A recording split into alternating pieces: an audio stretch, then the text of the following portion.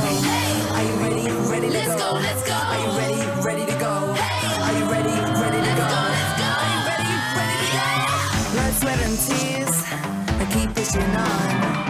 Can't hold me back. Come on, come on. Train, sleep, repeat. Train, sleep, repeat. Now I'm ready to go. I'm ready to go. You can't compete. Hey, I'm here to steal the show. Let's go. Train, sleep, repeat. Let's go. Let's go.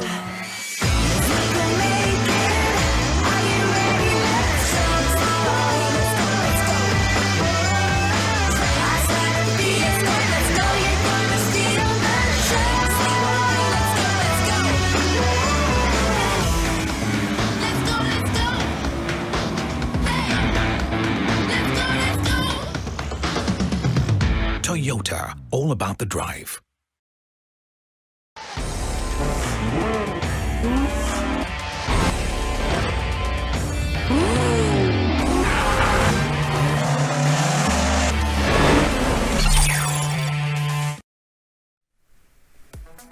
In the spirit of Toyota Gazoo Racing, it's time to push it to the limit. Ladies and gentlemen, this is the grand finals of the Toyota Gazoo Racing Velocity Esports Championship 2021. I'm your host Nazruddin Rahman, and it's an honor to be a part of Malaysia's largest simulation racing event, in which over 800 participants from across the country have duked it out in virtual arenas throughout the globe.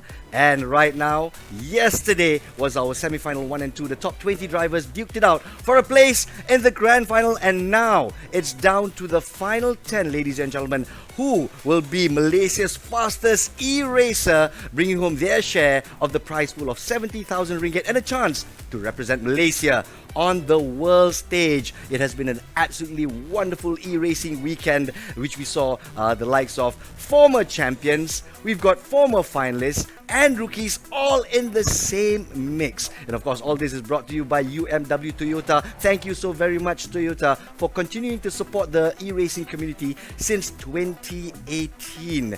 And all this would not be possible if not for the collaborations of our sponsors as well. Thank you to Toyo Tires, Denso, NK, Modelista, Drive M7, Motis, and Toyota Capital Malaysia.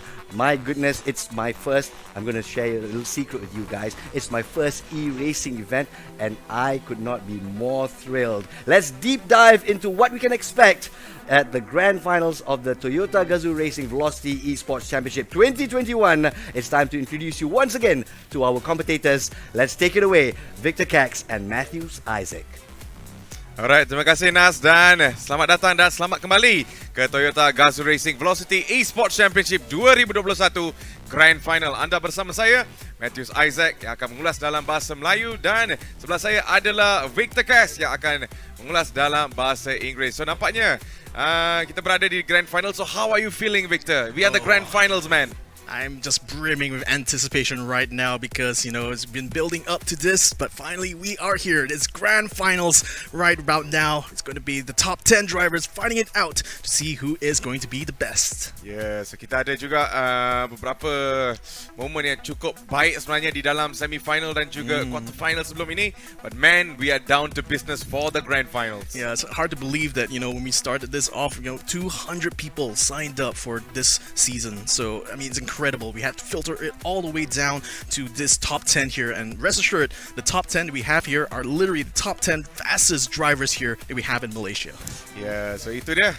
Kita ada 10 yang terakhir sebenarnya. So kita tunggu dan lihat apakah yang akan jadi di dalam grand final. So sebelum itu, jom kita lihat highlight sedikit. Let's go. Dan nampaknya lampu pun sudah dipadamkan dan let's go racing. Mama Afif is really trying hard. Oh, Laris has crashed out yet again. Oh, kita lihat Iqbal Suji kini menjadi pemenang di dalam race pertama untuk Group A. Here we go. This is going to be the race start. Cameron keeping the start very, very nice and tidy. Touch Aiman dan kita nampak on screen. Oh, Aiman. Sam keluar di situ nampaknya. Dan touch Aiman. Oh, masih lagi Iqbal Suji di situ. Tu adakah peluang? Dan nampaknya Iqbal Suji. Adakah ini peluang? Masih lagi Iqbal Suji saja nampaknya. Dan nampaknya touch Aiman sudah pun memintas Alvin Chai. Terus saja ke Sleko. Woodcourt, that was impressive by touch Aiman. Adakah ini peluang yang baik untuk Haris? Tapi Iqbal Suji defended really well. Dan masih lagi Haris. Oh, tetapi Iqbal, he just know what he's doing there, man. Yeah, it's gonna final lap touch. Aiman comes across the line to take the win here. So, nampaknya lampu pun sudah dipadamkan dan let's go racing on tak on mengambil garisan ke dalam. Wow. Adakah ini peluang yang cukup baik? Pintas juga Haris di situ. Adakah ini peluang yang cukup baik untuk Iqbal memintas dan nampaknya kesilapan daripada Alvin Chai dan nampaknya Iqbal Suji memintas juga Alvin Chai di situ dengan kesilapan daripada Alvin Chai. Aiman finishes the race in front of everyone else. We're underway here at Goodwood, and that's a good start. 20 yang tersasar, 7 dan juga 8 Azwira di tempat yang ke-7. Mio menggunakan kesempatan itu. Masih lagi section di depan, masuk ke sebelah kiri di St. Mary. Uzair pula naik, begitu juga dengan Nabil Azlan. Oh, apa yang sebenarnya terjadi kepada pendahulu kita iaitu Chong Kian Sin? Kerana Mo sentiasa akan berada di belakangnya terus. Oh no! He's lost it! He's lost it completely! Side by side, apakah Uzair dapat mempertahankannya? Uzair bertahan di tempat yang kedua. Nabil Azlan di kedudukan yang ketiga dan Rio Padukusuma memenangi perlumbaan yang pertama. What a race, and Rio Kusuma then. We're underway, and again, the guy on pole position gets a good start, but the second phase of the start looks like he nearly dropped it a bit, but no. Pastikan bukan tempat yang keempat ini dapat dipertahankan. Sedikit tersasar daripada Mio dan itu perlu digunakan sebaik mungkin. Putra Zwira cuba untuk naik ke tempat yang ke-9 dan masuk dari bahagian dalam dan berjaya melepasi Lee Jia Cheng. Nabil's on the inside. He finally has a momentum and a run on him and gets third place at last, but will it be for long? Because Mio might actually have the inside line, I think. Dan kemenangan akan menyaksikan tambah 25 lagi mata untuk Uzair menjadi antara calon yang terbaik.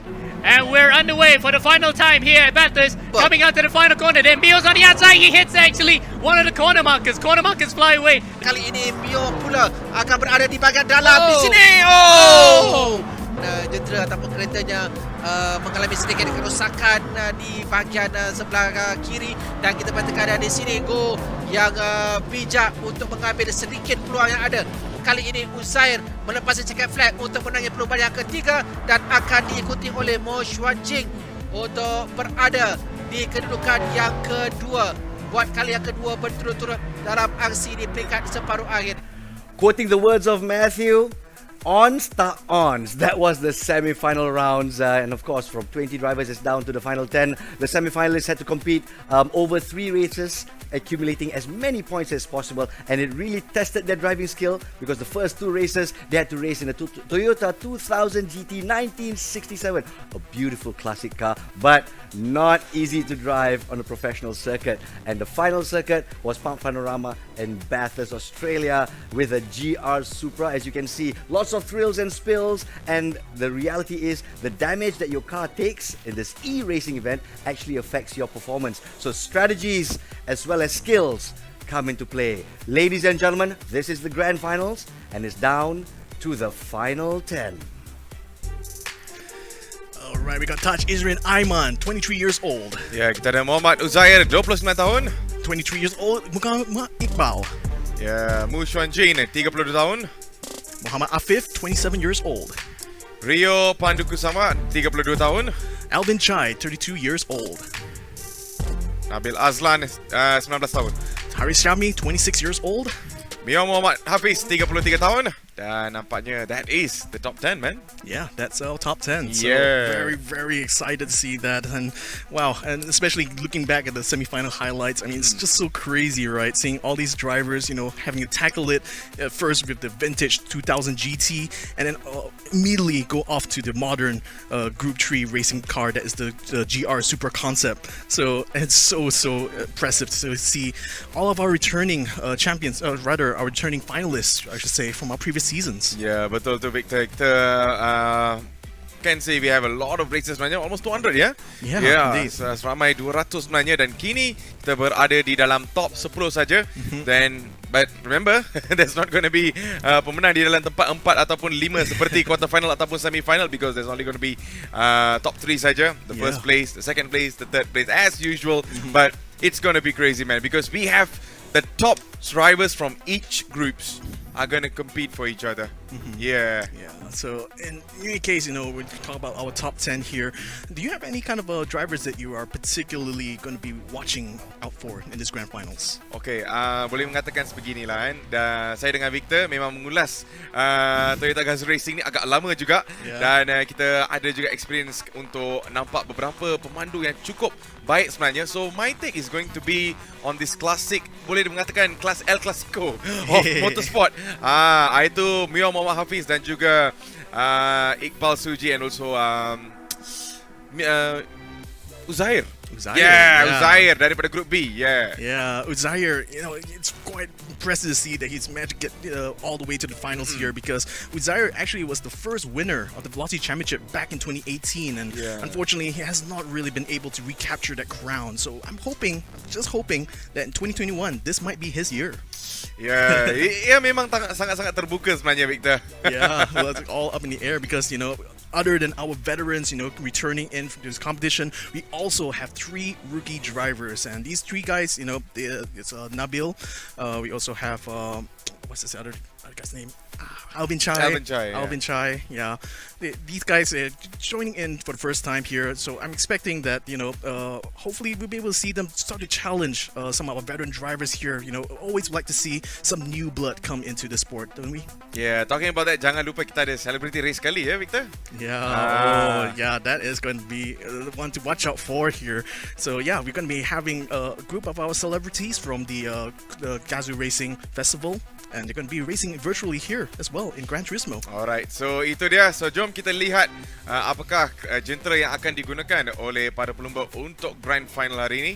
And if all goes well, it's going to be amazing. Man, you're the expert on the car. Go ahead. So this is the Toyota FT1 Vision Gran Turismo. It's a Group 3 style racing car. This is actually the concept car that the GR Supra was born out of. So you can kind of think of this as the precursor to the GR Supra that we know. But again, this is a Group 3 car, so it's super powerful. We got 544 brake horsepower, 500 Newton meters of torque. So we know there's going to be plenty of power to play with here. And they're going to be using all of that here in order to tackle this track here, because we're going to be racing in Spa.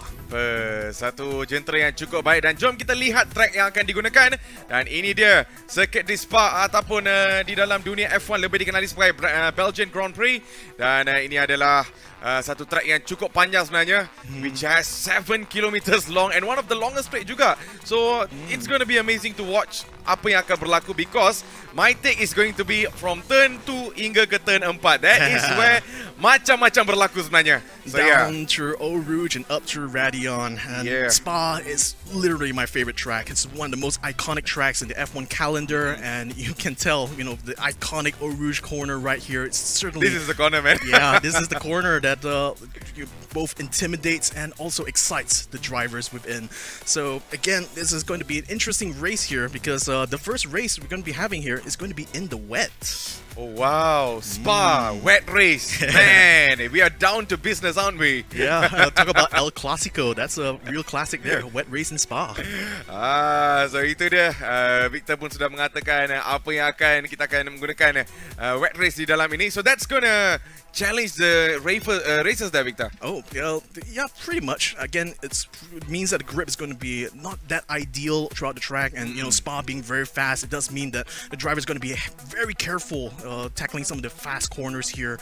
But nevertheless, the FT1 having sufficient downforce, I feel that the drivers should be able to handle the conditions here. It shouldn't be that difficult, to be honest. But again, wet races does mean there's a lot of excitement, though. Oh, I mean, it's gonna be something really, really special to look forward. So in the meantime, guys, kita akan masuk ke dalam perlumbaan tak lama lagi setelah semua pelumba pun sedia dan sebagainya. But talking about the track there, Victor, again, rather than the turn 2 all the way to turn 4, what are the other aspects of the track yang para pemandu ni akan mengalami sedikit cabaran dari segi pintasan other races and stuff? So one of the sections I think the drivers might have a bit of trouble is in the second sector. That's where the famous Pouan corner is. So that particular corner is actually one of the fastest in this corner, in this track. But also, given that it's going to be wet as well, so I'm expecting that when the driver's going to be tackling this one, they're going going to have to be very careful to not exceed the grip that the car is able to give, you know, especially in these wet conditions where in Spa it's very, very easy for you to basically slip out of control. Ya, kalau kita lihat sejarah sedikit, banyak kali kita nampak pelbagai pelumba yang mengatakan track Spa ni adalah satu track yang betul-betul memberikan cabaran. It's a love-hate relationship in this track sebenarnya kepada para pemandu profesional di luar sana. But man, it's going to be super interesting to watch. Indeed. So we're going to have a little special walkthrough of the track here. So let's go ahead and have a look and see how is it on Spa. Alright.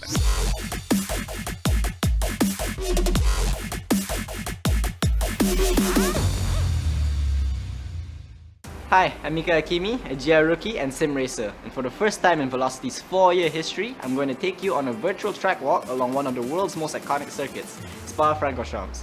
Spa, as it is fondly known, is considered the best racing track in the world, especially in Formula 1 circles. It's beautiful and goes through the trees of the Arden Forest in a clockwise direction with 20 corners and is 7 kilometers long. We've chosen Spa because it's challenging for the drivers and also the exciting racing that we'll see. Sectors 1 and 3 always provide exciting racing with long straights and big braking zones for overtaking. Sector 2 with its long flowing corners will really challenge the FT1 Gran Turismo. However, the high downforce and excellent handling of this car will make driving this bit a dream. Turn 1 is La Source, a first gear right hand hairpin, and is very important as getting a good exit out of here determines your speed all the way through Eau Rouge and up to La Combe. Turns 3 to turn 5, Eau Rouge, perhaps the most famous corner in the world, it banks up steeply and the G-forces going through there is like going through a roller coaster. It also favors the brave and rewards those able to commit to full throttle. Turns 7, 8 and 9, Le Combe comes at the end of a very long camel straight and is a key overtaking spot. It's guaranteed to see action during the race. Turn 10, the Brussels hairpin, is downhill and quite a tricky corner, easy to push and lose a lot of lap time. Turn 11, also known as No Name Corner, it's important to attack the curves here, especially on the exit, to gain time as it leads on to Turn 12, Pouon, which is one of the fastest corners in the world. Add to the fact that it is steeply downhill, makes it a corner requiring maximum commitment. Make one move wrong, you're in the barriers at high speed. Turns 13 and 14, also known as Campus or Biff Path, important to be a little patient here as it is tempting to attack the chicane and then lose loads of time on the exit. Turn 15, also known as Tavolo, is one of the most important corners on the track as the exit determines the terminal velocity down the long back straight. Also important to get a good exit here to be in the right spot to take turn 16 at full throttle. Turn 18, Blanchimont. A feared corner in the past, but it's a lot tamer now because of all the space on the exit. Should be easy flat in most cars. Turns 19 and 20, the bus stop chicane, slowest part of the track. It's a very slow technical corner, very important to keep it neat here. It's very easy to overdrive and lose a lot of time. So that's a lap of Spa. As you can see, it is possible to overtake here, which is going to make racecraft important for the drivers. Having raced in onto the podium in the Vios Challenge Rookie class, I know how important that is. Join us on the 18th and 19th September for our live semi-finals and finals. Sit back and enjoy the best sim races as they take on Spa. We'll see you at the races. I mean, itu dia, kita lihat dah bagaimana track Spa ni secara visual kita nampak penerangan daripada Mika Hakimi, and that is something special, man, especially in this track. Beautiful memories, ada juga bad memories juga, tetapi it's a very competitive track in my eye. Yeah, it's the reason why this is one of the most iconic tracks. So many historical events really happened here, you know, in the world of motorsports, and no less, that's why this is one of the fields of battle that we're giving to our top 10 drivers here. So coming into this race right now, I mean, again, it's going to be a standard qualifying to a race. So pretty much they're going to have a 5-minute qualifying session in order to determine the grid positions, and then based on those grid positions, they will do a full race. And then after that, we'll be going on to race number 2. That's where we're going to reverse the grid. That's going to be based on the finishing results of race number 1. So itu dia sedikit informasi dari segi how we're going to do the race untuk hari ini. But talking about the top 5 races from each group terus ke grand final, Victor, I did not know what is going to happen because it's going to be very challenging sebab semua 10 pelumba ni memang mempunyai peluang yang sangat terbuka sebenarnya, Victor. Indeed, and when you consider that some of these competitors, are repeat competitors, they competed in past seasons of Velocity, so they already kind of have an idea, of already how this kind of competition shapes up. It's really, I really want to see how the rookies are going to be able to handle things here, because racing in this Velocity Championship tends to be very, very rough, very, very hard racing, and given that these guys, are so fast here, in fact, in terms of their absolute pace, they can be really, really close to each other. So really, it can come down to just either the mistakes or just really, really being able to pull off that clean run to get the qualifying times. Ya, dan tadi saya dah lihat dah, kita dah bagi tahu dah my take on who is the drivers to watch. But from Victor's side, who do you think your preferred driver for the preferred drivers sebenarnya, not drivers saja, sebab kita ada 10 pelumba. So your top names.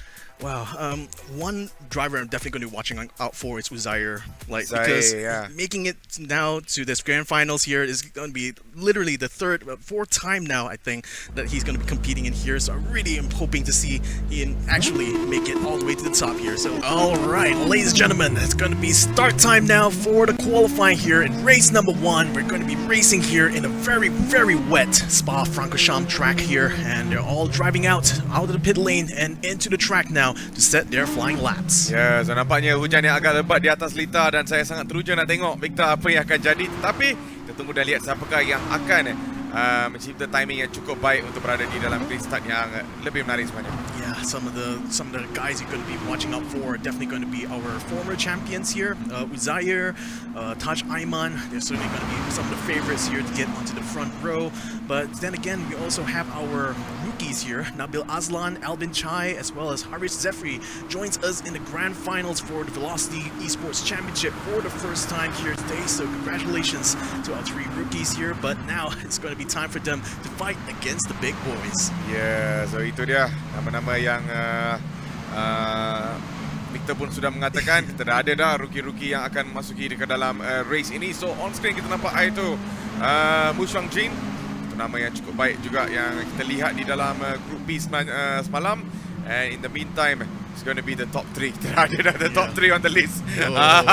He looks really, really aggressive and tight on the top there, man. Oh my god, look at the sliding going around. Albin Chai unfortunately slips himself out of the track there. He's going to be able to rejoin, but fortunately enough for him, I think that was actually an out lap for him here. So no damage done, except maybe for a bit of pride, but they're going to be able to get back into it and hopefully be able to set their flying lap.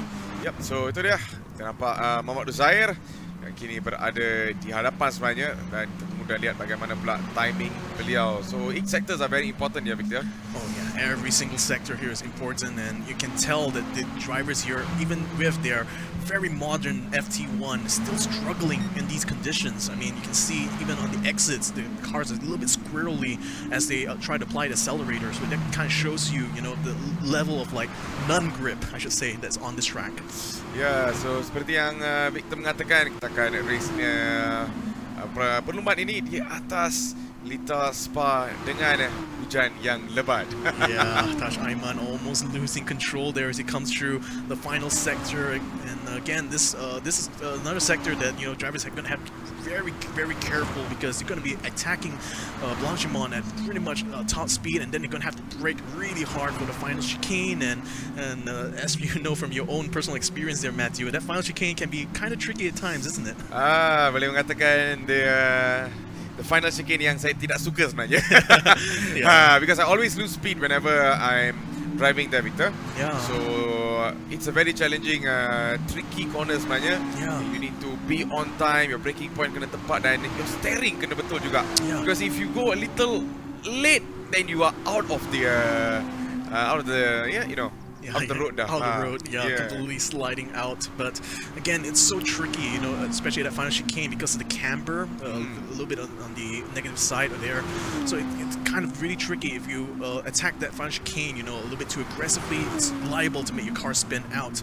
But even trickier is even if you already completed that chicane, you have to time, or rather you have to be very careful of where you accelerate, because you can only apply that accelerator the moment your car is already facing that finish line. So Uzair right now leading this entire pack here to do their flying laps. He's already through finishing the Camel Straight, and coming through the Camel Straight right now is one of our rookies here, Nabil Aslan. Is going to be coming up to this corner now, and so far they really are taking these corners very slow and actually very careful, because they really want to ensure they at least get a good clean lap here, even if they aren't able to set the fastest time. Yep, so sekurangnya ada 1 minit saja ataupun 50 saat dari sekarang untuk kita masuki ke dalam race. But in the meantime, we see purple sector daripada Taj Aiman on sector 1, Victor. Oh yeah, so I think Taj Aiman might be setting up a fast lap here. So that's a very fast sector 1 actually. It's about, when I look at it, it's actually about 2/10 faster than the closest person who has actually got a good sector time here, which is Mio Hafiz. So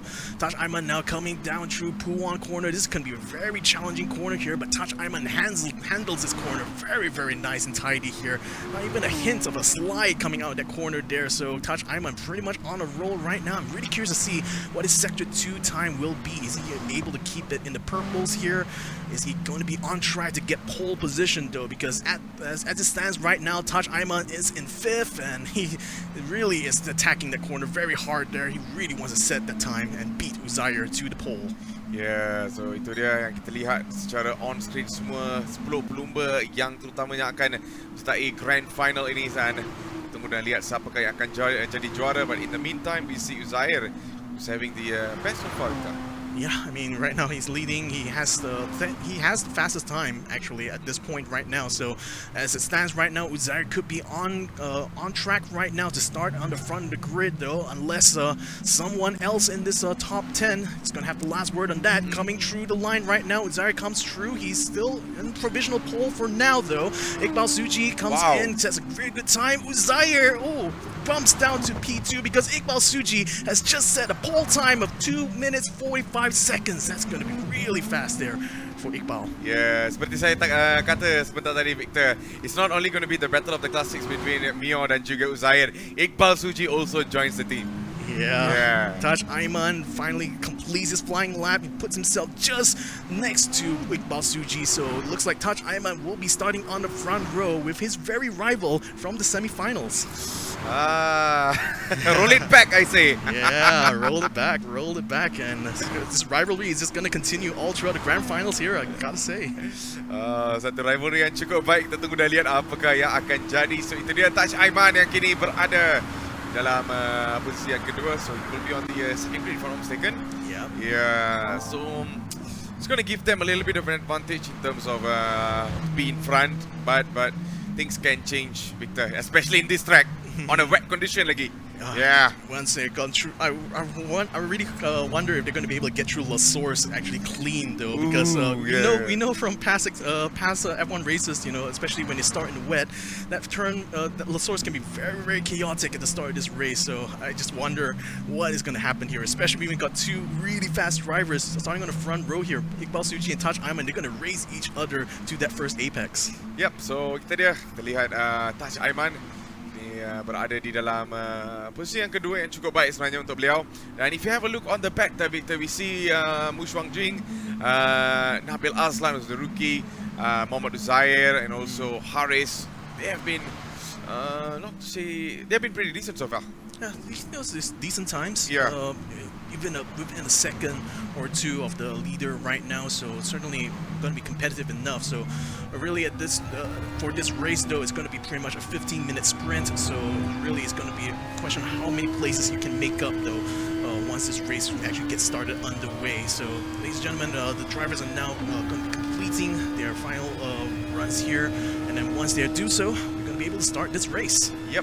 So ada beberapa minit if I'm not mistaken. There's 1 minute left, yeah.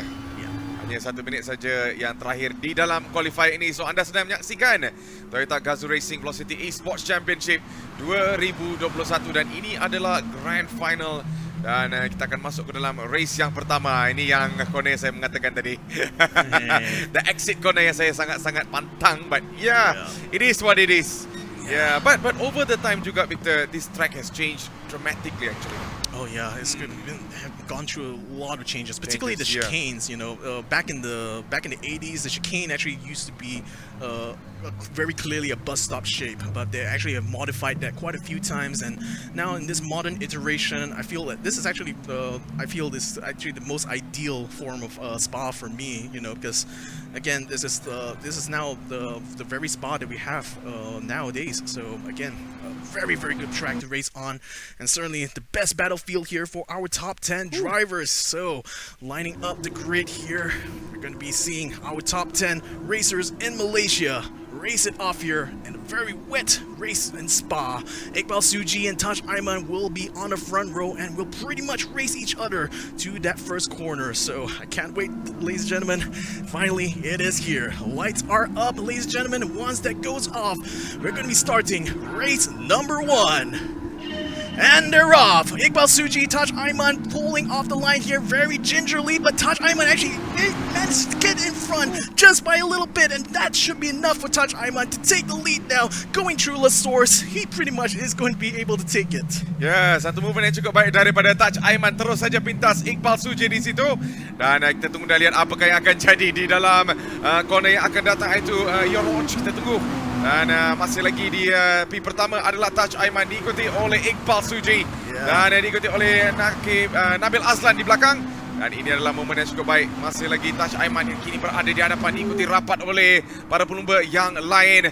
And it seems there's a penalty there, Victor. A penalty for Taj Aiman. A bit of battle going on for Mio Hafiz and Nabil Aslan. They're currently battling for P3, I think, and they seem to be about side by side. A lot of action starting to form on the back line there. Hopefully we'll be able to catch a little bit of that as Nabil Aslan looks like he's actually got passed already by Mio Hafiz. So Mio Hafiz is now up into P3. Ya, so nampaknya Nabil Aslan juga kini berada di dalam P keempat sebenarnya bersama dengan Uzair di P kelima. Dia turun bukit saja terus kepada Brooks's Corner di situ. Dan ini dia, nampaknya ada juga sedikit pintasan daripada Muhammad Afif di situ. Pintas juga nampaknya, dan Uzair ketinggalan nampaknya. Oh, Uzair He saved it at the last moment there, but he managed to tuck it in to stay in P8. But now he's going to be in a bit of a scrap right now because it's very crowded in the back of the grid here. I mean, these guys are still scrapping all the way through this first lap, and it's not even done yet. Ya, belum lagi tamat, Victor. Kita mempunyai masa yang agak panjang. So, Uzair kini berada di dalam P ke-7 dan Alvin Chai berada di P ke-8, dan nampaknya Mo Ching kemungkinan akan memintas beliau. Dan kita tunggu dan lihat bagaimana pula di sini bila kita nampak Nakib Azlan. Alvin Chai, yes, he gets around the outside, takes it before they get to the next corner there. Well done to Alvin Chai to get up into P8, but we still have a battle going on for P7. It's still exchanging back and forth there between Uzair and Nabil Aslan. Nabil Aslan currently is in front though in P6. Taj Aiman still leading the race right now, but he still has a 1 second penalty, so he have to get rid of that. But unfortunately, that's going to allow Iqbal Suji to close the gap onto him now, so we might have a battle for the lead forming up in race number 1. Yeah, so on board kita nampak Nabil Azlan yang kini kita akan terus saja ke dalam the chicane di situ. Itu selekor yang ke-18 ataupun 19 di dalam Lita ini. So itu dia, kita lihat apa yang akan jadi. Adakah ini peluang yang cukup baik untuk Nabil Azlan untuk berada. Oh, nampaknya baru saja kita ceritakan peluang di situ dan kehilangan peluang di situ oleh Nabil Azlan, tetapi Uzair came close there, Victor. But he did not take the advantage as we saw. How did Nabil Aslan manage to keep his position there? It looked like he lost it almost at the final corner, but Uzair wasn't able to make that move stick, and it looks like he's going to have to defend his position now because Swan Ching has just cut him on the inside through La Source. Ya, Swan Ching sudah pun memintas dan kita on board. Kita nampak itu Iqbal Suji mengejar Taj Aiman yang kini berada di dalam P pertama. Dan kita tunggu dan lihat bagaimana. Ini adalah satu tricky part di dalam corner ini. Kalau kita melakukan kesilapan, then goodbye forever. Kita boleh mengatakan. So itu dia. Dia di dalam P kedua, itu Iqbal Suji dan Taj Aiman. Walaupun ada penalty di situ, but he's in a good distance, but this thing can change as time goes on, Victor. Yeah, he's gonna have to remove that penalty Yeah. bit by bit throughout this race. The good news for him though is still quite early in the race. There's still plenty of opportunities for him to slowly whittle away that penalty, but at the same time he's gonna have to play it very smart because Iqbal Suji literally is up against his tail. So Taj Aiman has to be super tactical about where he's gonna try to get rid of those penalties. But I fear that if Iqbal can actually keep this pressure going onto Taj Aiman, he's not gonna have any opportunities really to clear that penalty, and that will essentially hand Iqbal Suji the lead if Taj Aiman finishes with the penalty still applied. Ya, dan tekanan demi tekanan kita nampak daripada Taj Aiman di situ, dan kita terus saja ke dalam double gok, dan this is the moment. Tetapi Iqbal Suji berada di dalam jarak yang agak sedikit jauh sebenarnya, walaupun kita nampak beliau dekati Taj Aiman sebentar tadi, but then Taj Aiman did pretty well. Adakah ini peluang yang cukup baik untuk Iqbal Suji yang kini berada di dalam garisan yang ke dalam, tapi diikuti oleh Mio Hafiz yang masih lagi menunggu untuk Iqbal ataupun Taj Aiman melakukan kesilapan untuk memintas di situ, dan itu dia diikuti rapat oleh Iqbal Suji bersama dengan Taj Aiman yang berada di dalam P pertama. Kita ikut saja bagaimana pula untuk Iqbal Suji yang kini memberikan tekanan yang cukup baik untuk Taj Aiman untuk melakukan kesilapan, and we straight go into the Planchimon di situ, Victor. Yeah, it's really feeling like a pressure cooker right now for Taj Aiman because they're going through the fastest sector here, and it's still got Iqbal Suji right on his tail. He's actually getting a slipstream, got a bit of a bump on the bumper there on Taj Aiman, but that actually has helped him a little bit because that seemed to have given him a bit of a gap now before they reach the chicanes. Ya, ini dia berada di dalam seleko yang terakhir, seleko yang sangat-sangat tricky sebenarnya, dan ini dia Taj Aiman, kontrol yang cukup baik, konsisten and very composure di hadapan, dan diikuti oleh Iqbal Suji. Kita terus saja nampaknya Iqbal Suji kehilangan kawalan nampaknya, dan bagaimana pula untuk Iqbal Suji, that give him a big problem in terms of expanding the gap between Taj Aiman and also Iqbal Suji there, Victor. Yeah, but for Taj Aiman, that basically gave him a little bit of a reprieve, so he's able to get his penalty down to half a second now. So well done to him though. But Iqbal Suji, yet again, is back onto the case. He's back onto the tail of Taj Aiman by the time to get through Eau Rouge. So, you know, I'm really expecting Iqbal to keep the pressure going all throughout this race, man. Yeah, wet race in Spa. I mean, is there anything better we can ever ask for? Yeah, so hanya 8 minit yang terakhir di dalam race ini, dan masih lagi Taj Aiman kini berada di hadapan, diikuti rapat oleh Iqbal Suji. Sebenarnya bukan rapat sebenarnya. It's pretty far, but we can talk about the penalty later on. But yeah, for now, masih lagi Taj Aiman yang kini berada di dalam hadapan. Dan di P3 kita nampak Mio Hafiz. Bagaimana pula untuk Mio Hafiz? Kita tunggu dan lihat apakah yang akan jadi. Dan di dalam P keempat adalah Haris Syami, dan di dalam P kelima adalah Muhammad Afif. So far it's going pretty well for Haris Syami, Victor. Yeah, it's going quite well for them. I mean, at this stage now, I think the drivers pretty much settling into their positions here. So really, it's going to be a matter of how they're going to be able to maintain the tire conditions here. So even though it's a wet race, again, tire wear can still be a factor here. Though it's not going to be very much on the front tires, it's very much on the rear, because you can see the drivers tend to spin the tires a little bit, especially on the exits, as we see, you know, from the final chicane and even through some of the chicanes here in sector 2. So you can tell that the drivers really are struggling to find that grip, you know, even when trying to accelerate out of the corner. So really, under these kind of conditions, it's just a marvel that Iqbal is still able to keep that close with Taj Aiman. Yeah, so on board kita nampak itu Haris Syami yang kini berada di dalam P keempat. Dan ingat ya tuan-tuan dan puan-puan, track ini dicipta pada tahun 1920 sebenarnya. Sejak itu kita nampak berbagai layout sudah pun melakukan, but I feel this is one of the best layouts so far, Victor. Oh yeah, this is the best layout of Spa ever right now. This modern layout here. You know, back the only parts of this Spa track that still retains the original features from the track in the 30s is literally the three first corners, La Source, Eau Rouge, and Radion. Those are the only parts of the track that are part of the original Spa track. Ya, so nampaknya persaingan ini belum lagi tamat di situ. Iqbal Suji masih lagi memberi tekanan untuk Taj Aiman yang berada di dalam B pertama. So it's race on untuk dua-dua pelumba ini sejak semi-final lagi, Victor.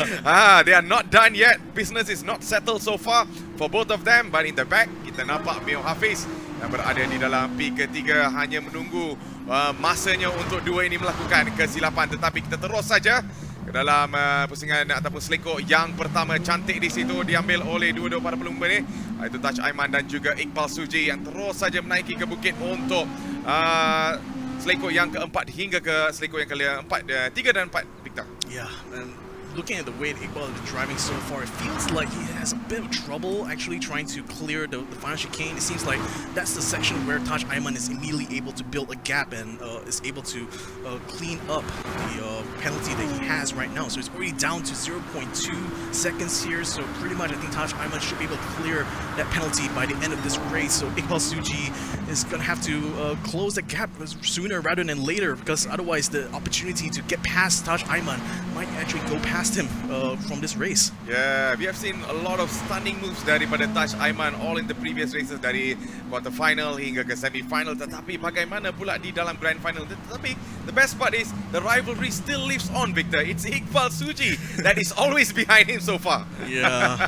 I do want to give a bit of shout out for some of the guys who've been fighting in the back though, because Uzair has actually made up a couple of places since we last saw him. He was in P8 early on. He was fighting against Mu Swanjing. He managed to not only pass Mu Swanjing, he's passed Nabil Aslan as well. He's up into P6. So well done there to Uzair.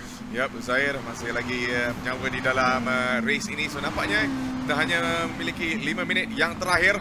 Dan ini dia Uzair. Oh, he has a 0.7 penalty there, Victor. Oh, that's going to be bad for him, because right now, right behind him is Nabil Aslan. So just like with the battle between Taj Aiman and Iqbal Suji, all Nabil has to do is just keep the pressure onto Uzair and hopefully force him into an error here. But right now, Uzair, he's going to have to clear it, and he's only got 4 minutes left in this race to do so. So there's not going to be many opportunities left for Uzair to clear out that penalty though. Yep, betul Victor, dan kita terus saja ke dalam pusingan ataupun seleko yang ke-14. Muhammad Uzair yang kini berada di dalam P ke-6, diikuti oleh Nabil Aslan yang berada di dalam P ke-7, dan P ke-8 adalah Mu Swanjing. Oh, we have dropped there so far, Victor. Yeah, like I said, he had a bit of a battle with Uzair early on. It seemed like he wasn't able to capitalize too much on this, so it's stuck in P8 from now. But for Uzair, like again, he's with that penalty hanging over his head. That's a big problem that he's going to have to get rid of sooner rather than later, because there's only 3 minutes left in this race right now. Not a lot of track left here for Uzair to clear out that penalty.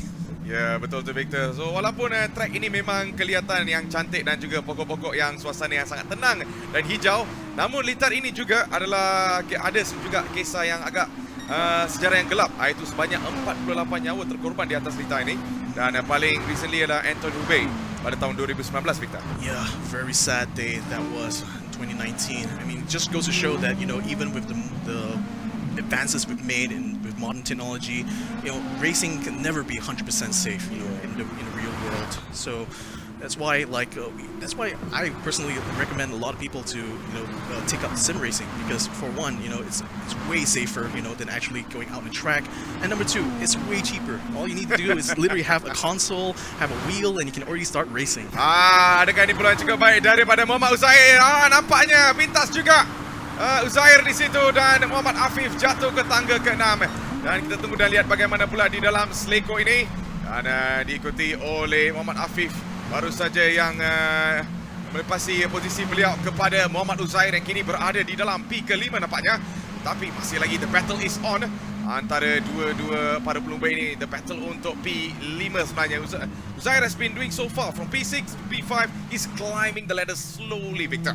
I'm really wondering if he's trying to go for the strategy here of like trying to finish a little bit ahead here and still keep that penalty to the end, but I don't know. It's going to be a bit risky here for Uzair, because in essence, if he still has that penalty to the end here, he's pretty much still going to finish in P6 anyway. So right now, I mean, it's going to be interesting to see whether or not he'll be able to actually get past Haris Shami, because Haris looks a little bit slow right now, actually getting a little bit squirrely on the exit of Puhan. Uzair getting a bit squirrely as well. That's actually giving an opportunity for Afif to actually close the gap now, but Haris, looks like P4 might be on the cards here for Uzair. Ya, Uzair masih lagi kita nampak memberi tekanan untuk Haris di situ. Although we saw a little bit of turns from Muhammad Uzair there, but then he kept it really well there, Victor. And so far he's giving the pressure untuk Haris yang kini berada di hadapan di dalam P keempat, dan kita tunggu dan lihat bagaimana itu dia bersama dengan Uzair yang kini berada di dalam P ke-5. Haris juga masih lagi it's pretty far actually.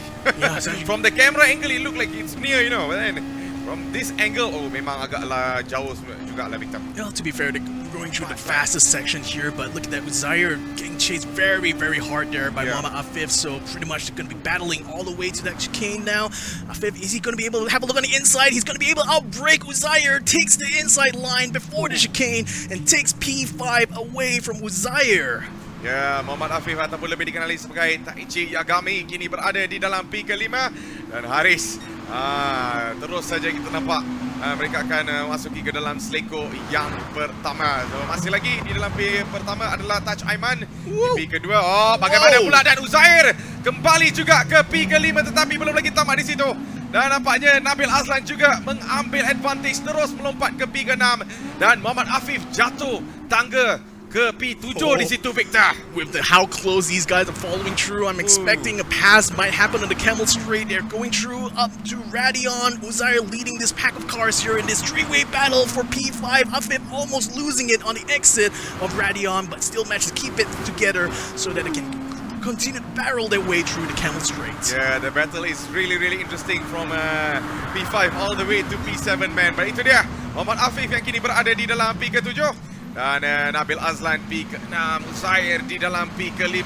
Ini is a three-way battle untuk dua-dua ataupun tiga-tiga penumpang ni. Terus saja turun bukit di situ ke dalam seleko yang ke-8. Kita tunggu dan lihat bagaimana pula mereka akan mengawal ataupun tunggu dan lihat what is going to happen in this corner, especially Muhammad Afif yang sudah pun jatuh ke dalam P ke-7 sebenarnya. Sliding. Yeah, he is sliding, man. Yeah, this is not the time to drift, my friend. It's almost to the end now. We're on the final lap here, ladies and gentlemen. So when Taj Aiman gets across the line, that's going to be the end of the race here. So it's going to be a race to the finish now for Mama Afif. Can he make up a place, though? It's 2 seconds behind Nabil Aslan at this point, though. So I'm thinking that might be slipping away from the Taichi Yagami at this point. Yeah, this is what I'm talking about, man. Great race. You see lots of sliders. I mean, itu dia lah. Dan ini dia kita nampak Touch Aiman yang berada di dalam B pertama. I guess he's going to go for the last exit there, Victor, as soon as possible. Dan itu dia. He has no pressure at the back. Tiada siapa yang mengikuti beliau. Beliau berada di dalam kondisi yang superb, berada di dalam posisi yang terbaik. Nobody's behind him. Tetapi let's see what is going to happen at the back untuk Iqbal Suji, Mio dan juga the rest of the other races. But for now, dan itu dia Touch Aiman baru saja. Kita akan lihat beliau akan melepasi the last turn, iaitu pun seleko yang ke-19. And it is all written for him in this race there, Victor. Yeah. Taj Aiman comes across the line now to take the win in race number 1. Iqbal Suji takes P2. Coming across the line now is going to be Mior Hafiz, and he is going to be able to take P3 to round out the podium. And we might have a last pass here. Uzair trying to go side by side, but Haris, he spins out in the final turn there. Uzair takes P4 ahead of Nabil Aslan to take P5. My goodness, Haris, is he able to recover though? No, he loses a couple places. He's going to finish in P9 as Muswan Cheng and Alvin Chai finish ahead of Haris Zefire. Oh, how life can change, right? From P4 all the way to P9 in that last turn. Ini adalah salah satu sebab saya tidak suka that last turn. But that is a different story. But itu dia. Congratulations kepada Touch Aiman yang kini berada di dalam P pertama. Diikuti oleh Iqbal Suji P kedua, P ketiga adalah Mio Hafiz, P keempat Nabil Aslan, P kelima Uzair, Muhammad Afif di dalam P ke-6, 7 adalah Bushwan Jing, 8 dimiliki oleh Alvin Chai dan di 9 adalah Haris Suhaimi. But what a race. What a race so far, Victor. Yeah, what a race here. And I gotta say, it's like I'm liking what I see over here because we not only have, Taj Aiman, taking the win here. We got Mior being super consistent, being able to place himself up into P3. So certainly putting himself in contention right now for this championship. But the biggest mover definitely is going to be Uzair, making his way up to P5 and a last minute pass there. Certainly brought a lot of drama for this race. Kalau lah Victor, Uzair tidak ada penalty kan? I'm pretty sure that P4 was all for him. Yeah. But maybe because of the penalty, he had the few seconds disadvantage. and terus menjatuh ke dalam P5, but we still have a few more races to go. Yeah, we still got another chance. We still got another chance here in Spa because it's going to be a reverse grid race in race number 2. So these guys going to have yet another chance to bring another fight. Oh, I'm really looking forward to it. Kali ni kita akan nampak reverse grid seperti apa Victor mengatakan, dan kita pun sangat teruja nak tengok apa yang akan jadi. So anda bersama saya, Matthews Isaac dan juga Victor Ang selaku pengulas untuk hari ini. And I am really excited. The race one, I mean, engine baru panas untuk kita sebenarnya. Yeah. It is still gonna go strong. But man, it's anyone's race today, man. Yeah, and with Taj Ayman taking the first win in the race, is already putting a strong statement right now that he intends to defend his crown right now. He wants to keep the championship. He wants to become the 3-time this time around. Defending champion, Yeah. So itu dia. Kita tunggu dan lihat apakah yang akan jadi, because Taj Ayman so far berada di dalam posisi yang terbaik sebenarnya for him to be the champion.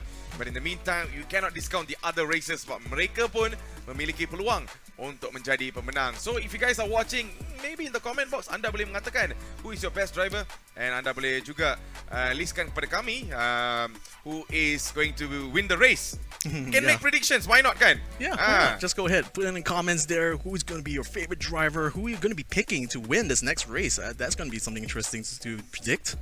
Yeah, so jadi kita akan masuk ke dalam race kedua tak lama lagi, Victor. Yeah, and race number 2, again, it's going to be reverse grid. So unlike the first race, they don't need to do the qualifying anymore. They're going to be starting the race based on how they finished in race number 1. So what that means effectively is that our race 1 winner, Taj Ayman, will be starting from the back. But, you know, having seen the way he races in the semi-finals, you know, eventually he's going to find his way to the front somehow. Yeah, sejarahnya sangat-sangat terbukti kepada Taj Ayman. Because even in the semi-final, quarter-final, kita nampak beliau start daripada belakang pun it still had an impact to go all the way ke dalam top 5. So in the meantime, kita akan bersama dengan Nas untuk melakukan lintasan hormat bersama para pelumba. So Nas, my brother, take it away, man. Terima kasih Victor, terima kasih Matthew. Wow, I tell you that was a really interesting race. Bila kita cerita tentang apa kata wet race, especially Spa-Francorchamps. Oh yo, to see the experts or those who have entered the finals before and versus the rookies as well, that separates the men from the boys. And speaking to one of the men right now, Muhammad Uze, former champion in 2018. How did you feel about race 1 of the grand finals? Uze, where did you do right? Where did you do wrong? Okay, the race was stressful and I'm not very satisfied with my result. Supposed to be on the top 5. I'm not sure what happened right there. And I was struggling with the car. You were struggling with the car, yeah? Or were you struggling with the car or the wet conditions? On both. Because I mean, with a high-powered car like that, with awesome grip, you just see you guys slipping and sliding everywhere. Now, we talk about your 0.7 second penalty that you took quite a bit of time to sort of lupuskan. If it wasn't for that penalty, do you think you could have been taking the place of Nabil Azlan? The penalty was about cutting the corner at the Euro, and I had to serve the penalty, so make it fair. All right, excellent. Okay, as a former champion and coming in here, you're racing with another former champion. You've got about 7 former finalists and 3 rookies. Yeah. So what are you going to do different for race 2? I wasn't sure, but to figure out how to get back on the top.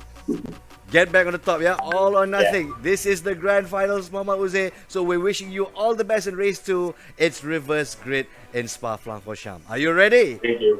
Excellent. There you go, ladies and gentlemen. That was Muhammad Uze, former champion 2018, if I'm not mistaken. And at this point in time, hey, when you've got wet conditions, it's anybody's game. It was so surprising to see, if I'm not mistaken, Hafiz Zephyr, or Hafiz Shami actually. He's one of the rookies, first timer here in the finals, and to see him slip from a really good position all the way to the bottom, that's really heartbreaking. More heartbreak, more passion coming up in race 2. Let's take a look meanwhile at race 1 highlights. Right, spot here. So this was a start here that Taj Ayman managed to snatch the lead away from Iqbal Suji right off the bat. I mean, that pretty much won him the race right there, didn't it, Matthew? He just gave him a lot of advantage there, man. Taj Ayman bila berada di dalam posisi yang cukup baik, he is unstoppable. And he's very good at handling pressure. He's very composed whenever there's a pressure coming on at the back and stuff. And he doesn't lose his position easily there, Victor. Yeah. And that makes him one of the special drivers of the day. But so far, we have to give credit for the other races at the back because they battled it out so well, especially Uzair, okay, who dropped it all the way to P8 over here, Victor. Yeah, he was all the way at the back. So to see him being able to fight all the way to the front is so satisfying to watch there. But you know, like he said in his interview, though, he still needs to be able to finish much higher than P5 though if he wants to have a chance of winning this championship. So here's hoping that this next race here is going to turn that fortune around for him. But for Taj Ayman and Iqbal Suji, I'm pretty sure this is going to be scrapped for the season, I would say, because these two guys, they've been able to scrap it out since the semifinals, and they're scrapping it yet again here in the grand finals. And just want to see what more action can these drivers bring for us. Yeah, it's going to be a very interesting moment sebab kali ini di dalam race kedua mereka akan berada di dalam reverse grid. So he will be put along with the other big boys that we saw in the first race. So that's going to be a battle of who's going to climb all the way to the top again, Victor. Indeed. And this was the final moments there of the race here. This was where Uzair was really trying to get maximum amount of positions he can, even with the penalty or not. And this was the final turn here. This was where Haris Zephyre unfortunately caught a little bit of bad angle in the final corner, spun around and ends up at the back of the grid there, handling Uzair P5 in the end there. Yeah, so nampaknya jom kita lihat result so far di dalam grand final ini. Nampaknya di P pertama adalah Taj Ayman dengan 25 mata. Di P kedua kita nampak Iqbal Suji dengan 18 mata. Mio Muhammad Hafiz berada di dalam P ketiga dengan 15 mata. Nabil Azlan dengan 12 mata di P keempat. Di P kelima kita nampak Muhammad Afif bin Suhaimi di P ke-10, Victor. This is so great. How about the other five? Yeah, Uzair, who has managed to finish in P6, will be able to take 8 points after race number 1. Moose Wanjing, who finished 7, will take 6 points.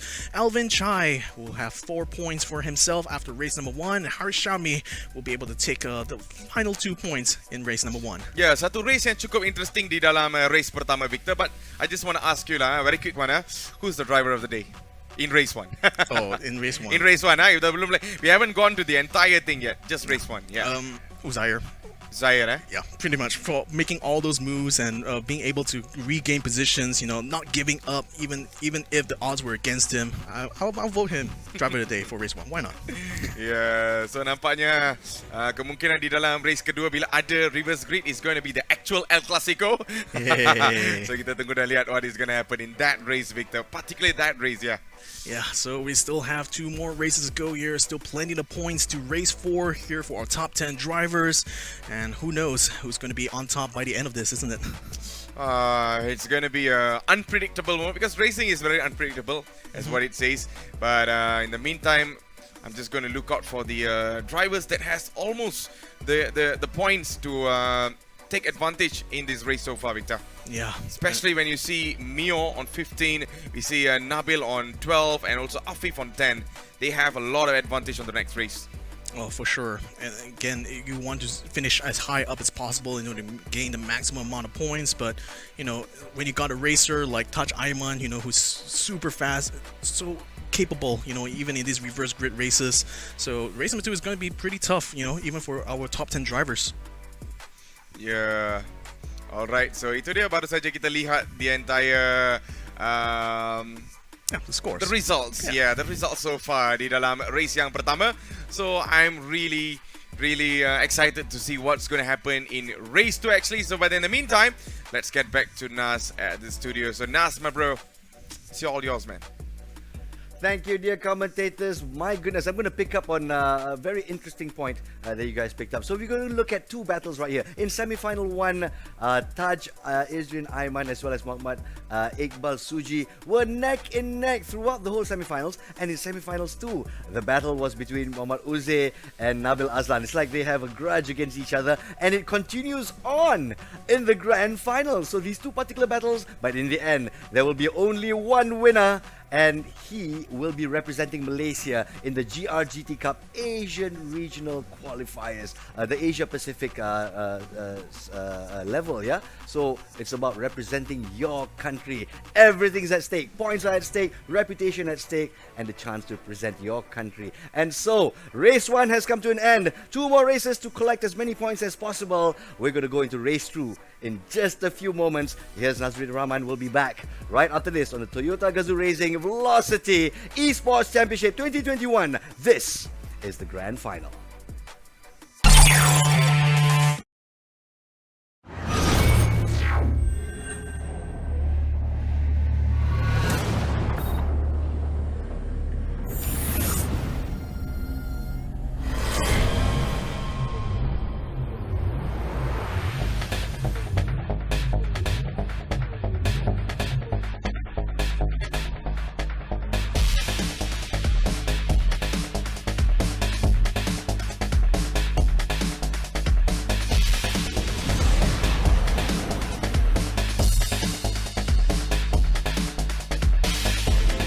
The design brief for this car was very simple.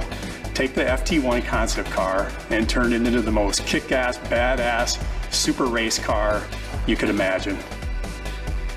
When we started the project, some of the key words that came to mind were sexy, authentic, outrageous, track built. The design process on the Toyota FT1 Vision started with sketching. From sketching, we moved to a scale clay model to prove it out in physical form. From there, we digitally scanned it and then put it into the CAD and did all the final refinements in CAD. Well, the original FT1 was more of a sculptural concept car. That was a serious sports car, but this one is more an extreme race car where it had to look functional, it had to look extremely serious and aggressive, and this had more, and it still had to be believable. Yeah, working on this car, we really got to take that form and pull it and stretch it in different directions to try to emphasize these large fenders, and this car is really low down, really high grip, really high downforce. Usually after CAD process, they still develop design on clay model, sometimes hard model, but especially this project, CAD data was the final. So we have to make sure the CAD data looks beautiful and perfect, and we did it. The biggest challenge in designing the Vision GT car was keeping the spirit of FT1 intact. We changed a lot, and I think all the enthusiasts out there and the people that loved FT1 and now they see the Vision GT car, they'll recognize all the areas we changed, and it's a lot. So we had to keep the identity of FT1 while doing that. And we put a lot of effort, a lot of energy into really making something authentic that when all the race fans out there and all the Toyota driving fans out there experience this car in GT6, they're going to be wowed.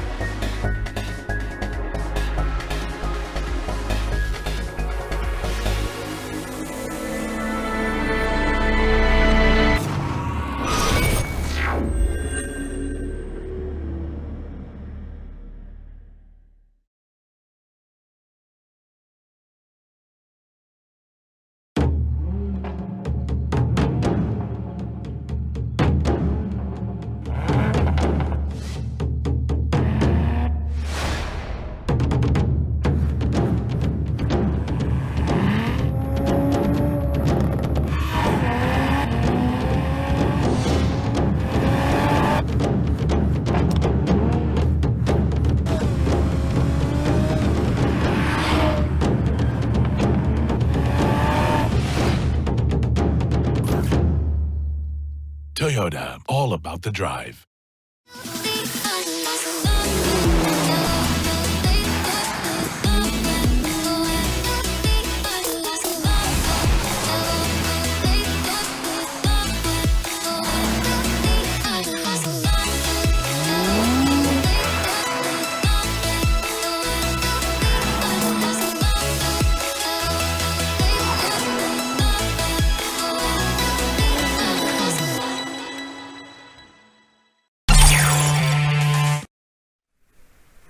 Welcome back to adrenaline pumping action. And for those of you who've just joined us, I'm Nazruddin Rahman, and this is the Toyota Gazoo Racing Velocity Esports Championship 2021 Grand Finals.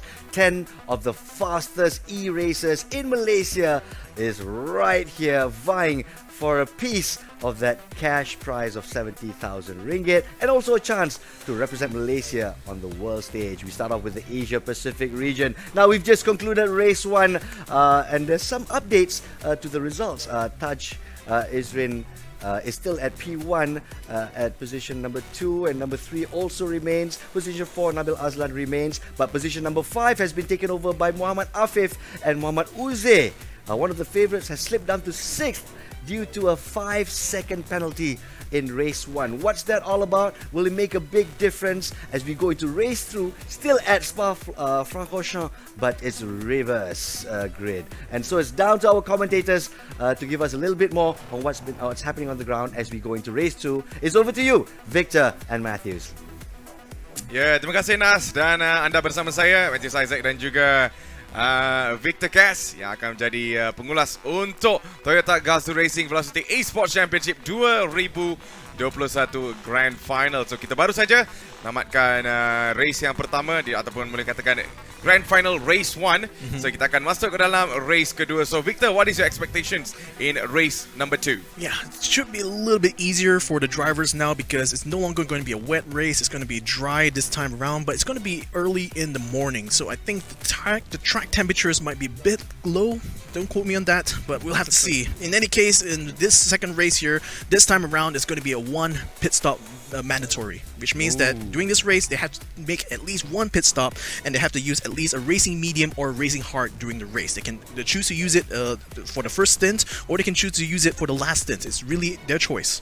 Yeah, so strategi ni kita berikan kepada para pelumba, but man, it's going to be a very interesting challenge so far. Yeah, and with the tire wear set at 10x and with the fuel at 5x, this is a situation I think most of the drivers here should be familiar with, especially after having come from the semifinals. But given that this is a longer track, this is of course Spa-Francorchamps, so naturally the variables here are going to be a little bit different. So hopefully the drivers have already practiced well on this track here, so they know what the parameters are going to be once it comes to their pit stops. Yeah, tetapi kita tadi juga nampak di dalam race pertama ada juga beberapa drama yang berlaku, especially it's a wet race, right?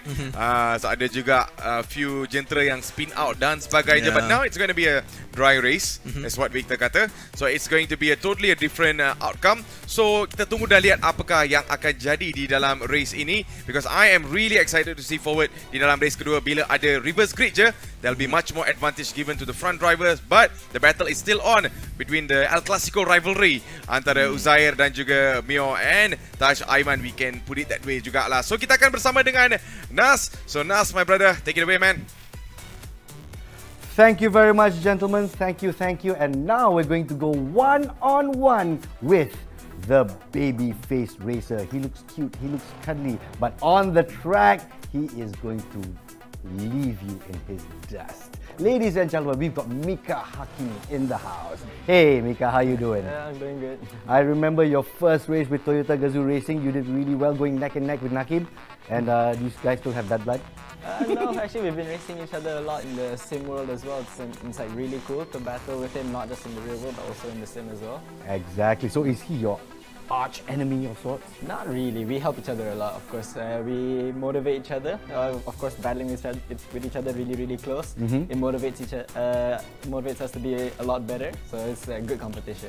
Wow, you're a sweet guy after all, man. Well done. And so, as you make the switch to sim racing, and of course, what's happening here with Velocity, it's wonderful what Toyota's doing.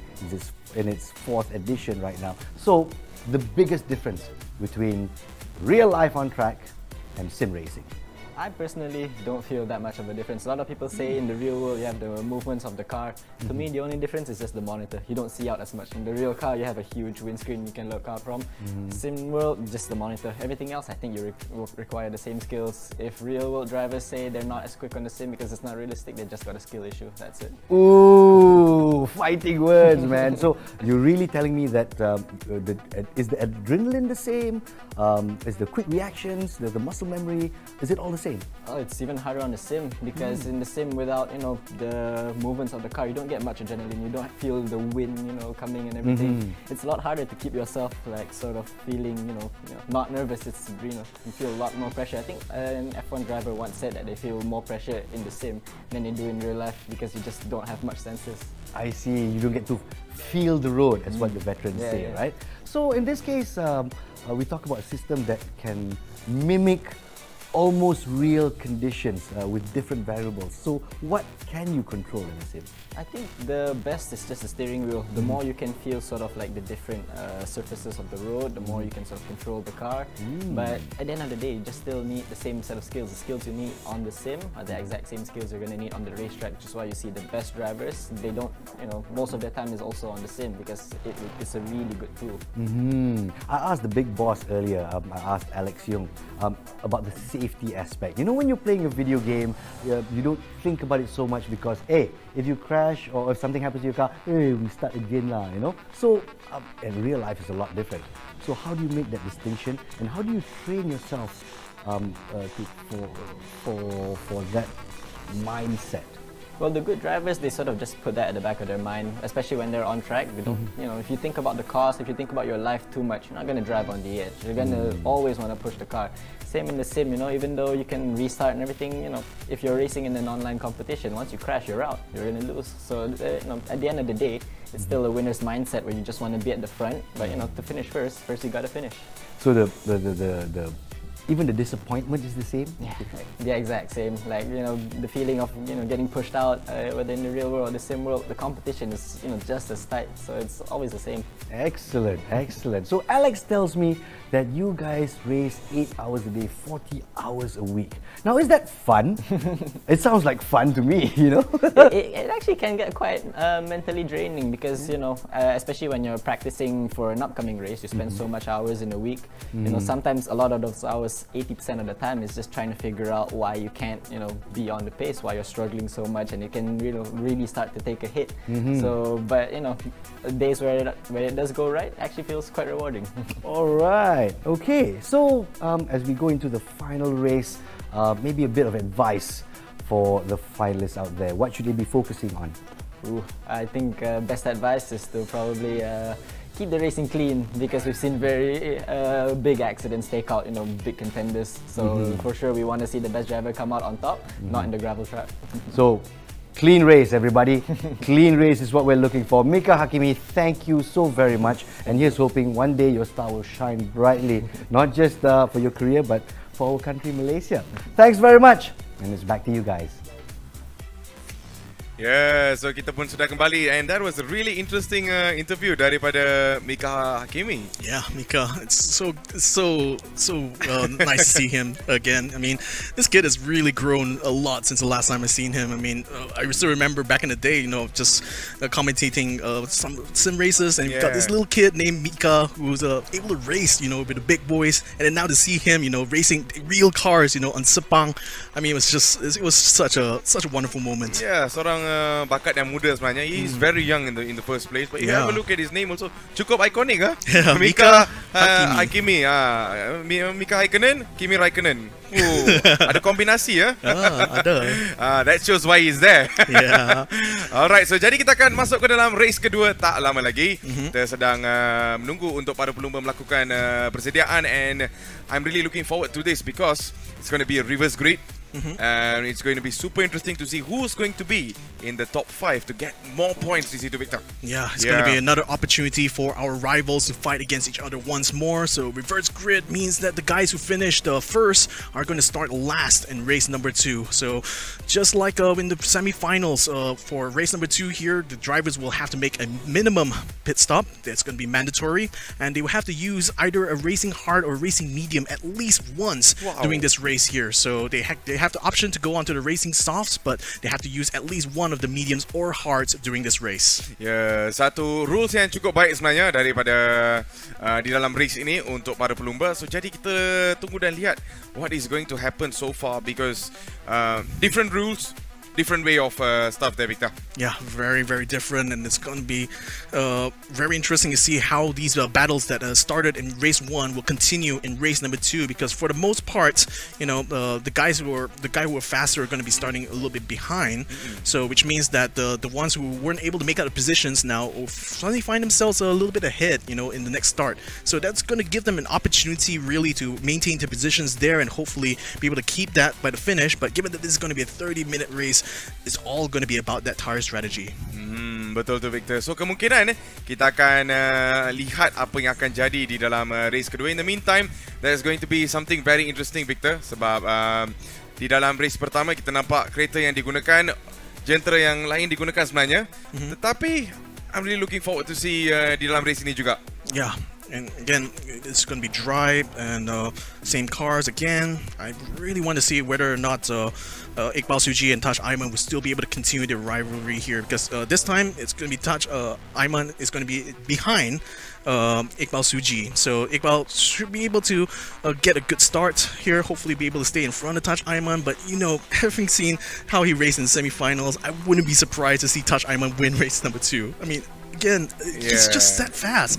I'm always sometimes it's a bit perplexing for me. It's like you got literally everyone driving on the same cars, but still Taj Ayman can find that magic little bit of speed there, a little bit of time, and just manages to get the win no matter what. I mean, we saw it throughout the entire race. Dari semi-final pun beliau memang berbakat. Memang punyai strategi dan juga skill yang cukup unik, cukup baik sebenarnya. So it's going to be battle on, and on the other side kita tidak pun boleh mengatakan, we cannot say Taj Ayman is the only person to look out for, because Uzai on the other side climbing up, Mio juga berada di dalam posisi yang cukup baik. So kalau semua pun okey, kita akan terus ke dalam race, Victor. Yeah, indeed. We're going to have our drivers lined up right now, and race number 2 we're going to be starting right about now. Alright, so nampaknya race kedua pun akan bermula tak lama lagi, Victor. Saya sangat teruja nak tengok apakah yang akan jadi di dalam race kedua. So ini adalah reverse grid di dalam race yang kedua. Kita dah nampak dah di dalam race pertama memang cukup baik, cukup gemar. Beberapa drama aksi yang memang luar biasa yang berlaku di dalam race pertama. Tapi kali ini kita berada di dalam cuaca yang cukup tenang dan cukup cerah sebenarnya. So let's see what is going to happen in this race. So nampaknya lampu pun sudah dipadamkan dan kita mulakan perlumbaan ini, dan nampaknya satu start yang cukup baik daripada Haris yang kini berada di hadapan. Tapi Alvin Chai juga menjadi peluang di situ, dan Mu Xuanjing berada dalam garisan ke dalam dan terus saja memintas, dan ini dia bowling alley terus nampaknya di situ, Victor. Very close di situ, dan Mu Xuanjing masih lagi mengekalkan di dalam posisi yang pertama, dan kita terus saja ke dalam Sleko yang kedua. Yeah, Mu Xuanjing leading the pack through Eau Rouge. Did I see a car slip outside there? No, I think that match make it all the way through here. So that's Mu Xuanjing. What a move there at the beginning in order to take the lead now.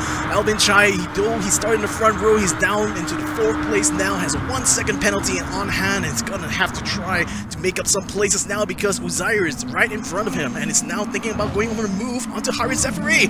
In the meantime, though, P5 is still being fought very hard between Iqbal Suji and Muhammad Afif, and it looks like Iqbal Suji will be able to take P5 ahead and leads this entire pack, but the race still continues on. Ya, kita mempunyai masa yang agak panjang sebenarnya. So nampaknya di dalam P pertama masih lagi Mu Xuanjing, dan masih lagi aksi yang lebih baik kita nak lihat di dalam P2 hingga ke P5 dan juga P6. Dan ini dia Haris Suhaimi yang kini berada di dalam P kedua, diikuti oleh Muhammad Uzair, menaik juga ke tangga ketiga nampaknya. Alvin Chai kini berada di dalam P keempat dengan penalti 0.8 di situ, dan Iqbal Suji di dalam P kelima, Nabil Aslan di dalam P keenam, dan kalau kita lihat di dalam P ketujuh Muhammad Afif dan Taj Ayman is still at the back there, Victor, but it's a long way to go. A very long way. So we still have 28 minutes left in this race, though, and we haven't even finished the first lap here, mind you. So we're just about seeing the train of cars now come towards the 3rd and final sector here. So pretty much going to be pedal to the metal, as right now track condition completely dry, completely clear. So pretty much these guys can put their full throttle as they come towards the corner now. Uzair trying to fend up an attack here from Zephyr on the outside, but looks like Haris actually has a lot more speed carrying all the way through. He is able to keep P2. Uzair does have a look on the inside though, but Alvin Chai might be thinking about going for a move as well. He's kicking close to Haris Zephyr as Uzair tries to fight side by side through the chicane. They pretty much will be side by side as well as they come towards the start line, but Zephyr still keeps himself in P2. Ya, persaingan yang sangat-sangat terbuka daripada P2 hingga ke P4 nampaknya, dan masih lagi kita lihat Alvin Chai. Oh, Zair pintas juga di situ. Nampaknya pintasan daripada Alvin Chai juga melepasi Haris ke dalam garisan yang ke belakang nampaknya, dan kini kita nampak side by side iaitu Iqbal Suji. Dan sebelah beliau adalah Alvin Chai. Yes, a penalty there, Victor, early on. So kita tunggu dan lihat bagaimana pula. Dan masih lagi kita lihat Iqbal Suji. Oh, nampaknya Alvin Chai just went out a little bit, but never mind. Haris juga mengejar dengan kelajuan yang cukup baik. Touch Aiman lompat juga, dan Haris juga memintas. Adakah ini peluang untuk Touch Aiman memintas juga bersama dengan Muhammad Afif? Oh, it's a big problem for Alvin Chai.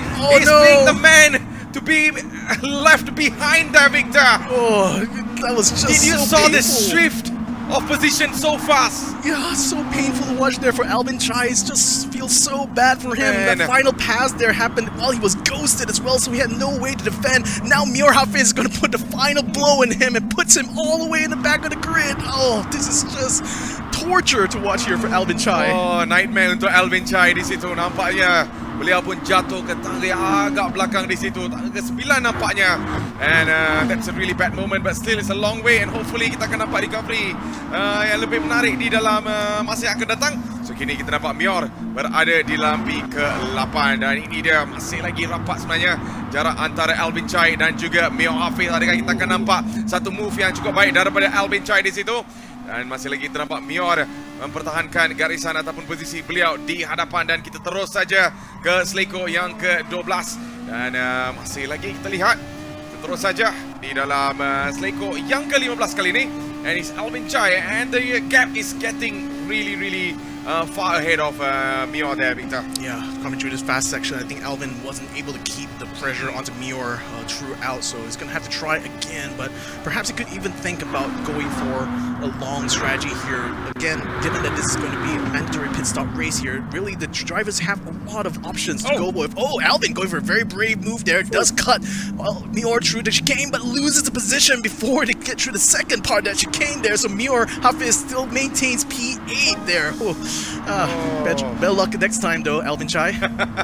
Ya, satu move yang cukup baik daripada Alvin Chai. Namun kita nampak Mior dengan sangat confident je dapatkan posisi beliau sekali lagi, dan mengatakan kepada Alvin sekarang, that is a good move, but boy, I'm still gonna go ahead. But itu dia, kita lihat di dalam P ke-7 itu Muhammad Afif kini dikejar oleh Mior di situ dengan kelajuan yang cukup baik. Kita terus saja menanjak bukit di situ. Hampir-hampir kehilangan kawalan daripada Mior, tetapi kita tunggu dan lihat bagaimana pula move ini akan dilakukan. Kita terus saja kepada Camel Straight di dalam. Nampaknya Mior sudah berada di dalam garisan ke dalam. Adakah ini peluang cukup baik untuk Mior untuk memintas di situ? Muhammad Afif bagaimana? Dan nampaknya Mior Hafiz memintas juga. Elbows out. Oh, pintas juga, tetapi he's back on the track there. Yeah, they're still banging wheel to wheel now. Mior Hafiz and Muhammad Afif not giving up the 7th position here. Mior now is taking 7th place ahead of Alvin Chai as they come towards Bruxelles. Man, that was quite the battle all the way through the camel there. It felt like one of these guys was going to crash out eventually. Sebab tu saya ada stop tadi dalam penjelasan saya, Victor. I thought someone is going to spin out. But man, he just got back into the track like he had a glue on his tires, man. Bro, that was really good. But never mind, kita tunggu dan lihat bagaimana akan jadi di dalam race ini. So di dalam P ke-7 kita nampak Mior Hafiz masih lagi mengekalkan posisi beliau di hadapan, dan Touch Aiman kini berada di dalam P ke-6. Ya, Haris Zafri ataupun Haris Suhaimi sebenarnya nama benar, beliau berada di dalam P ke-5. Saya pun tidak tahu apa yang menjadi ataupun apa yang sedang berlaku di dalam persaingan antara P1 hingga ke P5, but it is still open for anyone so far, Victor.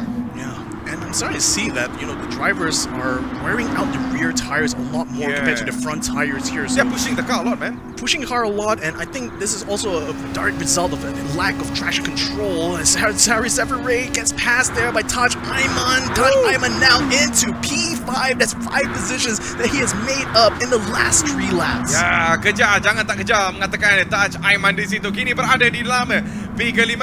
dengan pintasan yang cukup baik, dan mangsa the next mangsa untuk beliau is going to be Nabil Azlan, but let's see how Nabil Azlan akan mempertahankan posisi beliau di hadapan.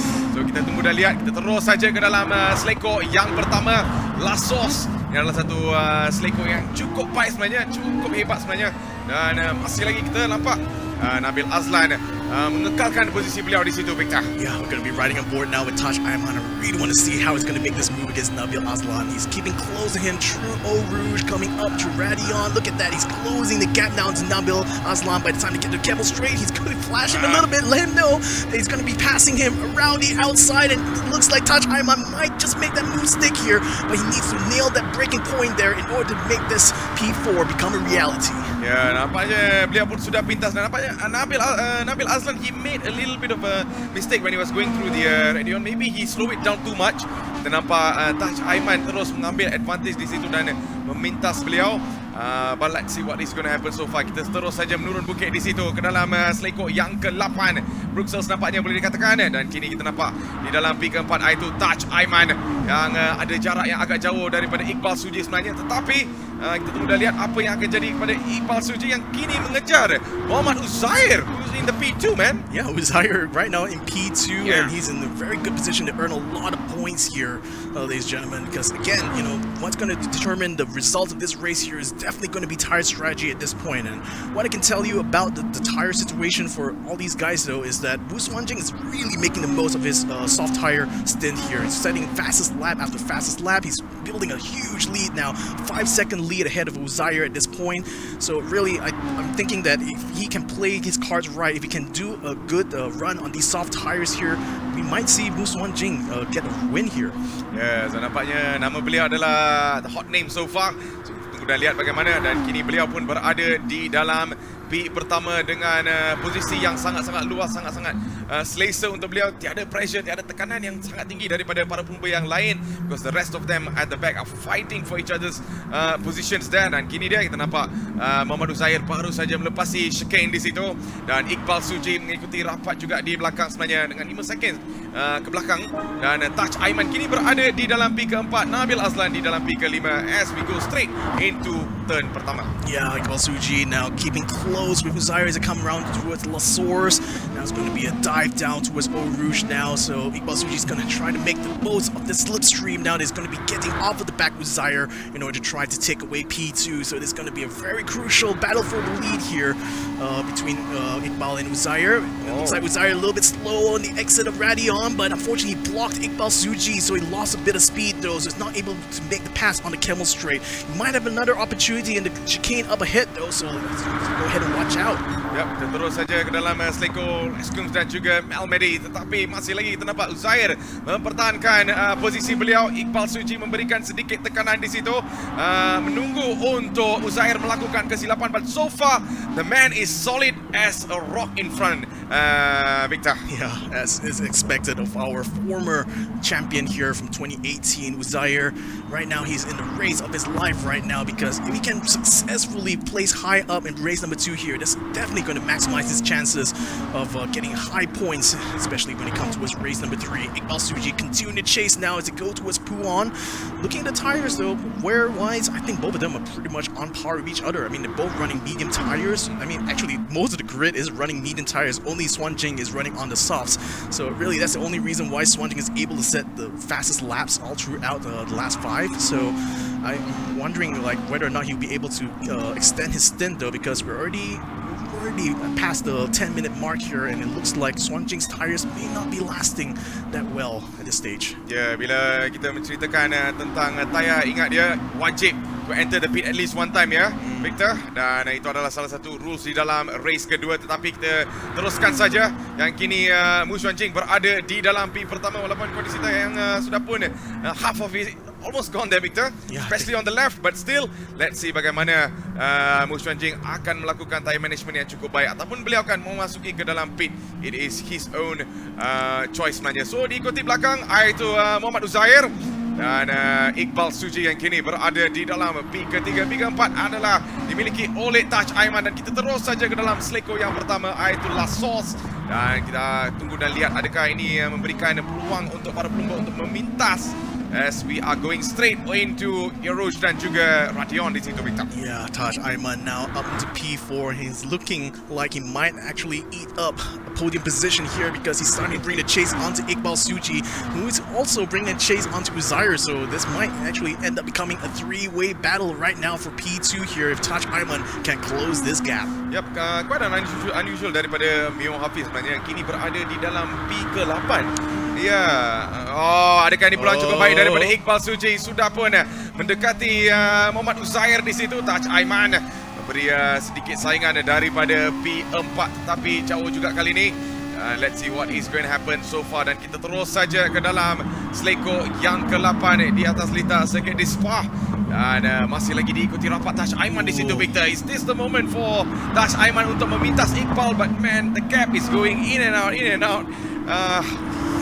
It's all about the braking sometimes, yeah. Yeah, it's all about the lines now for Iqbal and Taj Ayman, and really had to be very brave through Puan here. They're going to have to keep maximum speed throughout here, otherwise they're going to lose a lot of time. And Iqbal and Taj are both doing so well here to keep close to each other, keeping within their own racing lines here. And Taj Ayman now, I feel like he's literally gaining onto Iqbal Suji the more corners we start to go through here. Ya, kita dah lihat dah di dalam semifinal juga persaingan antara Iqbal Suji dan juga Taj Ayman memberikan satu impak yang cukup menarik untuk melihat di dalam semifinal. Tapi kini mereka berada di dalam grand final dan mereka pun masih lagi mengekalkan tradisi rivalry di atas litar ini, dan kita lihat sekali lagi bersama dengan Taj Ayman. Adakah ini peluang yang cukup baik? Kita terus saja ke dalam blind chipon. Adakah ini peluang yang cukup baik bila ada peluang di chicane di situ? Tapi Iqbal Suji masih lagi mengekalkan posisi beliau di hadapan. Kita terus saja di dalam chicane ini. Adakah ini peluang?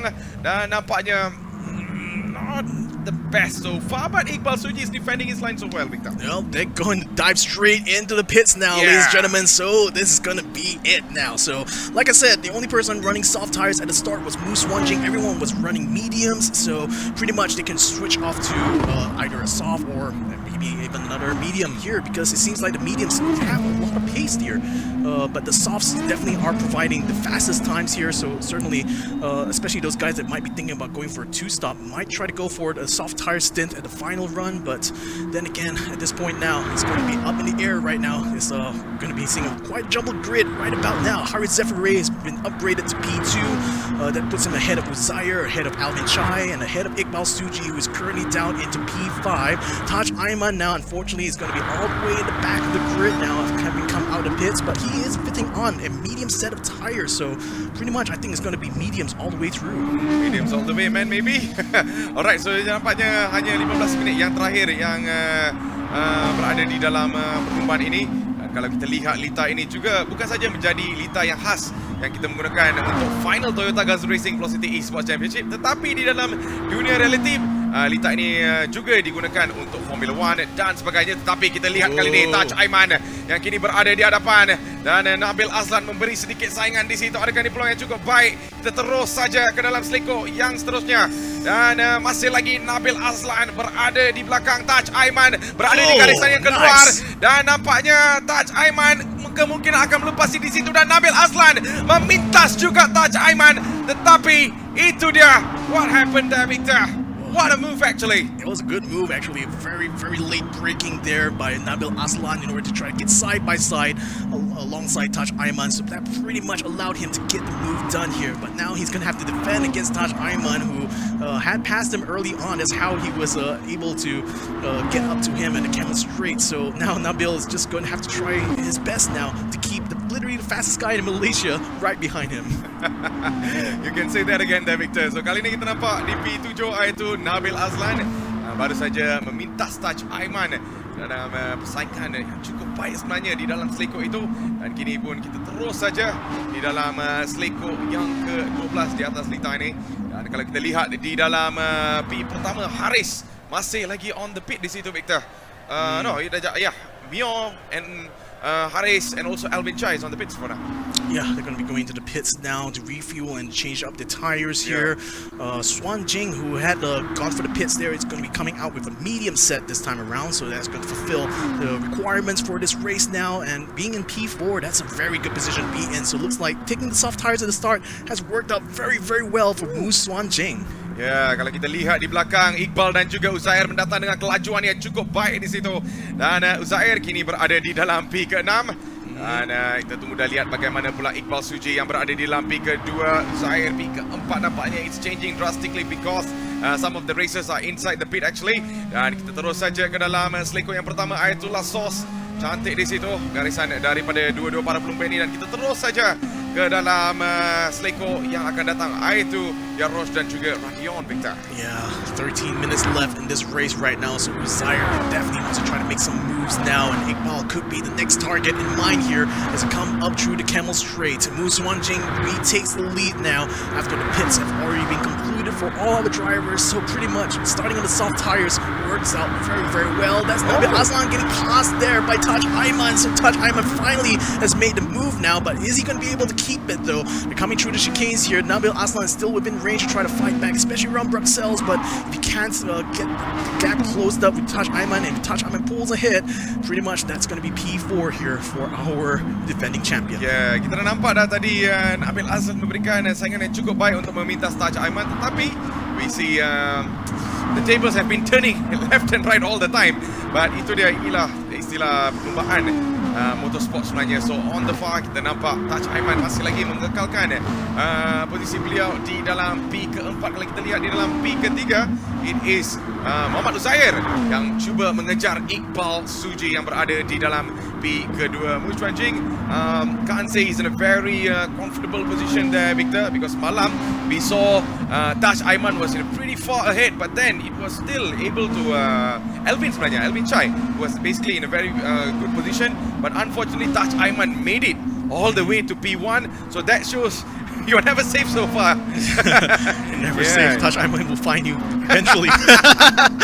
Or maybe not. But then again, you know, he had been delayed quite a bit though from having to fight against Nabil Aslan, so I'm thinking that he has to kind of like temper a little bit of his expectations, but you know, knowing him, he's not going to give up on that opportunity if it comes around. You know, Uzair right now sitting in P3, so I think as long as he can finish ahead of Taj Ayman, there might be a good chance for him in this championship, but he needs to make up a lot of points though in race number 2, and I'm afraid with Iqbal Suji being high up there, and actually as I look at it, Uzair is literally sandwiched between Taj Ayman and Iqbal Suji, so no matter what, it's looking like the championship is looking very tough now for Uzair.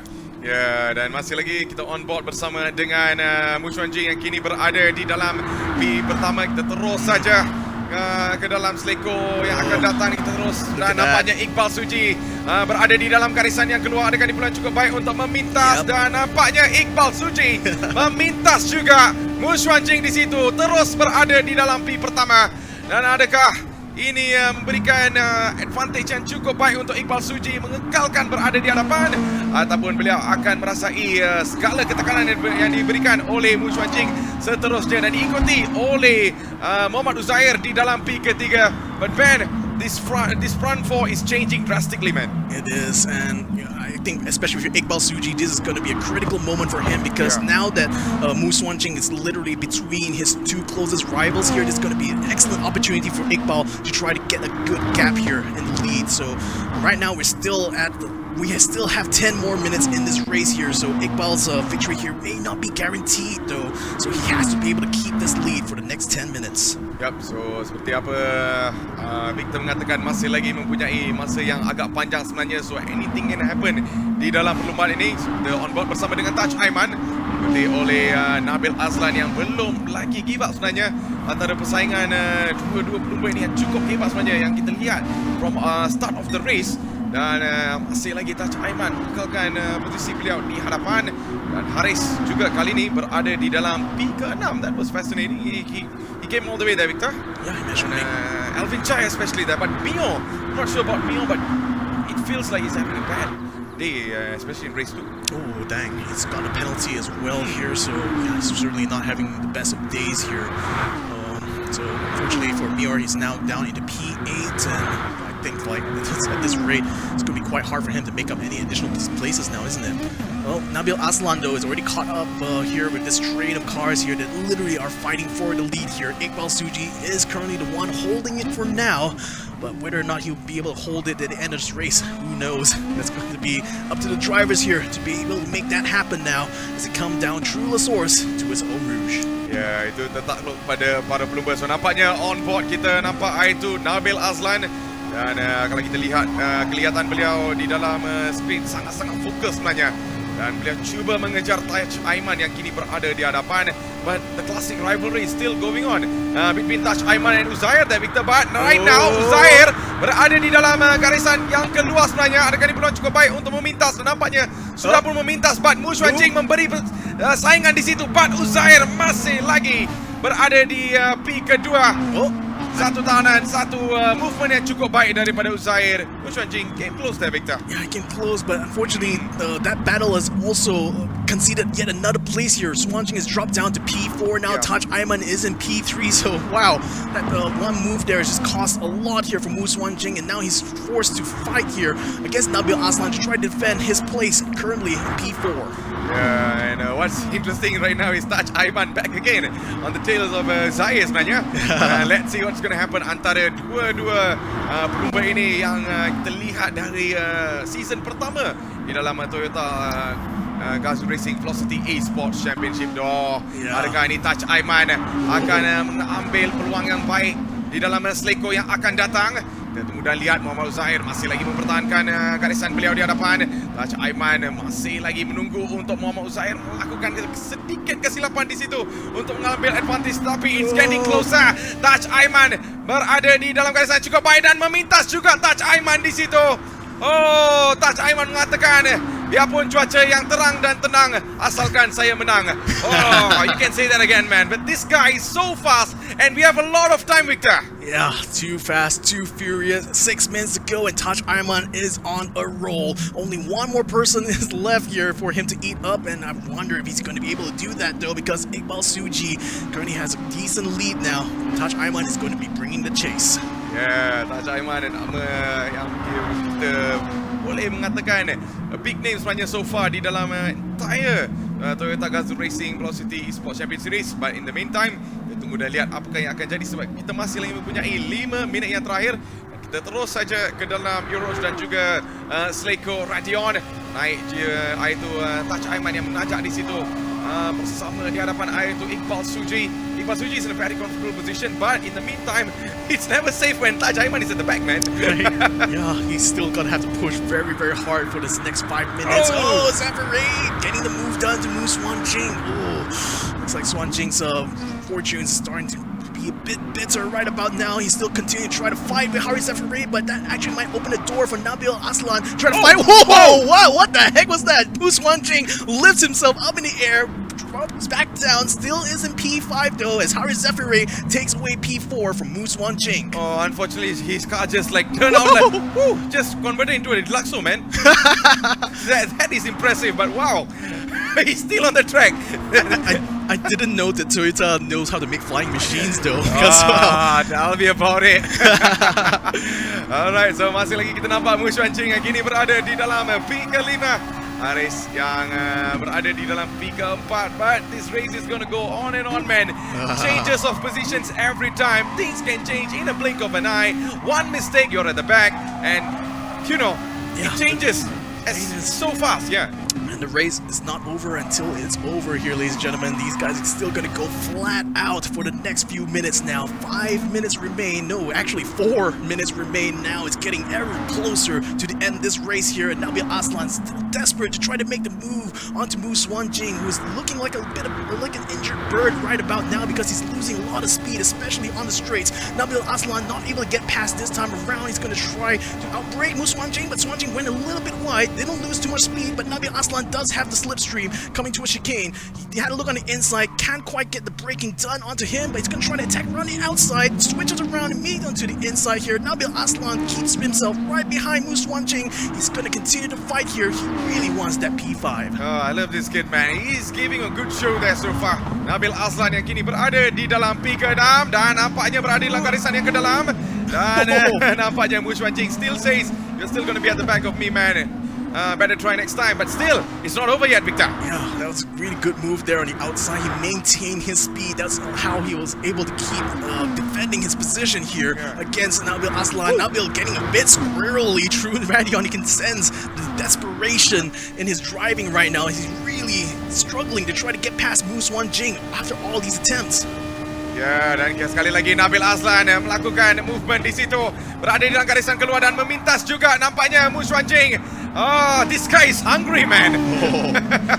No idea, because Muswan Jing is going to still continue to try to fight his way through as it comes down towards Bruxelles. So this fight is still going to continue for P5 all throughout the race. Muswan Jing tries to fight around the outside. That's quite brave of him though, but that's not going to work, my friend. Nabil Aslan still maintains P5, but really, this battle is still very, very spicy. Ya, saingan yang belum lagi tamat sebenarnya sampai race pun tamat. So kita mempunyai lagi 2 minit saja yang terakhir di dalam race ini.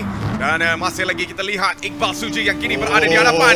Ada juga tekanan kiri dan ke kanan nampaknya. Di manakah beliau akan pergi? Kita tunggu dan lihat. Masih lagi Iqbal Suji cuba mempertahankan line beliau daripada Taj Aiman yang datang dengan secara agresif untuk menjadi pemenang last crucial 2 minutes untuk para pelumba ni. Iqbal Suji masih lagi mempertahankan line beliau di hadapan dan kita terus saja ke dalam seleko yang ke-15. And it's getting closer and closer untuk Taj Aiman. But Iqbal Suji, he's just doing his best so far, man. But Taj Aiman behind him is always going to be a big threat. Right now he takes the move.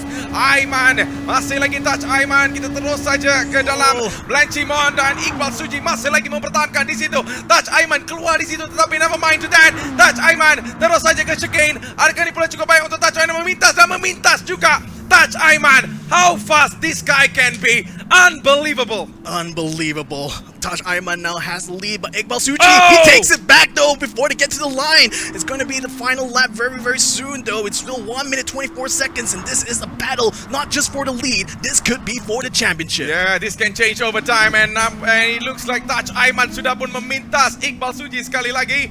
Dan kita terus saja kepada Seleko, Yorosh dan juga Radion.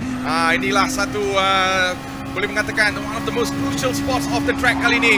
Dan terus saja kita menajak track ini bersama dengan Taj Aiman dan juga Iqbal Suji. Yang kali ini kita nampak Iqbal Suji memberikan tekanan daripada belakang.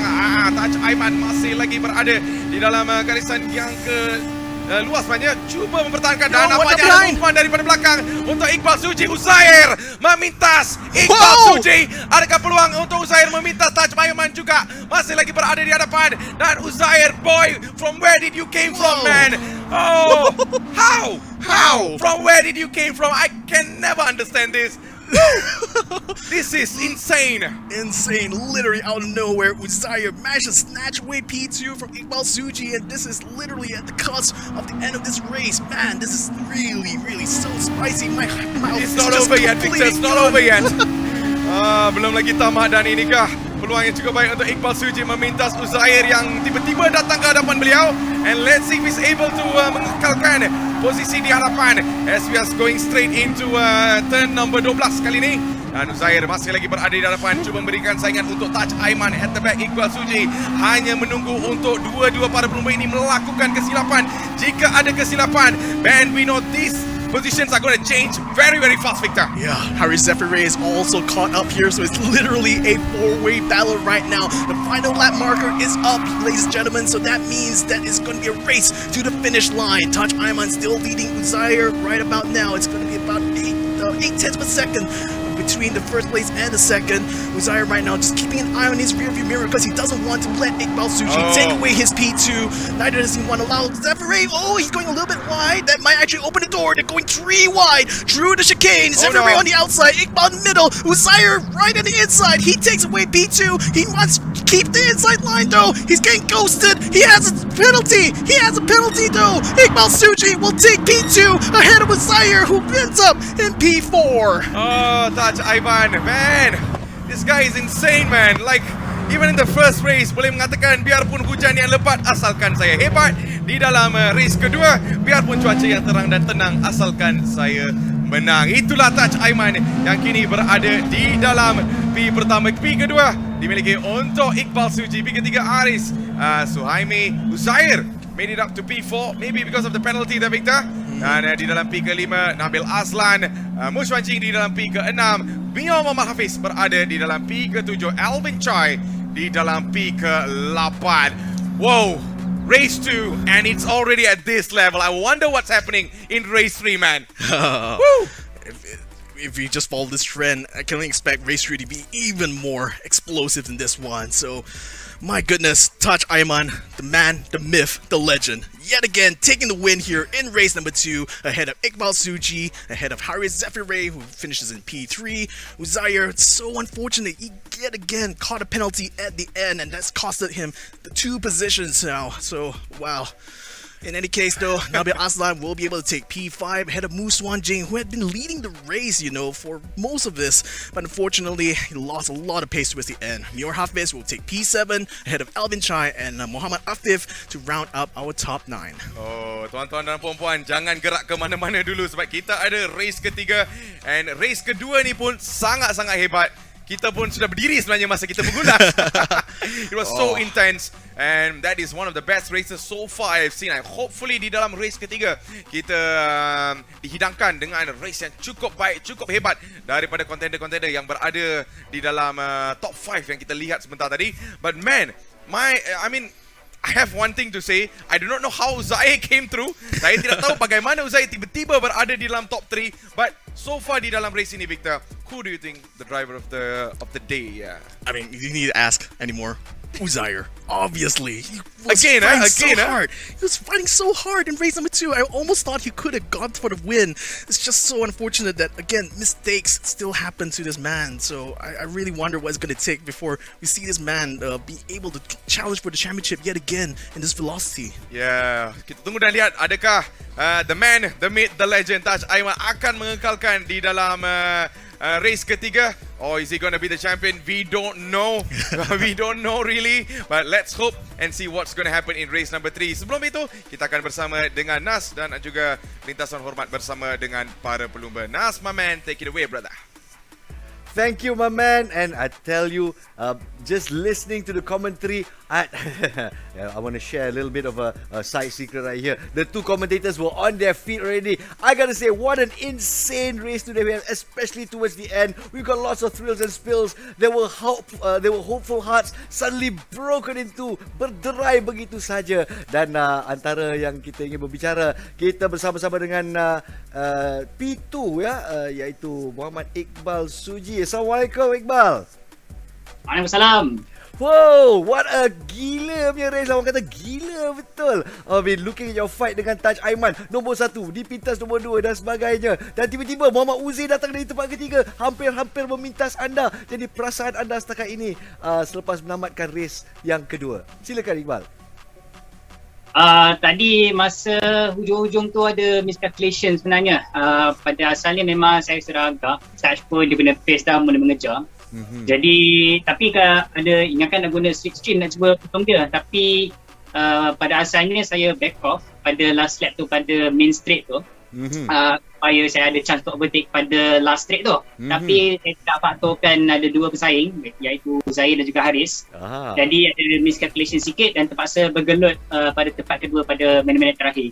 Jadi yang terpaksa defend dan terpaksa attack juga. Jadi Iqbal terpaksa defend dan terpaksa attack sekali lah. Jadi betul.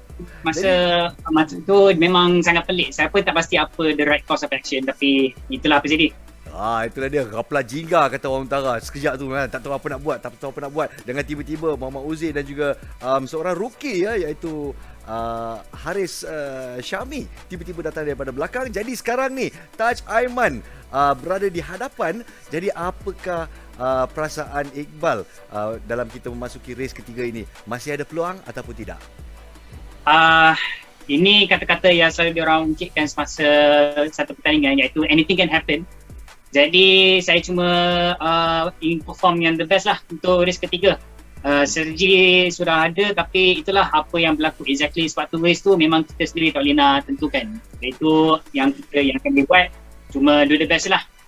Bagus, itu semangat yang kita perlukan. Do your best, Iqbal. We're all rooting for you. Komentator sini, diorang ada pilihan-pilihan mereka sendiri. Tapi Iqbal, you are my man, okay? Jangan hampakan saya, alright? Alhamdulillah.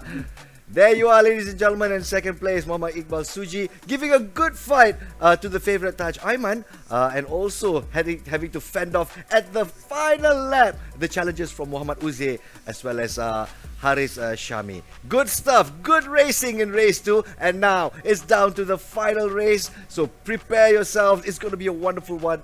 Meanwhile, let's take a recap on race 2 highlights. He's going to be back into the action now for race number 2. We saw the start here where Mu Swan Jing, from third in the grid, finds the inside line, takes the lead straight away. And given the fact that he started on the soft tires, that meant that he managed to build a gap of 5 seconds, but it all came tumbling down here in lap number 2 as Alvin Chai got himself passed so many times until he ended up in the back of the grid. What a heartbreaking moment there for Alvin. Yeah, he tried his best there, man. But then itu dah Alvin Chai melakukan yang terbaik, but unfortunately kesilapan beliau meletakkan beliau di dalam posisi yang ke belakang. But what a race so far, Victor. We saw positions being changed drastically, and that was the moment when he just ran off and got into the track back again. And we also saw a flying Toyota out of nowhere. And there was so much of dramatic incidents in this race too. Who would have thought that this race is going to be the one that really brings the action here? So this was where we saw Taj Aiman, making the climb all the way up, but he had a really long battle here with Nabil Aslan, who really didn't want to give up his position even to the fastest man here. So Taj Aiman held up a little bit at this lap, but he was able to get past eventually and was able to challenge Zaire here for P2. And man, this was quite the pass here. Yeah, man. I mean, you can say that again. Driver of the day, it's always going to be Uzair. Yeah, we saw Taj Aiman coming through like he was a robot, but Uzair, man, he fought all the way at the back, straight to the front. And yeah, he had a penalty over here, if I'm not mistaken, Victor, especially in the last lap.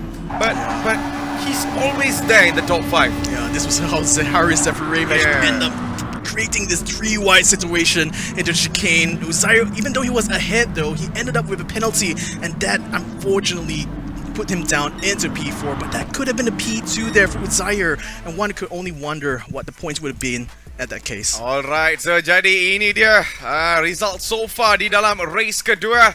Kita lihat di dalam P pertama, Taj Aiman with 50 points, 50 mata.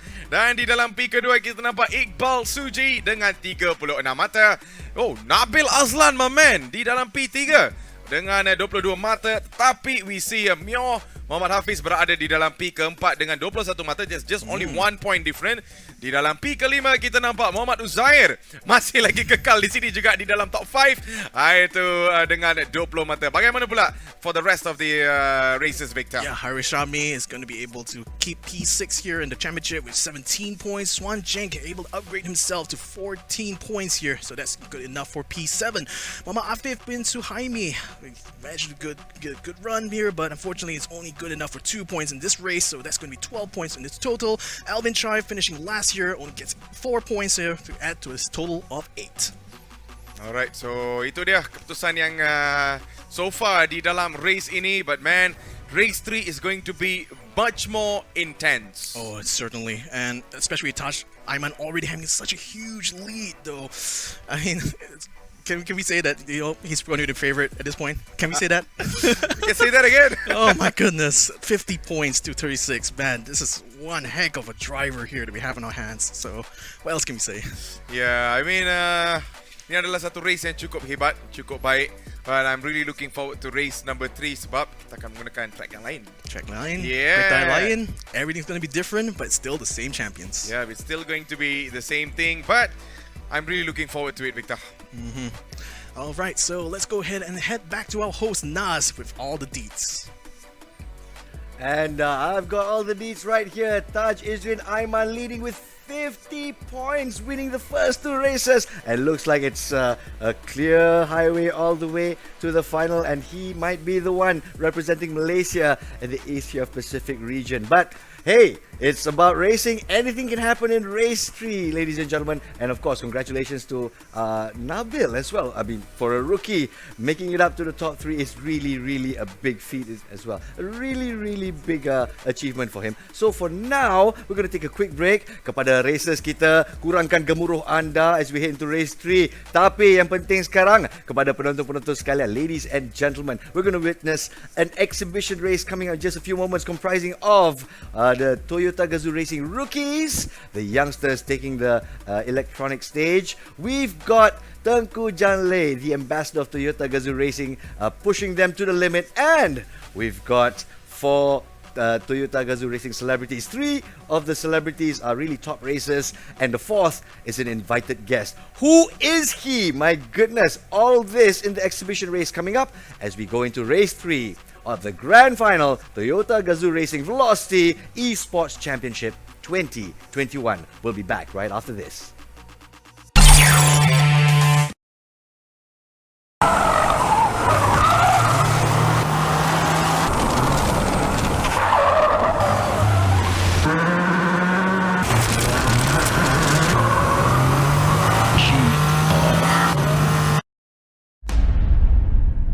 It starts with a belief, a mission,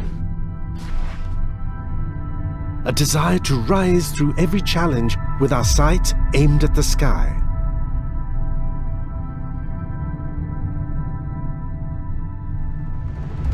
We're pushing the limits in the never-ending race towards ever better.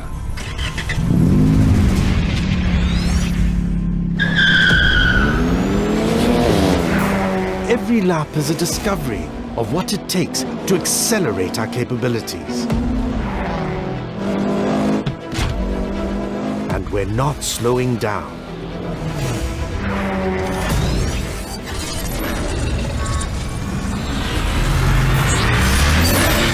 We evolve to satisfy that calling from within. To get the adrenaline racing.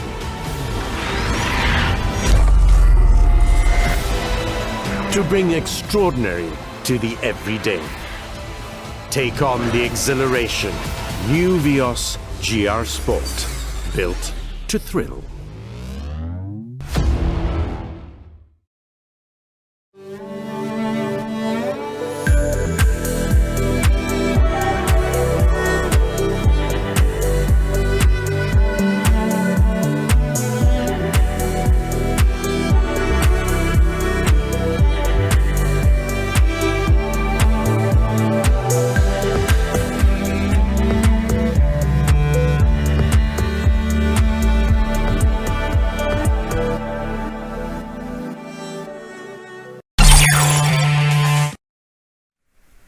Welcome back everybody, kita kembali. This is going to be race 3. Kita baru saja menyaksikan race 2 of the grand finals Toyota Gazoo Racing Velocity Esports Championship 2021. Dan what a race it was. If you compare the semi-finals to the grand finals, race 2 was really a jaw-dropper. Even the commentators were standing up. I thought it was a wrestling match, but more importantly, congratulations to Taj Izrin Aiman, head and shoulders above the rest, leading at 50 points. And if he does keep this up, he will be the first champion to successfully retain his championship. Wow, that's something to look forward to as we build up Malaysia's largest simulation racing event. Right now, we're going to take a quick break as far as the races are concerned. I mean, race 3 is coming up. Ada gelaba-laba sikit, so let's have them cool down a little bit and we move on to something fun and exciting. Esports racing is about fun in a safe environment after all. So this is an exhibition race a lot of people are looking forward to. So if you take a look at the lineup of the drivers right here. So we've got the TGR Rookies, Hayden Haikal, Clement Yeo, Nakib Azlam, who's the brother of one of the top contenders in this competition. We've got Ameh Haris, we've got Putra Adam as well. if we talk about Hayden Haikal, actually he's graduated to the super sporting class, but sportingly decided to join us in this exhibition race. We've got Toyota Gazoo Racing Ambassador Tengku Janle. Of course, he's the Drift King, but let's see how he performs right here on a digital platform. We've also got our Toyota Gazoo Racing celebrities. Ziza Raza impressing really well in his first physical race, and now let's see how he does on an electronic setting. Shukri Yahya and Nabil Ahmad, well, their rivalry is known throughout the past few seasons of Toyota Gazoo Racing, so it's interesting to see what they do. And now a contender that's really an outsider coming in. Shukri Yahya's best friend, which is Shahnaz Ahmad, of course fondly known as Mamu, will be racing with them as well. And it's interesting to see how Shahnaz will do. If Shahnaz were to ever have a better standing than all the other celebrities, there's going to be a lot of back talk, that's for sure. And so, as we head into the exhibition race, let's hear out the comments of our commentators. Victor, Matthews, what do you guys think? Oh, it is going to be exciting, isn't it, Matthew? It definitely is, man, because I'm really looking forward to this exhibition race. Kita ada juga celebrity, ada juga rookie racers yang join sekali. So it's going to be very interesting to see how both of them going to be coming up in one track. Different level of experience, different level of drive style. I mean, me and Victor, we have seen before rookies going up against the best in actual track, but now in a virtual track, alongside with the celebs, it's going to be super fun to watch. You got to consider like multiple types of experiences here, because on the one hand you've got experienced drivers who have raced in the real world, they know how to handle a car in real life, and on the other side you've got e-racers, people who spend their time in front of their consoles, practicing their tracks and practicing their lines. So these guys are going to be pretty much the experts in Gran Turismo. The veteran drivers are unfortunately going to be coming in as kind of like newcomers, newbies really, into this game, and really for those drivers it's going to be a matter of how quickly they can adapt to this game here very quickly, because we're running with the same cars and the same track for everyone here, so it really is down to how quickly these guys can get up on their feet and start running.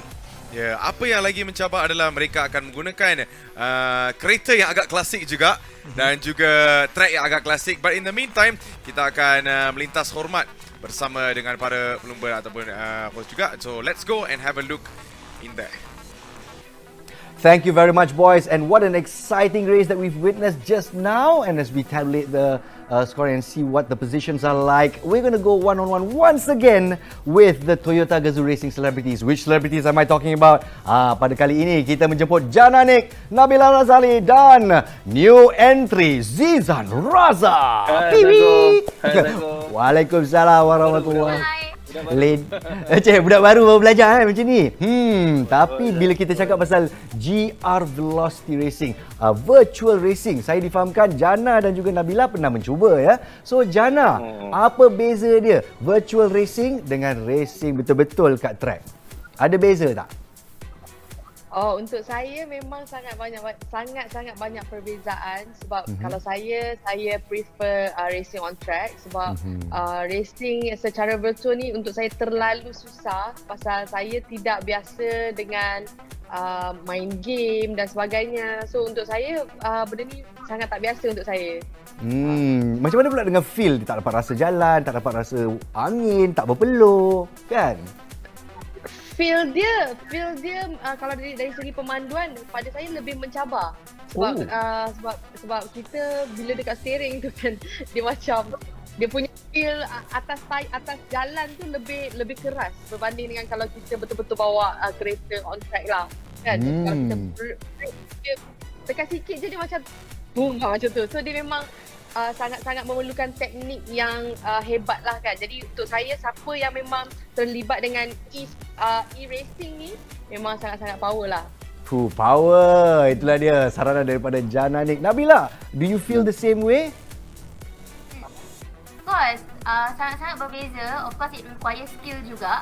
Macam racing in the race track tu, kita dapat rasa bila tayar tu understeer, oversteer. Kita like really sense dia punya grip ke tidak kan. And then cuaca bila kita dalam e-racing, it's way different sebab kita tak rasa panas tu, di in rush tu dia lain lah, tu lain kan. So sebenarnya rindu race track, rindu untuk betul-betul rasa steering racing dengan kawan-kawan and then sorakkan e-racing dah dengar orang sorak kat kiri kanan kan. So yeah. Combi, jangan bersedih Combi. Suatu hari kita pasti berlumba nanti. InsyaAllah. Sabarlah Combi. InsyaAllah. Tapi dengan Zizan Razak new entry kita, cakap terang-terang. Awak kaki main game ataupun tidak? Especially racing game. Saya ada main game, tapi kalau ikut game-game yang saya main dulu, Tetris, Mario, itu sama-sama saya lah, sama-sama saya. Saya ni, saya ada satu skill di mana saya boleh dapat detect penipuan di kamera. Ya, Okay. ini satu penipuan sebenarnya. Macam saya, okey. Kalau soalan yang diberi kepada Jana tu, kalau saya nak tambah sikit, saya memang suka tentang racing. Memang kalau di track ke di orang kata secara video game ke, saya tak kisah. Saya memang akan berlumba. Sampai kata troli pasaraya pun saya buat berlumba. Itu dia. Kalau saya dah suka. Apa yang melibatkan perlumbaan saya suka. Tapi walaupun saya kalah untuk berlumba mendapatkan hati Jana, tapi it's okay. Saya akan teruskan perlumbaan ini dengan secara virtual ni. Wah, suatu sasaran yang amat sukar ya, Zizan, amat sukar. Kau set target kau tinggi sangat. Saya ada dengar ura-ura Zizan ada rig sendiri kat rumah, dah mula praktis. Betul ke ni? Mula-mula saya buat dengan buloh. First day saya buat dengan buloh. Hari kedua saya ada bajet sikit, saya pergi hardware, saya buat dengan batang pipe. So sekali saya start practice lah, slow lah. Tak adalah macam mana nak cakap, tak adalah macam oi. Aduh, apa aku buat tadi? Tercabar. Tengok muka Jana ni tiba-tiba teng macam tu. Nabila pun teng. Wah. Okey, Nabila dan Jana. Cara dia punya nak riak tu macam secara halus macam kan. Orang kata riak yang halus. Maksud Jana macam mana? Wow, besarnya anting-anting dia hebat. Okey, ternyata Zizan Razak dah bersedia untuk GR Velocity kita ya. Dan Jana dengan Nabila, saya baru bercerita dengan Syukri Yahya tadi. Dia kata lawan terdekat dia adalah Nabil. Dia tak cakap, dia tak mention Zizan langsung macam tu. Macam tak dipandang gitu. Jadi jadi kepada anda yang dah biasa bawa secara virtual So Zizan ni apakah sasaran anda? Saya untuk exhibition ni. Pada saya sasaran saya ialah saya akan buktikan bukan saja di track tetapi di dalam virtual pun saya akan buat yang terbaik juga. Juara tu saya tak tahu lagi. Sebab belum tentu, sebab saya antara target saya sebab dia memang tiap-tiap malam online race. Sebab sampai saya kadang-kadang ada satu malam tu saya nak baca buku semua, dia tetap mengganggu saya. Saya nak study, tetap mengganggu saya. Maknanya sekarang ni saya boleh cakap secara terus terangnya dia target saya. Dia sasaran awak. Syukri Ayah, watch out, Zizan Razak is coming for you. Tapi nak bertanya kepada Jana, Nabila dan juga Zizan, mungkin pesanan anda kepada peminat-peminat Toyota Gazoo Racing dalam mereka datang dan menonton virtual racing. Mungkin ucapan untuk mereka. Jana, silakan. Ucapan saya jangan bagi sokongan kepada Zizan. Zizan memang dah dekat yang top lah. Jadi sokonglah kami yang berada di bawah ni, sebab kita memang perlukan sokongan. Sebab walaupun dekat track tu memang kadang-kadang diorang dapat rasakan kepayahan, cabaran nak race dekat track tu. That's why diorang rasa macam bersemangat nak sokong kita kan. Tapi sebenarnya secara jujur untuk saya race secara virtual sangatlah susah dan sangatlah mencabar. Jadi tolonglah sokong kami gitu. Tolonglah Nabila macam mana? Yang memang suka main game macam Zizan ni tak payah. Abaikan. Abaikan. Tapi saya tak mainkan hati Jana. Itu yang paling penting Jana. Betul. Mainlah game, jangan main hati. Betul. Nabila pula macam mana? Nabila, macam mana ucapan anda untuk peminat-peminat yang semestinya akan menyokong Nabila di exhibition race nanti? Yes, kepada semua peminat TGR Velocity kan, tahun ni of course banyak perbezaan dia berbanding tahun-tahun yang lepas. But of course this year TGR masih lagi cuba untuk bagi korang the best experience walaupun tak dapat jumpa depan, tapi dah ada TGR Velocity Esports di mana korang boleh pergi, diorang bertanding 12 September. So dengan kita punya skill yang tak berapa nak mahir ni kan, nak buat e-racing ni. So berdoakanlah kami. Betul lah Jana cakap tadi. Dia orang semua dah pro dah tiap malam kan sambil baca buku sambil racing. Dia dah power dah. Kita yang perlukan doa tu. Macam mana ucapan Zizan Razak buat peminat? Silakan. Okey, pada saya, saya nak kata pro tu tak adalah. Saya tak berani nak cakap pro lagi. Saya cuba yang terbaik. Tetapi walaupun sebaik mana pun, bila kita tiba hari race, kita tak tahu nasib kita. Sebab kadang-kadang kita dah bawa laju, kita tak tahu internet, tiba-tiba guruh, petir ke semua benda, kita tak tahu wallahu alam. Apa pun doakan yang terbaik untuk kami. Tetapi kalau saya nak kalah pun, saya boleh kalah dengan Jananik, tapi tidak dengan Syukri Yahya. Itu pesan saya. Tu dia sanggup kalah dengan perempuan tapi bukan dengan Syukri Yahya. Syukri kau dengar tu. Kalau Mamu ada sekali, dua-dua akan geng sekali. InsyaAllah we shall see their performance. How well will they do during the exhibition race? I wish you guys all the best. Assalamualaikum semua dan terima kasih kerana bersama-sama saya. Thank you, Thank you. Waalaikumsalam. Best of luck. Muah. Alright. Itulah dia ucapan daripada TGR celebrities kita, Zizan Razak, Jananik dan juga Nabila Razali. Alright guys, the fun and games continue. It's back to the studio. Alright, so terima kasih Nas dan nampaknya satu lintasan hormat yang cukup baik daripada Jananik, Nabila Razali dan juga Zizan Razak. It was really interesting because the way that they saw the race and how things have developed. And most important part there, Victor, kita pernah mengulas mereka semasa mereka berlumba di atas litar sepang yang benar. So they have the experience and of course they are Toyota racers, of course, celeb racers. So it's really interesting to watch. And also kind of interesting for me as well is to see Zizan, to see Jananik and Nabila all outside of the cars and actually looking very bright and bubbly. You know, quite a far cry from how we usually see them on the racetrack. You know, Zizan Razak especially can be very, very fierce once he's behind the wheel, and it's quite refreshing actually to see him so bright and bubbly throughout the whole interview. I mean, jangan lupa ya, before this, Zizan Razak pernah bersama dengan satu kereta bersama dengan Lewis Hamilton pada tahun 2017. That was the last time we ever had F1 here, right? Yeah, that pretty much the last time. So okay, we're going to be going into our exhibition race really soon. So I think I'd like to let you guys know what is the track and the car we're going to be running in this race right now. So let's go ahead and have a look at the 2000 GT. This is a classic sports car from 1967. This was what Toyota brought to the world to show that they're capable of making sports cars. The racetrack we're going to is Laguna Seca. It's going to be a really, really nice track here. Of course, very, very famous track in America, out in the desert here, and certainly it's going to be the best possible place for our rookies and celebrities to fight on.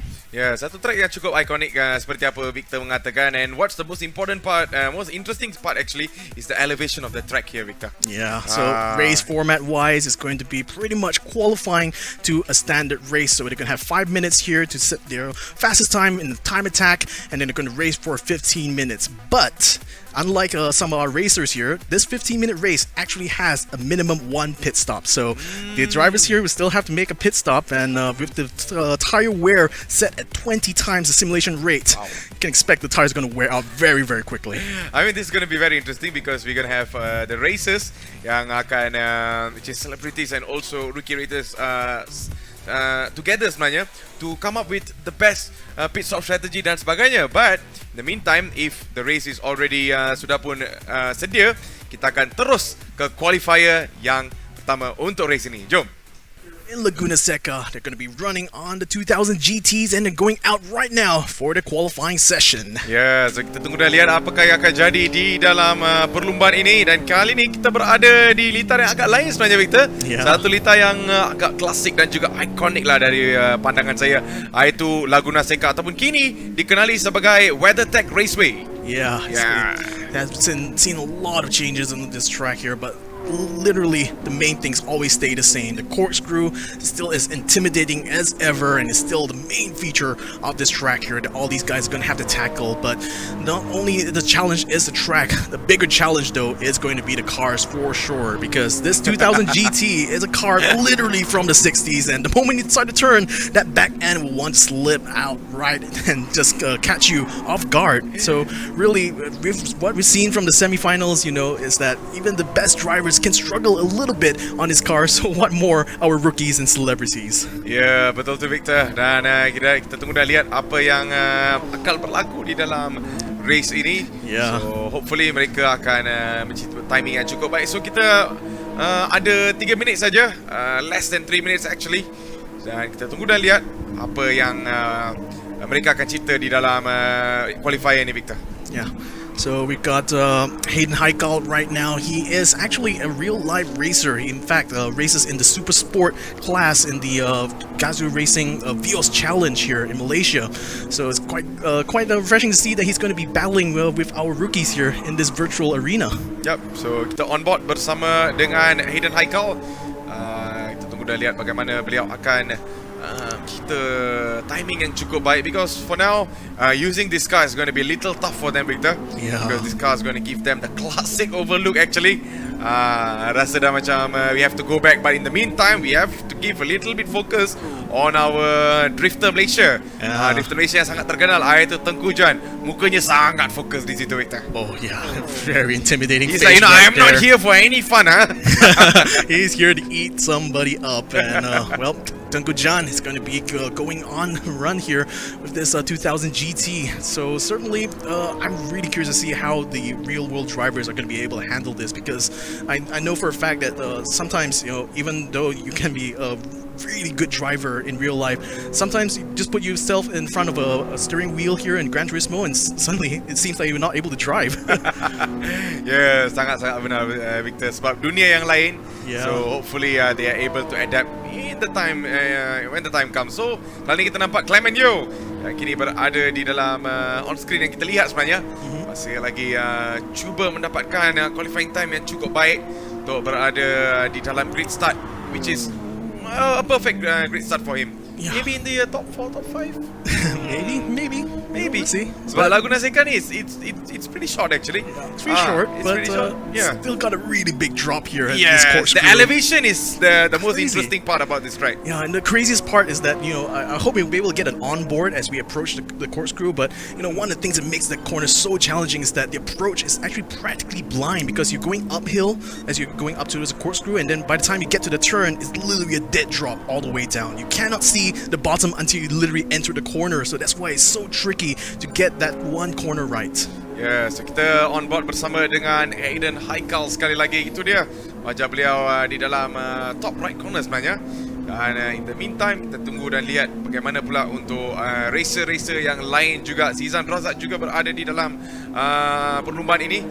We have been there, Victor, during his race in the previous Toyota Gazoo Racing Vios Challenge masa tu. Yeah. He was really super, but now it's time for him to take on the steering wheel virtually. Yeah, he's going to have a lot of fight ahead of him though, because as of right now, he's probably going to qualify in P6 if he's not able to improve his time here.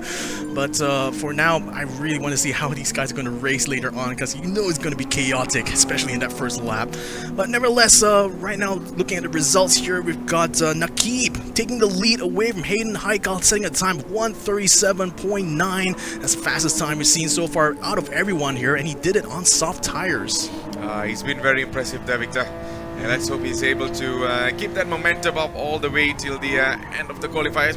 Probably this is the last lap actually. And kita udah lihat bagaimana mereka akan but itu dia, the drop off the entire track is the most important thing and most noticeable thing actually di dalam race ini, Victor. Yeah. As realistic as Gran Turismo is, it's so unfortunate it can't really simulate the drop, the feeling, your stomach sinking down to the bottom as you fall down the corner. When speaking of falling out there, Clement Yeo spinning his way out of P5 there. So Nabil, this is Nakib actually, who is currently in pole position provisionally, I have to say, because qualifying isn't quite done yet. But with all the other drivers already completing their flying laps, I'm thinking that pretty much that's going to be Nakib in the front row alongside Hayden Heikal. Yep, Hayden Heikal, Nakib, and we also have a look on Tengku Jan, who's going to be on the number 4 there, Victor. Yeah, right along. Suka is going to be Amir actually. Yeah, Amir Haris is going to be starting alongside Tengku Jan, as well as Clement Yeo. Oh, actually Clement Yeo has set a good time though. That's going to be good enough for P5 here. So that's going to be a third row start here for Clement, right next to Zizan Razak. But my take is going to be on, Who do you rooting for in this race? Ooh. Since it's a fun race, right?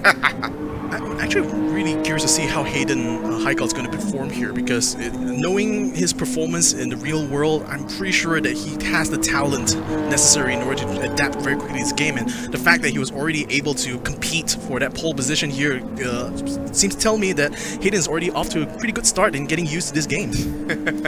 Well, it is what it is, man. Alright, so nampaknya tamat juga qualifier. Dan nampaknya Nakib, who is basically on top for now, Victor. Bersama dengan Hayden Heikal, diikuti oleh Amir Haris. Dan Tengku John somehow made it to P4. Clemenio di dalam P5. So it's going to be a very interesting 15 minutes race in WeatherTech Raceway, Laguna Seca. Yep, after the qualifying is done, it's going to be line up the grid here for our drivers in this exhibition race to start things off. So again, the front row is going to be Nakib right alongside Hayden Heikal. It's going to be a rookie versus an experienced veteran of the racing scene here in Malaysia. The countdown is going to start here, ladies and gentlemen. It's going to be race time here in Laguna Seca. 3, 2, 1, and it's go! Starts very well here for Nakib, very good as well. Hayden Heikal, he's able to keep in P2. A bit of elbows going out here at the back here as we see a bit of a scrap going on here for P8, and it looks like Nakib is facing a challenge now for the lead as Hayden Heikal takes the inside line here, takes it pretty nice and clean. Oh, actually he goes a bit wide. He goes a little bit wide there, but immediately comes back. A bit of a glitch there, I think, but looks like Hayden Heikal made the move stick and he is in the lead. Ya, memang terbaik daripada Hayden Heikal dan diikuti oleh Nakib di belakang. Dan di belakang beliau kita nampak beberapa. Ya, so masih lagi kita nampak Nakib. Yes. Alright, so it's still on there, Victor. Yeah, still on for Hayden Heikal. He's still getting challenged here, but Nakib is going to be for the lead, and this time Nakib has the inside line. Look at that! What the heck was that there by Amir Haris? Snatching away P2 away from Hayden Heikal. Ooh, he's not going to be too happy about that, I expect. He's definitely not Victor. So kali ini kita nampak di dalam P pertama masih lagi Nakib yang actually berada di hadapan, dan di dalam P kedua Amir trying to fight around the outside here. Doing the corkscrew is going to be quite brave for him because he's going to have the inside cutting right through here. It looks like Amir Haris takes away P1 from Nakib. Ya, terbaik daripada Amir Haris sebentar tadi. Dan kita nampak di dalam P ketiga is still being chased there by Hayden Heikal di situ, Victor. Yeah, indeed. And in fact, Tengku John is having a bit of trouble as well. He's dropped all the way down to P7 here. What the heck happened? Maybe he's getting used to it for now. Yeah, we still have time. Kita masih mempunyai masa. So saya rasa Tengku John masih lagi mempunyai peluang untuk terus berada di dalam posisi yang cukup baik. Tetapi kali ini kita nampak nampaknya it is going to be Syukri yang memintas beliau di situ, Victor. Yeah, it's still a bit of a scrap here for the lead here. Try for P2. In fact, as Hayden Heikal snatches P2 away from Nakib right on the cuffs of that hairpin. So well done there to Hayden Heikal, but he still needs to keep this position though, because I think Nakib might have a look on the inside there as he goes off the track, but he managed to regain his position, gets back onto the black stump, but no, it gets wide yet again. That's going to hand the position back to Nakib, and Hayden Heikal back down into P3. Ya, itulah masalah yang kita nampak sebentar tadi, dan nampaknya Nakib kini berada di dalam P kedua, dan it's just not going so well untuk Hayden Heikal so far. Tetapi kita berikan fokus sedikit di dalam P keempat. Itu kita nampak Putra masih lagi berada di dalam posisi yang cukup baik, dan Zizan Razak for now, Victor, is still di dalam P kelima. Yeah, he's still stuck around there. He is ahead of Tengku John though, so that's something he has going for him though. And our newcomer Shanaz is actually right behind Tengku John as well. Oh, getting a bit slidey there, the Prince of Drift showing off his skills there, but I don't think that's actually what he intended though. Wrong move in the wrong race. Yeah. Tetapi never mind, kita tunggu dah lihat bagaimana beliau akan mempertahankan posisi beliau. Diikuti oleh Shanas di belakang beliau, dan Tengku John. Apanya Tengku John lupa ini bukan drift. Aduh, tetapi itulah kehilangan kawalan daripada Tengku John. But we cannot say that much, Victor, because the car that he's using plays a big role as well. Yeah, it's so difficult to handle the car.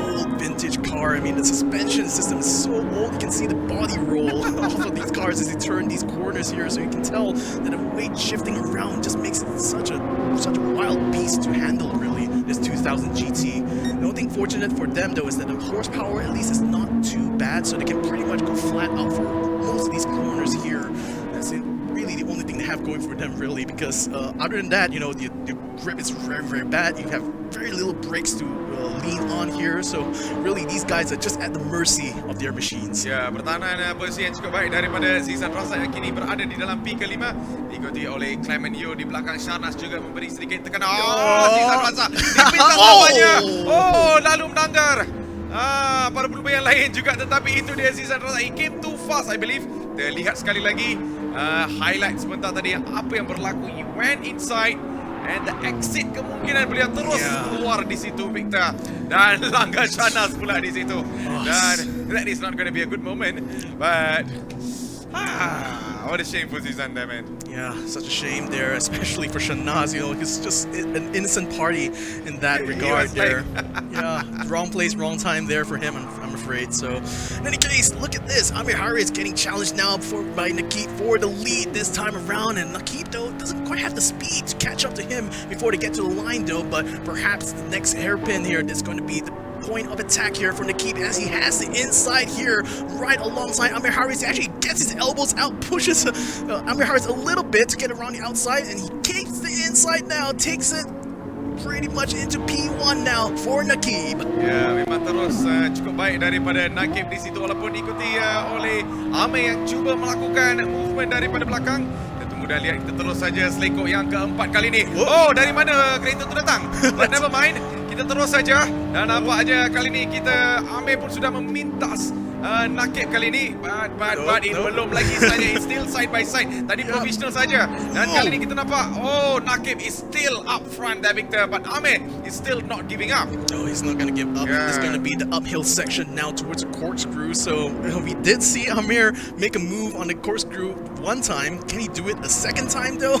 Let's see if it's going to be able to make it work. We're going to be right aboarding him, and this is exactly why I said you cannot see the approach of the corner until you turn into it. So Nabil Aslan trying to defend his position here. Amir Haris doesn't quite find the inside line this time around, so Nakib still keeps his P1, but now he's going to have to defend it through this very fast final sector. Ya, so kita terus saja ke dalam seleko yang ke-10.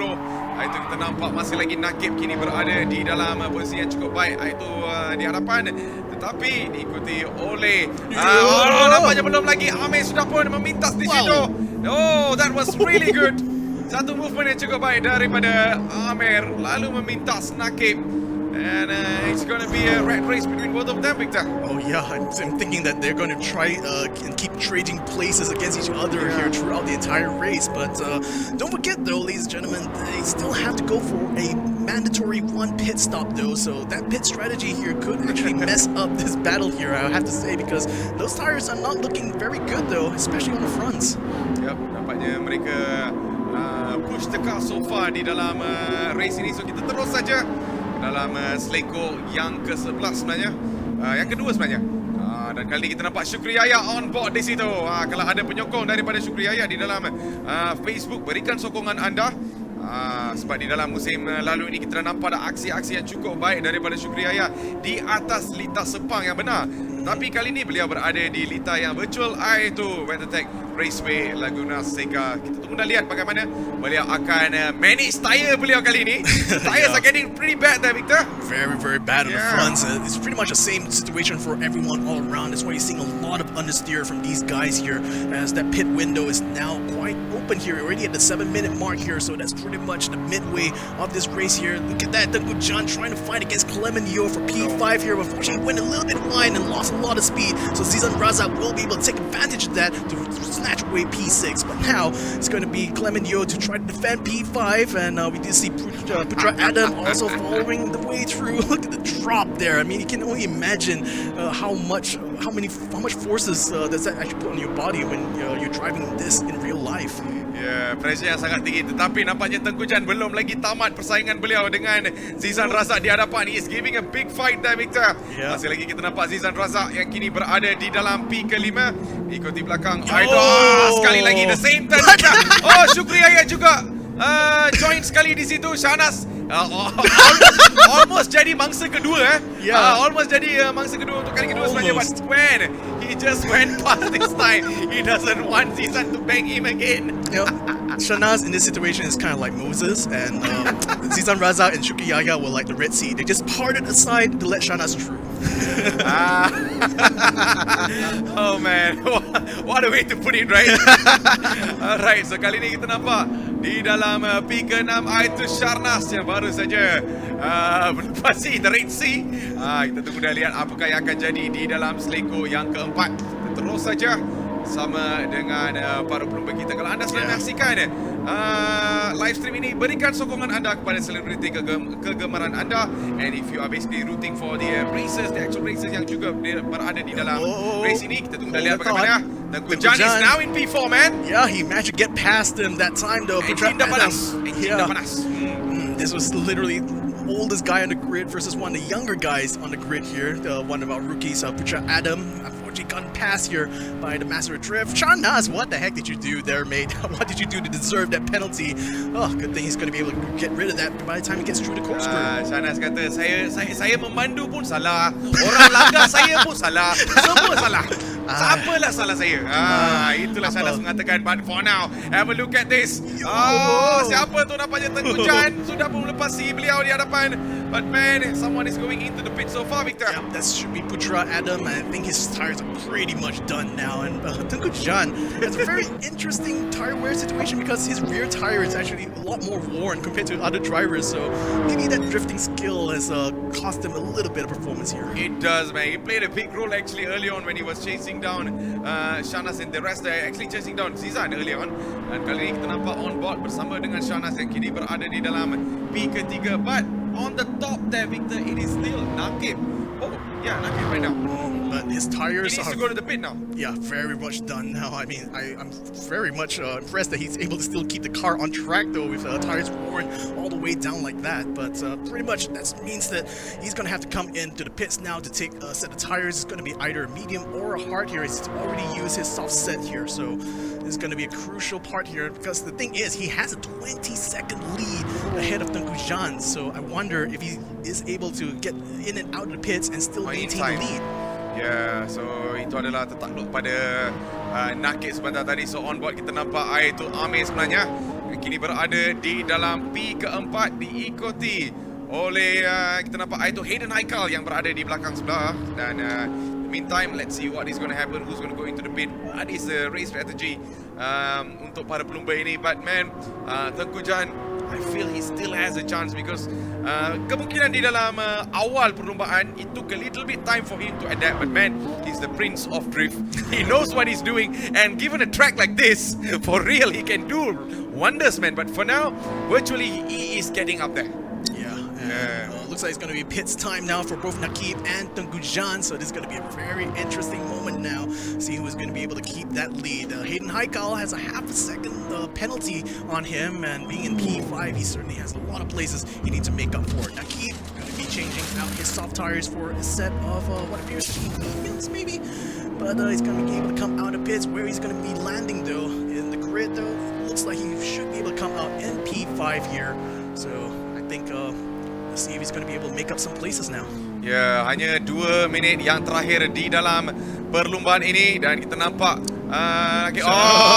itu dia pintasan daripada Amir dan nampaknya satu pintasan yang cukup baik terus meletakkan Shahnaz di dalam P ke-3 dan kali ini Nakib kini berada di dalam P pertama walaupun kita nampak Amir ada penalty di situ, Victor.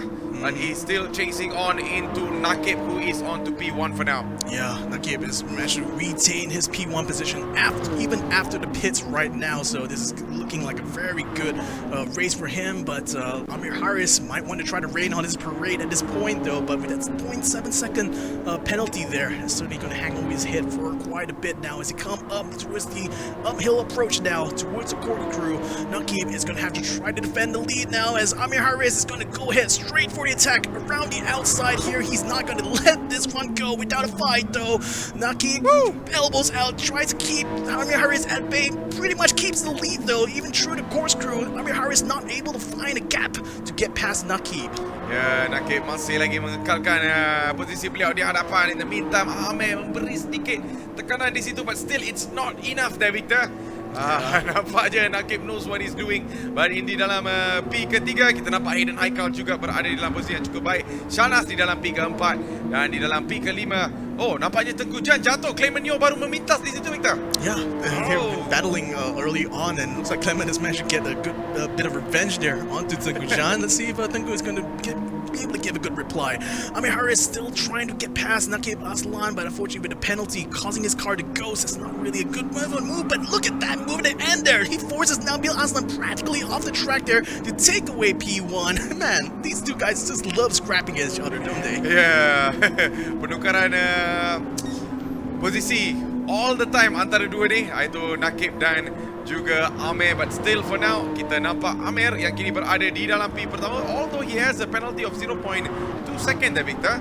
Should be able to get rid of it. Should be able to get rid of it. Dan kita terus saja ke dalam seleko yang kelima.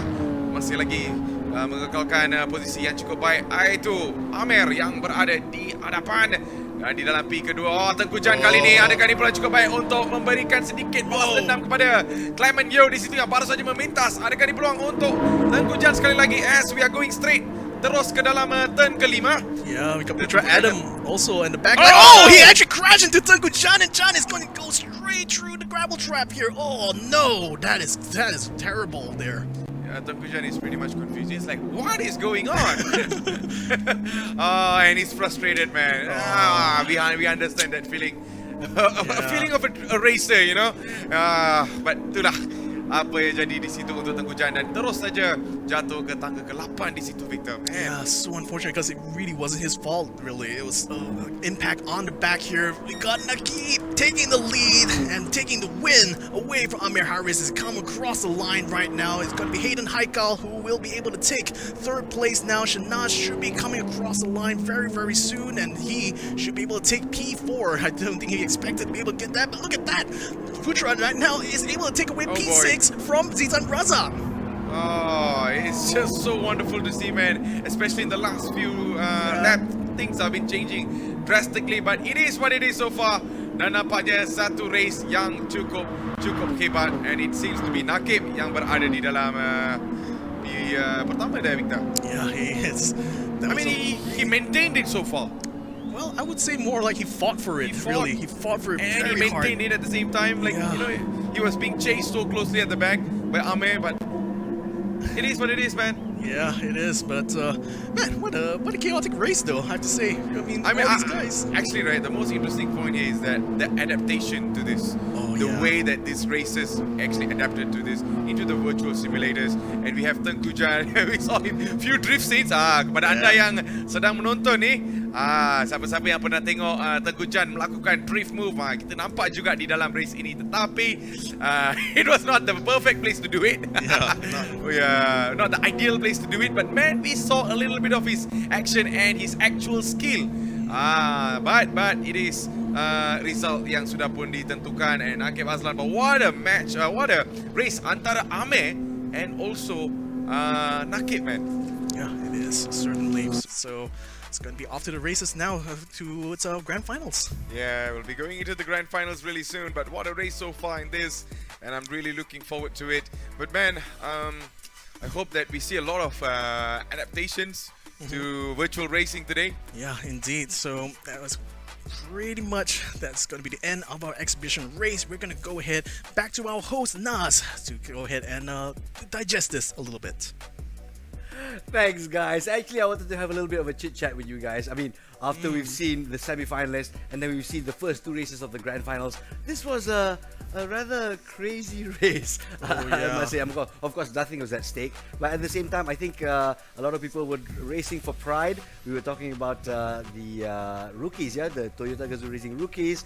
We looked at Amir Haris and the battle with the brother of Nabil Azlan, one of our finalists, actually in third position right now. So I think he doesn't want to lose out a little bit, you know. So I think this is the time for me to brothers shine. are dominating, man. Exactly. You've got a younger brother and an elder brother as well.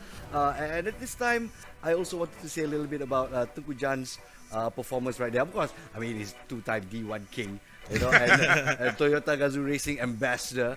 So, was he drifting or was he racing? He didn't know what to do. What do you guys think about that? He gave us the entire show today. Yeah. He gave us an entire show today. Yeah. If anything, you know, he just shows us how you're going to recover, you know, when you lose control of your car. So, if you ever find yourself spinning out in a corkscrew, just do what Tengku Jan did. Yes, slip and slide. That's the way it goes. All right, so now we focus a little bit on the celebrities as well. So we've got Ziza Raza, who's actually a good contender, coming in at number one as far as the Toyota Gazoo Racing celebrities are concerned. We've got Nabil, and then we've got Shukri Raya bringing up the rear. I think they've got some problems with the handling of the 2000 GT. But the surprise package here was Shahnaz Ahmad, never raced before, invited to race by Shukri Raya. They're all good friends, Mamu and Shukri. And suddenly Shahnaz wins out of nowhere. So bragging rights belongs to Shahnaz. Do you think it's going to break up their friendship, guys?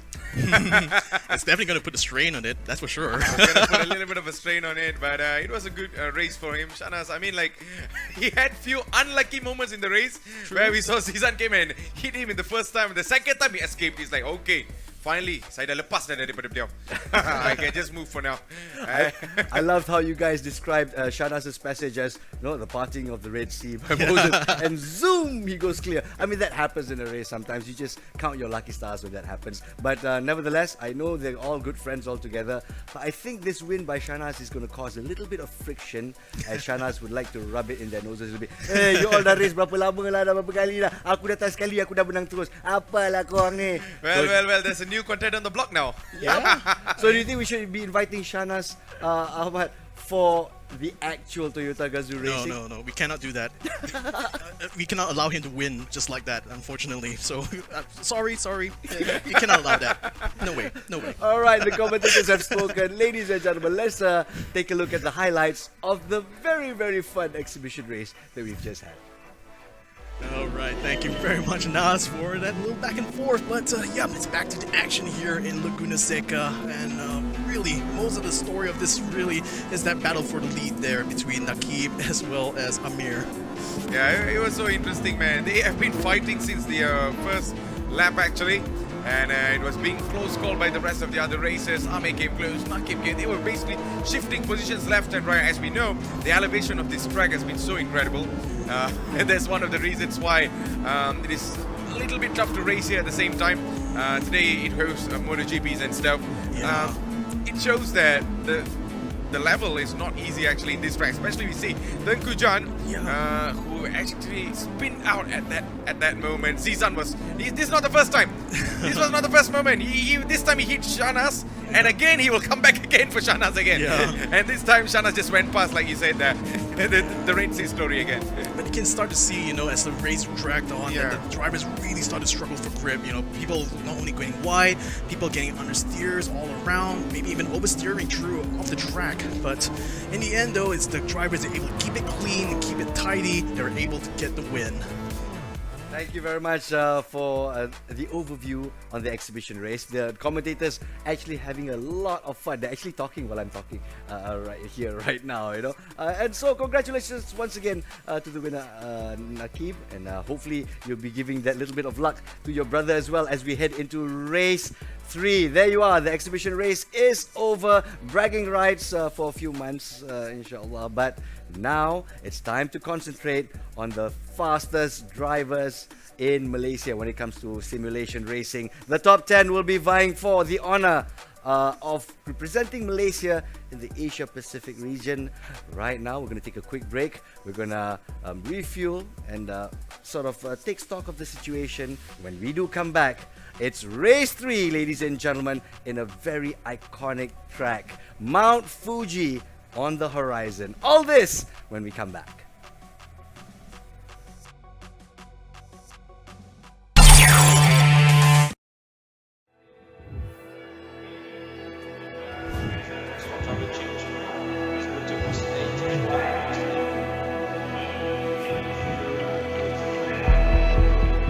It's really nice to be here at the Le Mans Museum, this Toyota exhibition, and it's a nice reminder of the rich history that Toyota has here at Le Mans.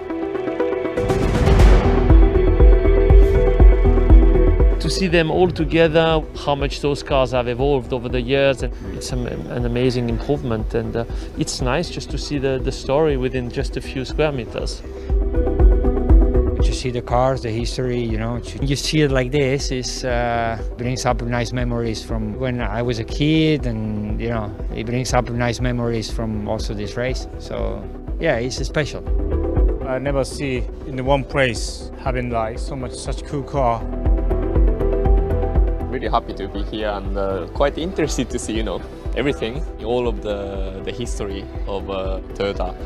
This shows basically all the footsteps we had since the beginning.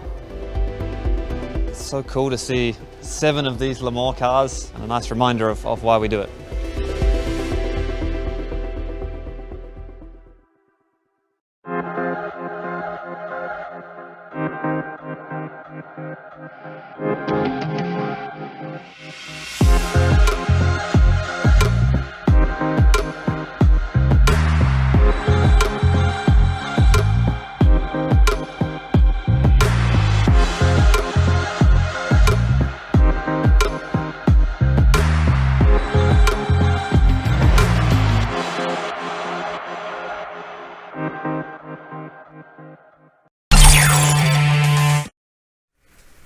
Welcome back, dear viewers. This is it, the moment you've been waiting for, the final race. Race 3 of the Grand Finals.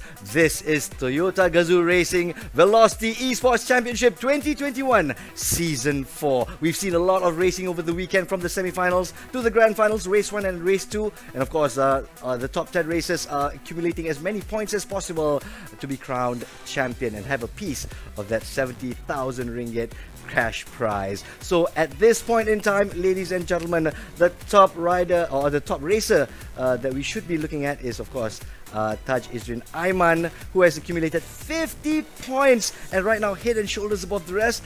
But who will be crowned champion? That remains to be seen. And so, another surprise for you, ladies and gentlemen, dear viewers. We are going to our commentators, Matthew, Isaac, and Malaysia's very first F1 driver, Alex Young, is here with us. Over to you guys. Alright, terima kasih Nas. Anda bersama saya, Matthews, Isaac, dan juga pelumba F1 tanah air Malaysia, which is Alex Young. Dan ini adalah Toyota Gazoo Racing Velocity Esports Championship 2021. Alex Young, my man, how are you feeling, and what are your expectations for race number 3? I mean, it's so great to be here. I mean, something like 819 drivers signed up to be in this competition, and we're now down to the final 10.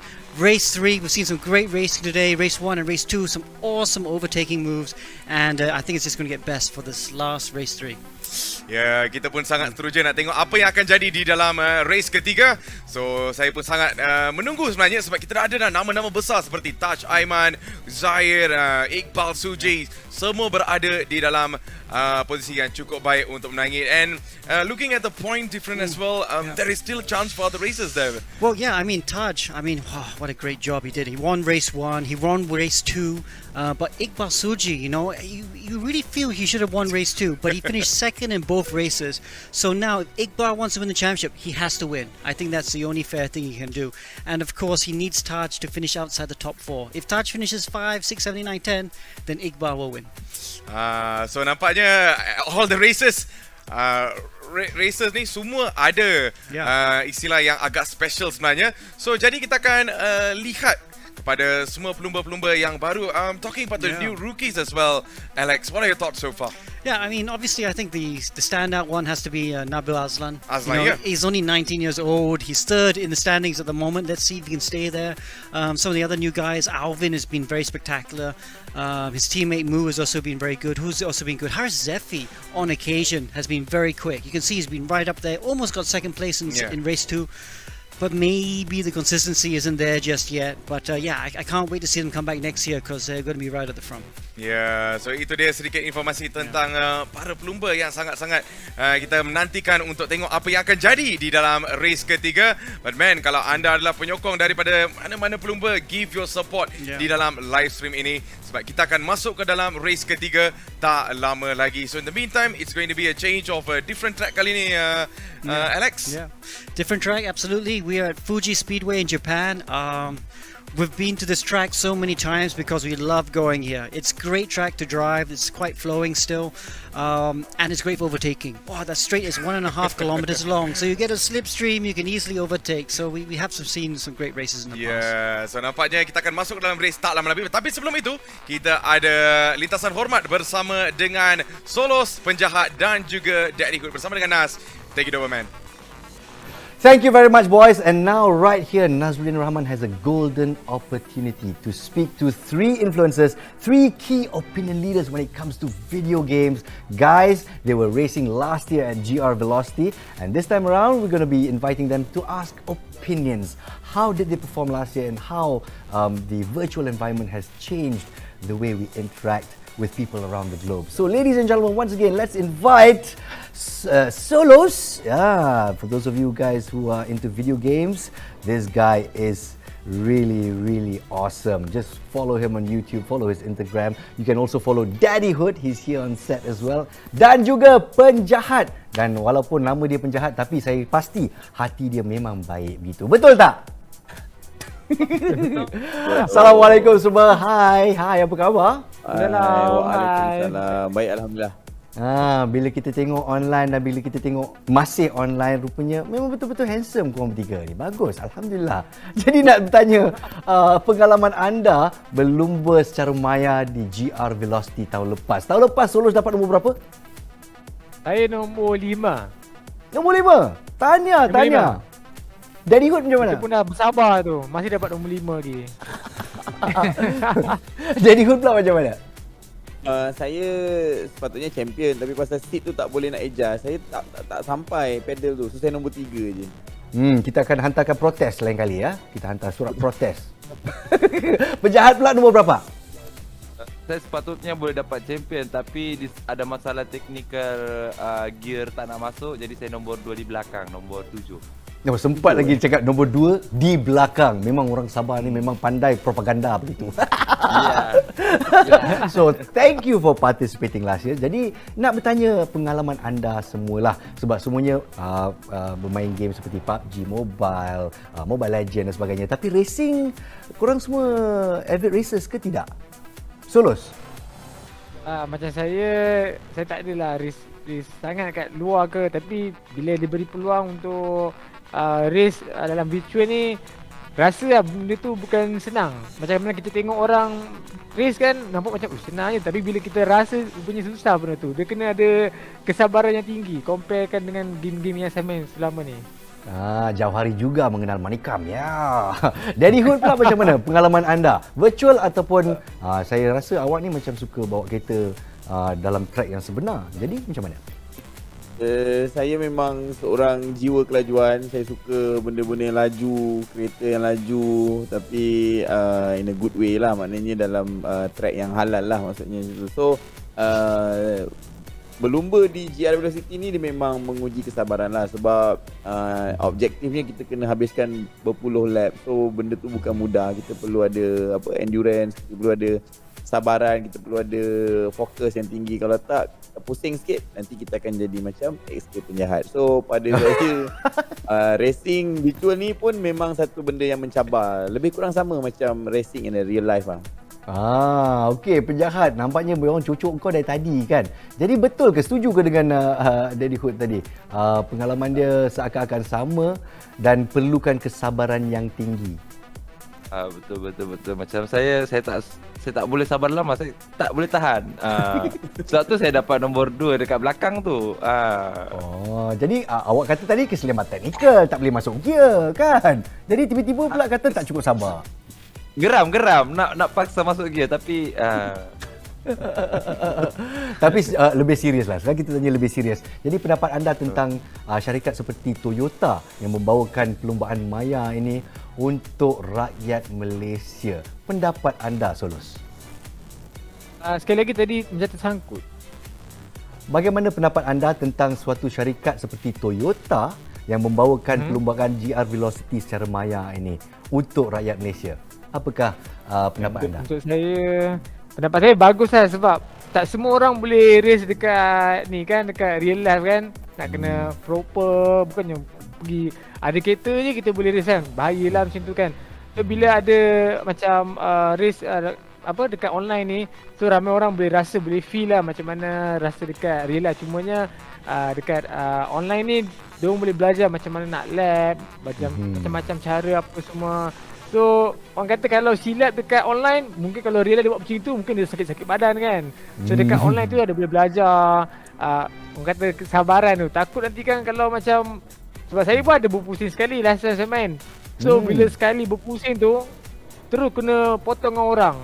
Jadi bila kalau orang yang macam nak buat serius dalam real life tu, kalau orang praktis dekat online, akhirnya macam kata macam dia test lah, dia macam training dekat online, lepas tu dia buat dekat real life. Tapi still bagus lah bila ada online, kita boleh praktis, kita punya sharpness sebab dia banyak lap kan, so kita perlukan stamina yang tinggi nak fokus. Okeylah, kita tanya DaddyHood pula sebab dia biasa dengan kelajuan kan, dia speed freak begitu. Jadi macam mana e-racing versus other e-sports? How do you feel about the future of motorsports? Okey, sebenarnya saya memang berbangga sebab Toyota buat and pandang e-sport as a part of diorang punya event sebab Toyota satu syarikat yang besar and diorang letakkan e-sport juga as a diorang punya planning. So pada saya benda tu sangat-sangat best lah sebab tak semua orang minat game yang sama. Macam kita orang ada yang main game ni, ada yang main game ni, dan ramai juga orang-orang lumba kereta waktu-waktu PKP ni apa semua tak boleh ke track. So inilah masanya untuk diorang macam lepaskan lepas geram dia.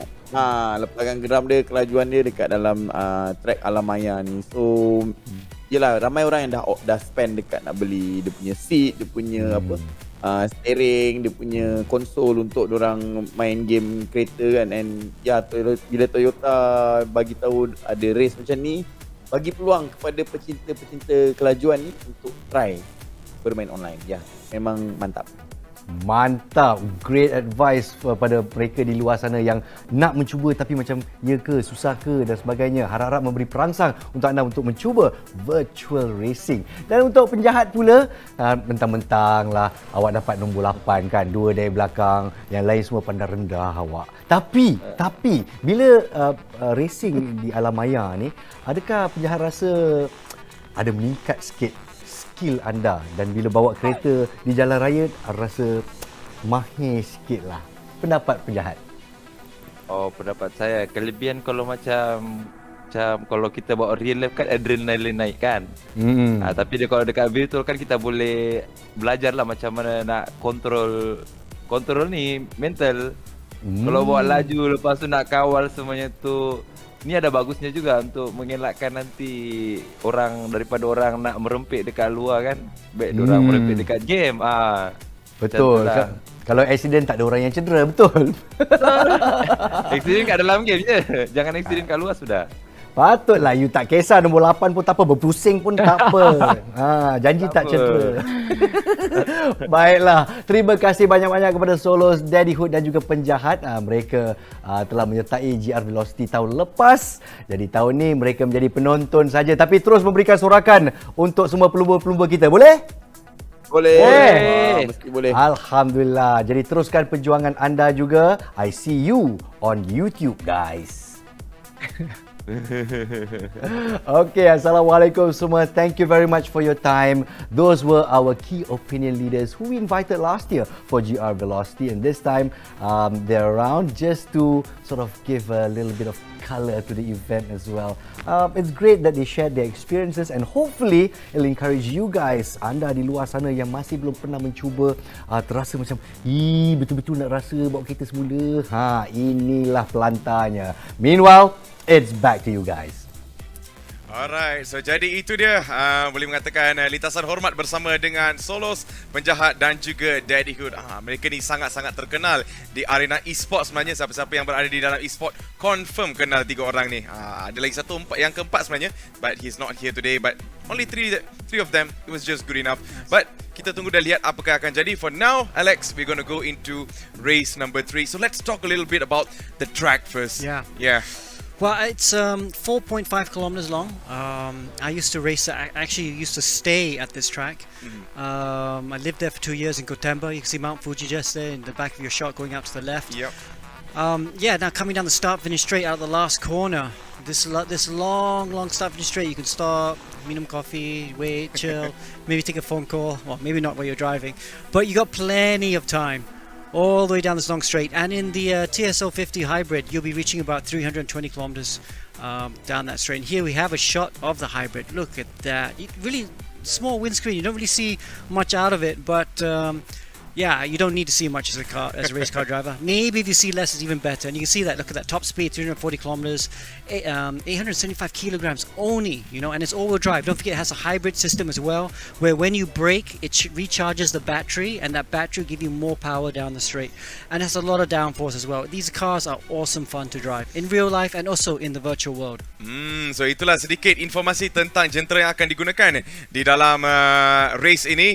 Dan seperti biasa, Alex knows the best out of everyone here because he has been in the track. Seperti apa Alex mengatakan, beliau pernah berada di dalam track ini dan pernah tinggal di Jepun untuk 2 tahun. So kita akan lihat format untuk race ketiga, dan seperti biasa kita nampak qualifier type is going to be reverse championship point order.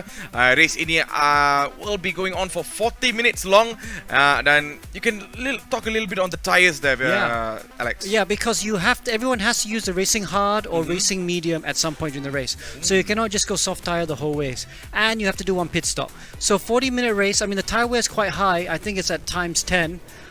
So because the tire wear is so high, some people will either do one stop and use the hard tire and the medium, or maybe they'll 2 stop, and then they might go like 1 stint on the medium and then 2 stints on the soft. So itulah sedikit informasi yang kita lihat dari segi kereta ataupun jentera yang digunakan, track dan juga format untuk race ketiga. So nampaknya kita akan masuk ke dalam race ketiga tak lama lagi. I'm really excited and I'm really looking forward to it, Alex. Kita ada dah nama-nama yang besar di dalam race ini. In the meantime, we're just waiting for the racers to be prepared. Once diorang dah ready, kalau anda pun dah ready, kita akan teruskan ke dalam race selanjutnya. Tapi sebelum itu, kita akan masuki ke dalam satu montaj sedikit. Kita nak tengok track Fuji ni bagaimana. Kalau anda dah sedia, jom kita lihat.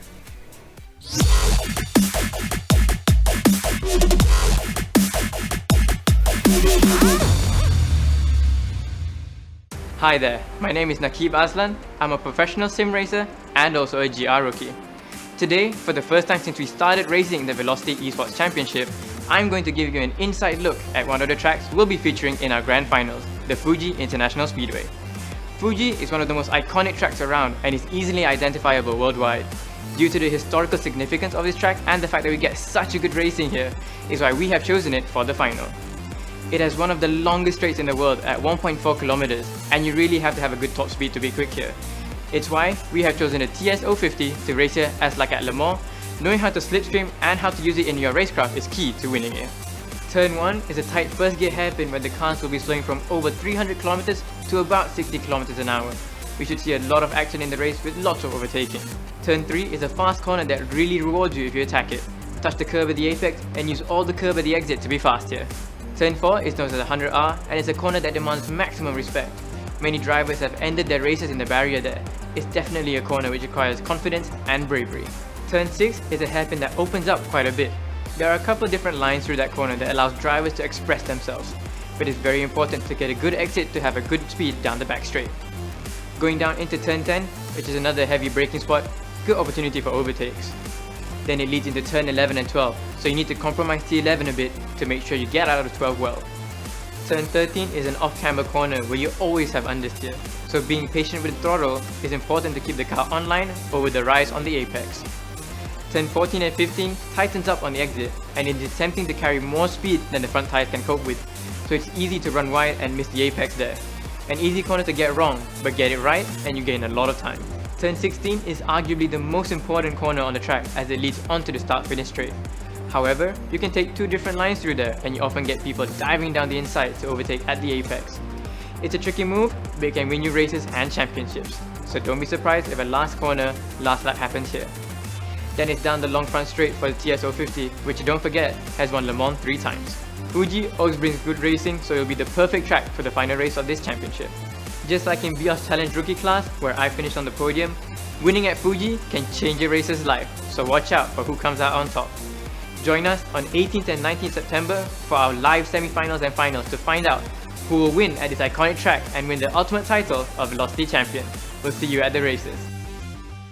Ya, so itu baru saja kita lihat sedikit informasi dari segi track yang dibawa oleh seorang pelumba yang rookie sebenarnya, and he is a pretty talented guy. Oh, yes, he won the rookie race at the Vios festival earlier on, so he's one of the futures, you know. Alright, so jadi kita akan masuk ke dalam race ketiga tak lama lagi. Kalau pelumba pun sudah ready, kita akan teruskan ke dalam race ketiga, but I'm really looking forward to see Taj Aiman sebenarnya, because we saw how great he was, but right now it is all down to the other two races as well that trying to defend him and put him into P4, P5 in order for them to take over. Absolutely, man. This is it, the final race. This will see who will be our champion, and there they are on the grid. Wow, that's a beautiful sight. Yeah, so alright, so nampaknya itu yang kita lihat secara on screen. Seperti biasa, ini adalah reverse grid. So nampaknya perlumbaan akan mula tak lama lagi. Ini adalah grand final ya tuan-tuan.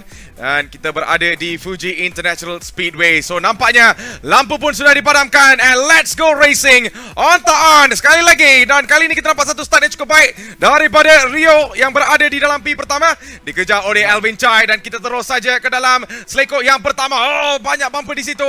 Dan pelbagai benda yang berlaku di dalam P pertama. But man, what a start so far. Wow, they look like a swarm of bees, don't they? What a great start. Alvin in the front, and you can see on the right the top 5 in the championship, but Taj Aiman at the very top there, all fighting for the championship. But look at that, Alvin Chai, what a great first couple of corners, and he's already pulled out a bit of daylight between him and Rio and Mu as well. Ya, Alvin Chai boleh mengatakan beliau berada di suasana yang cukup baik sebenarnya, tetapi kita lihat apakah yang jadi sedang bersama dengan nampaknya Rio kali ini berada di dalam P kedua, dikejar oleh Mu Chuan Jing di situ, dan sekali lagi itu dia on screen.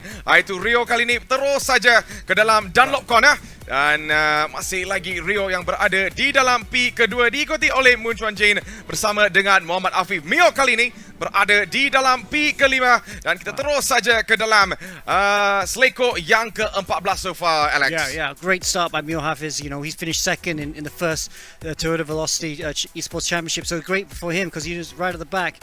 But also good start also by Rio there in second position. Good to see him up there. He did have some bad luck this today, you know, got disconnected in the earlier races, so good to see him up there. Then Mu there as well. But the guys at the very back, you know, look at Taj Aiman has not made the move we expected him to make. And you got Iqbal Suji up to P7. So Iqbal Suji, he's the one under pressure. He needs to win today. He needs to get to the front somehow. And right now P8, that's not been a great first lap for him. Ya, ingat dia tuan-tuan dan puan-puan, kita mempunyai 38 minit sebenarnya di dalam perlumbaan ini. Satu perlumbaan yang agak lama juga, and akan memberikan pelbagai peluang untuk semua pelumba ini untuk meminta sebenarnya. So kita tunggu dan lihat apa yang akan jadi di dalam race ini. So kali ini kita nampak di dalam P6 itu Muhammad Uzair masih lagi mempertahankan lead beliau di hadapan Iqbal Suji yang kini berada di P7, dan kita terus saja ke dalam Dunlop corner. Dan ini adalah one of the iconic corners sebenarnya. Yeah, absolutely, Matthew. I mean, Uzair there in P6, you know, he's not had a good day today. He won the first championship, and really, he I know I talked to him, he expected to be in the fight for the championship, but 2 poor races today. We also suffered a penalty in 1. So, you know, he's P5 at the moment, though, and I think he will be fancy his chances to get up to P3 in the championship. But again, like Iqbal, who's just behind him, they need to win the race to try and do that. They are on the medium tires, so they've gone for the medium tires, which is perhaps a good strategy, and maybe they'll go to the soft tires later. Ya, so jadi kita terus saja bersama dengan Muhammad Uzair yang berada di dalam P ke-6 diikut oleh Iqbal Suji kali ini. Dan kita tunggu dah lihat bagaimana pula movement beliau. Adakah ini akan memberikan sedikit tekanan untuk Muhammad Uzair. Dan Iqbal Suji ada juga peluang di situ. Slipstream yang cukup baik. Dan nampaknya kali ini Iqbal Suji berada di dalam garisan yang keluar. Uzair di dalam garisan ke dalam. Bagaimana pula kali ini untuk Uzair? Cantik di situ. Memang betul-betul baik. And he defended really well there. Yeah, really good. Great defense there by Uzair. I thought he was going to lose position, but perfect defense to hold off Iqbal for now.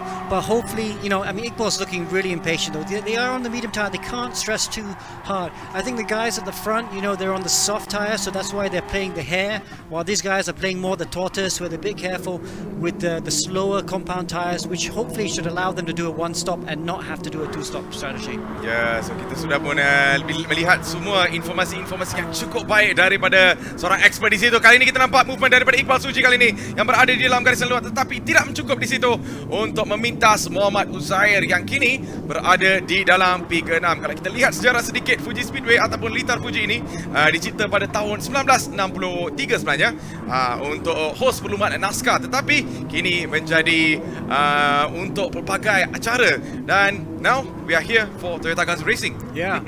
Yeah, so Again, Iqbal also looking down the inside there. I thought, he's made a couple mistakes. He's actually dropped back from Uzair. So Uzair's actually pulled a bit of a gap right now.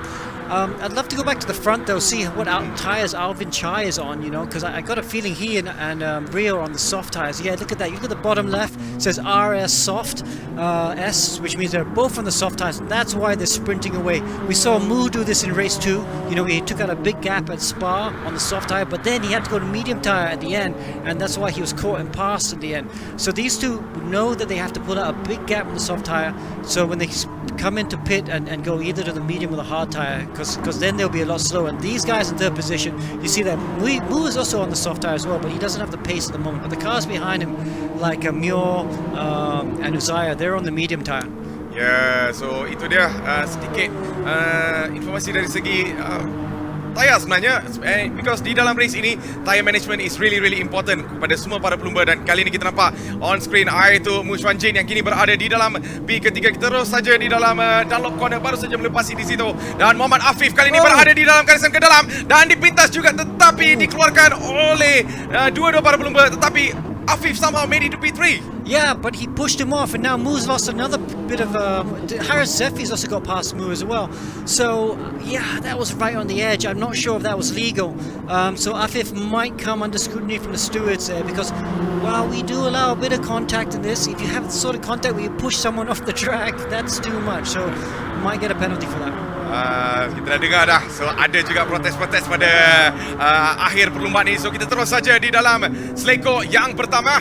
Dan kali ini kita nampak ke movement daripada Uzair di dalam garisan ke dalam, tetapi Mu Xuanjing masih lagi mempertahankan, tetapi tidak cukup di situ. Dan terus saja Uzair memintas Mu Xuanjing terus ke dalam P ke-5, meninggalkan Mu Xuanjing ke P ke-6. Dan Iqbal Suji, the gap is not that long actually, Alex. No, it's actually very close right now. Only the front two have pulled out a bit of a gap, but like from 3rd to 10th, it is very close indeed. And Mu though, disaster for Mu. Look, he's trying to hold on from Iqbal Suji. Iqbal going around the outside. Oh, he makes a mistake. Wow, that's going to allow Tai Jaiman, his championship rival, to come back at him as well. Iqbal needs to get past Mu.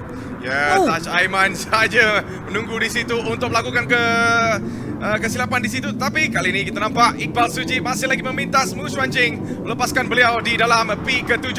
Taj Aiman is just lurking behind him. Masih lagi Taj Aiman di dalam P7 memberikan tekanan untuk Iqbal Suji kali ini. Nampaknya rivalry ini belum lagi tamat daripada semifinal hingga ke sekarang. Kemungkinan sampai ke tamat perlumbaan ini, this rivalry is going to go on and on and on. Taj Aiman, the man, the myth, the legend. You can say whatever you want because he has been so impressive from the semi-finals there, Alex. Yeah, he has. His racecraft has been very good. We've seen how quick he is, but he's very patient. Race 2 he was patient. Here he's also patient. He seized his chance. So he saw Mu go wide, and he was able to follow Iqbal through. That's all Aiman needs to do, is just to hunt Iqbal without getting into any trouble. Ya, dan kali ini inilah peluang untuk Alvin Chai. Sudah pun mendekati Rio di situ. Dan kalau kita lihat, bukanlah jauh sangat sebenarnya, 0.2365 sebenarnya, but the gap is now trying to expand away, but he's still on the right track untuk Alvin Chai di situ. Rio masih lagi cuba larikan diri daripada Alvin Chai di situ. Kita terus saja ke dalam hairpin. Adakah ini peluang untuk Alvin Chai memintas, but man, he just lost a little bit of a track. Yeah, you look at the bottom left, the rear left tire is 50% gone.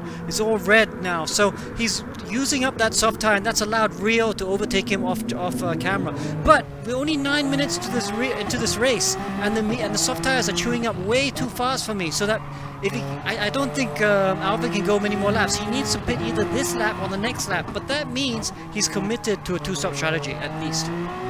So itu dia sedikit informasi dari segi tire management daripada para pelumba ni. Sebab kita dah lihat dah tire Alvin pun agak haus sebenarnya dan perlu masuki ke dalam pit tak lama lagi. We can see that again. He is sliding left and right, losing grip over there, which is Alvin Chai for now. I think he's going to go into the pits now. Oh, absolutely. Well called. Whoa, he flies into the pits, touches the barrier, just about makes it in. That's a good call to go into the pits now because he chewed up through those soft tires too much and he was just only going to go backwards from here. But that's allowing Rio at the front. Rio now has done a great job of looking after those tires and he's holding a really good lead at the moment. And look at those soft tires at the bottom left. I think he can do maybe one more lap after this lap, and if he can do that, then maybe he can convert this into a one-stop strategy. Yeah, so Rio masih lagi kekal berada di dalam P pertama dan kali ini kita nampak Haris Shuaimi berada di dalam P kedua, diikuti oleh Muhammad Uzair di dalam P ketiga. P keempat memiliki untuk Iqbal Suji yang cuba memberi sedikit saingan untuk Uzair yang berada di dalam P ketiga, dan Taj Aiman sama made it to P5, man. He's climbing one by one. Yeah, he's just stalking Suji, isn't he? He's looking at Iqbal going, okay, look, man, I just need to finish right behind you, and the championship is mine. And that's smart driving by Taj Aiman. That's why he's a champion. That's why he won last year, and that's why he's in pole position to win today as well. Yeah, adakah beliau akan jadi defending champion? Kita tunggu dan lihat. So ini dia Taj Aiman yang berada di dalam P kelima, berikan tekanan untuk Iqbal Suji yang kini berada di dalam P4. But let's talk about Mio Hafiz. What has happened to Mio Hafiz so far, Alex? Yeah, he had a great start, was up to P5, and now he's dropped back. So again, his tyre wear looks okay. You look at the bottom left, the tyre wear is okay. He must have had a moment off camera that we've missed, because this guy is too good to be this slow. I think he must have had a moment, and that's why he's dropped back. He looks like he's going to the pits, is he? Yes, he is. Wow, he's on the medium tyre and he's pitting early. So for sure, he's committed to a two-stop strategy. Rio is also in the pits. So Rio, Uzair, Mio, Suji, Iqbal Suji is also coming to the pits. They are all committing to a two-stop strategy. Ya, baru saja kita melepasi 10 minit tetapi everyone is already pushing their car over their limits. But never mind, kali ini kita nampak Alvin Chai yang kini berada di dalam P kelima mengejar Rio yang kini berada di dalam P keempat. Bagaimana pula Alvin Chai di sini? Terus saja ke pusingan ataupun seleko yang keempat. Masih lagi Rio mengekalkan strategi, mengekalkan posisi beliau di hadapan. Dia cuba tidak memberi sedikit ruang di situ untuk Alvin Chai memintas di situ. Rio keeping hold of his track so well. He's not allowing Alvin Chai to have a little bit of a gap to get through there, Alex. Absolutely. So when the pit stops play out, these guys will be back at the front. But I want to go down to the front of the see Harazefi, see Taj Aiman. I need to have a look at the tyre wear, especially Harazefi. Okay, I'm looking at that tyre wear and I'm thinking Haris will have to pit early as well. Can he go another couple more laps? Because if not, then he's also going to have to commit to a two-stop strategy. So it looks at the moment no one is able to make a one-stop strategy work. But if someone could, maybe they could find something strange. So Haris, nope, he's going for another lap. So he's going to try and make a one-stop strategy work. Taj also, I think, has got decent tyre wear. Who else is behind there? Nabil Aslan in third position. Be interesting to see his tyre wear. As we see Uzair and Iqbal still fighting hard. They've been fighting hard the whole race. Ya, masih lagi Iqbal Suji berada di belakang Uzair sebenarnya. Dan kita terus saja ke dalam seleko yang pertama sebenarnya di dalam race ini, kerana kita masih lagi mempunyai lebih daripada 28 minit untuk berlumba. So in the meantime, kita nampak apakah gerakan daripada Mu Shuangjin yang kini berada di belakang Iqbal Suji. Nampaknya Afif masih lagi mengekalkan di dalam P ke-7 dan Uzair still on the front there. Tidak memberikan sedikit ruang, tetapi we will be going straight. Dan kita tunggu dan lihat apakah yang akan jadi di sini, Alex. Yeah, okay. So we're riding aboard Mu. He's on the medium tyre now and showing some good pace. The cars in front are on the soft. So if he can stay with them, then when he comes in for a second pit, contact between Suji and Afif. Wow. So Suji just about survives that. Wow, that was almost his championship dust gone right there. Oh, boleh mengatakan beliau tu memang cukup baik sebenarnya sebab he almost slipped it off there, Alex. But well done daripada Iqbal Suji, still on the track dan masih lagi berada di dalam P ke-7 dan di belakang adalah Muhammad Afif, nampaknya jatuh di situ dan Zahir masih lagi di dalam P ke-6. Alvin Chai is on P5 dan P3 kita nampak Nabil Azlan. Talking about Alvin Chai, what are your thoughts so far on him, Alex? He's had an up and down, actually semi-finals to finals as well. But when he's quick, he's really quick. I can't wait. He just needs a bit more experience. You can still see his racecraft. He's getting to the, there's room for improvement. Like I said, when he's on fire, he's really, really quick. As quick as any of these guys. So we'll have to see what he does. Wouldn't mind going back to the leaders though. I want to have a look at their tire wear, see how Harris. Oh, and someone's just pitted. Harris and Rio are doing. Yep, so kali ni, yeah, there you go. The tyres, they are going down. But you know what? I think Harris can go to a one-stop strategy. He's out in front. If he can go to the mediums and run to the end, he might be able to go commit to a one-stop strategy. Everyone else at the moment, I think, are on two-stop strategies. Yeah. So he's the only one that is pretty different here. Yeah. So kita tunggu dah lihat bagaimana pula keputusan untuk Haris Suhaimi yang kini berada di dalam P pertama, diikuti oleh Rio, tapi jauh sebenarnya Rio. Dan kalau kita lihat 4 second, he was 4 seconds ahead di situ dan masih lagi Rio yang berada di dalam P kedua. Alvin Chai, baru saja kita cerita sedikit tentang Alvin Chai. Alex memberikan kita sedikit penerangan dari segi beberapa betapa laju juga Alvin Chai berada di dalam experience for e-racing ni. So kita tunggu dah lihat dan di dalam P keempat masih lagi memiliki kepada Muhammad Uzair yang masih lagi 11 seconds behind there. Yeah.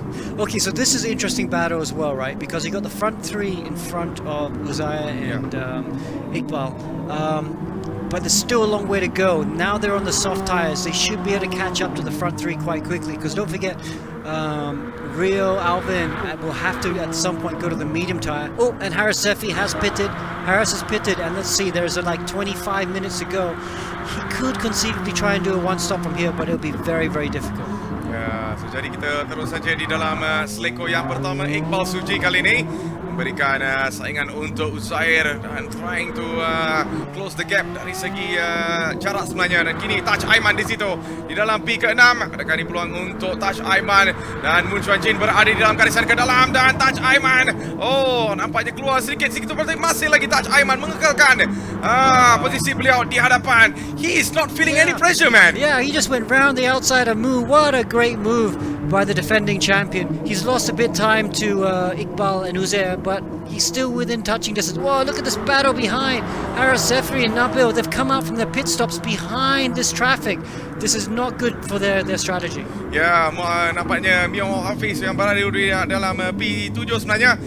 Nabil Azlan di dalam P9 dan kali ini kita tengok Mun Chuan Jin masih lagi mengekalkan posisi beliau di dalam P ke-9. Bagaimana pula kita terus saja di dalam Panasonic di situ ataupun Seleko Panasonic agak terkenal sebenarnya dan kali ini kita nampak Taj Aiman. Oh, nampaknya pintas juga Taj Aiman di situ dan Afif is in trouble right now. Taj.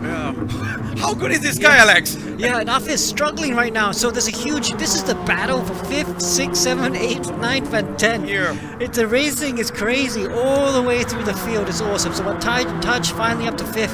This is what he needs. He needs to get to the top 4 to win the championship. At 5th at the moment, he's almost there. But look at the battle behind him. You got Afif trying to hold off Mio Hafiz. Hafiz going into turn 1 and makes the move.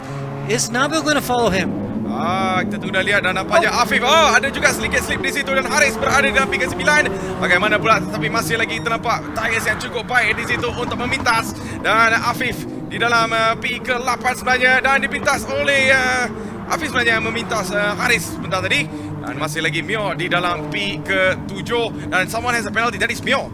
Yeah. And even Hafif. Yeah, Mio and Hafif both got penalties to serve. But Hafif, I now know why he's so slow. He's on the hard tire. If you look at the bottom left, he's on the higher tire. He's trying to go longer with this stint, but he's got no grip, and everyone is just passing him at the moment. Harris Sefi, that'll be interesting to see what tyre he's on. See if he's on the hard tyre as well. He's on the soft. So Harris is committing to a 2-stop strategy as well.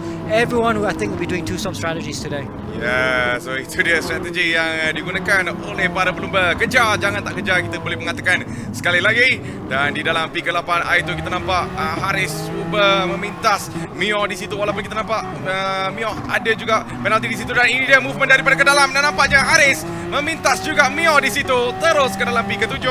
Dan kita tunggu dan lihat bagaimana. But still, the penalty is going to affect him somehow. Yeah. Both these guys are going to have to lose a lot of time at some point. They can go to the end of the race and take it then, but it will affect them. Iqbal, though, in P4, looking down the inside of Uzair, but that was not a clever move. He's too far away, and he's trying to show his nose to try and force Uzair to mistake, but he's too far away. Uzair knows what he's doing, and I think that's a bad call by Iqbal, because Uzair knows it, and he's not going to fall for that. Ya, Zahir kali ini masih lagi berada di dalam P ke-3, diikuti oleh Iqbal Suji. Dan kita tunggu dan lihat bagaimana pula persaingan antara dua klasik ini yang kita lihat dari semifinal sebenarnya. Masih lagi kejar di situ. Itu Iqbal Suji di belakang Zahir yang biasanya kita nampak tidak kerap melakukan kesilapan. It's very good, it's very calm. But on the meantime, Taj Aiman is just looking at the back, waiting for both of these two to make a little bit of a mistake there. Yeah, so that's exactly right. I mean, Iqbal's looking good. He'll go on to soft tyres for his last stint as well. But he's just there. But he needs to win this race. Let's not forget. If he wants to win the championship, he has to win it. So that means he must get past Uzair, must get past Alvin, and he must get past Rio. Rio, who's at the front, flying away from everyone else. Ya, kalau kita lihat jarak di dalam on screen agak jauh daripada Rio dan juga Alvin. So itulah pertanyaan yang agak besar kepada Iqbal Suji jika beliau nak menjadi pemenang di dalam race ini. Dan kali lagi kita nampak Rio masih lagi he's on a very comfortable moment now. So but Rio has to have this gap because he's on the soft tyre still. So he's done soft. You need to go to the pits again. Yeah, he'll need to go to the pits again. He'll have to put on the mediums, and he's going to have less pace than the guys who are on the front, who on the last stint would definitely be on the soft. So he needs, I think, a good. So he's got 7 seconds now. That's not bad. That could be enough to hold him to have the win.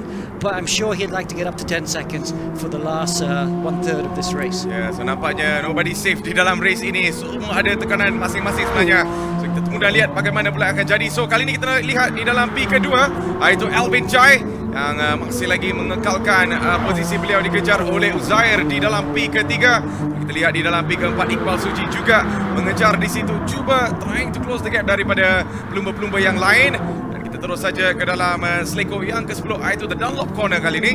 Dan Iqbal Suji is getting closer and closer there.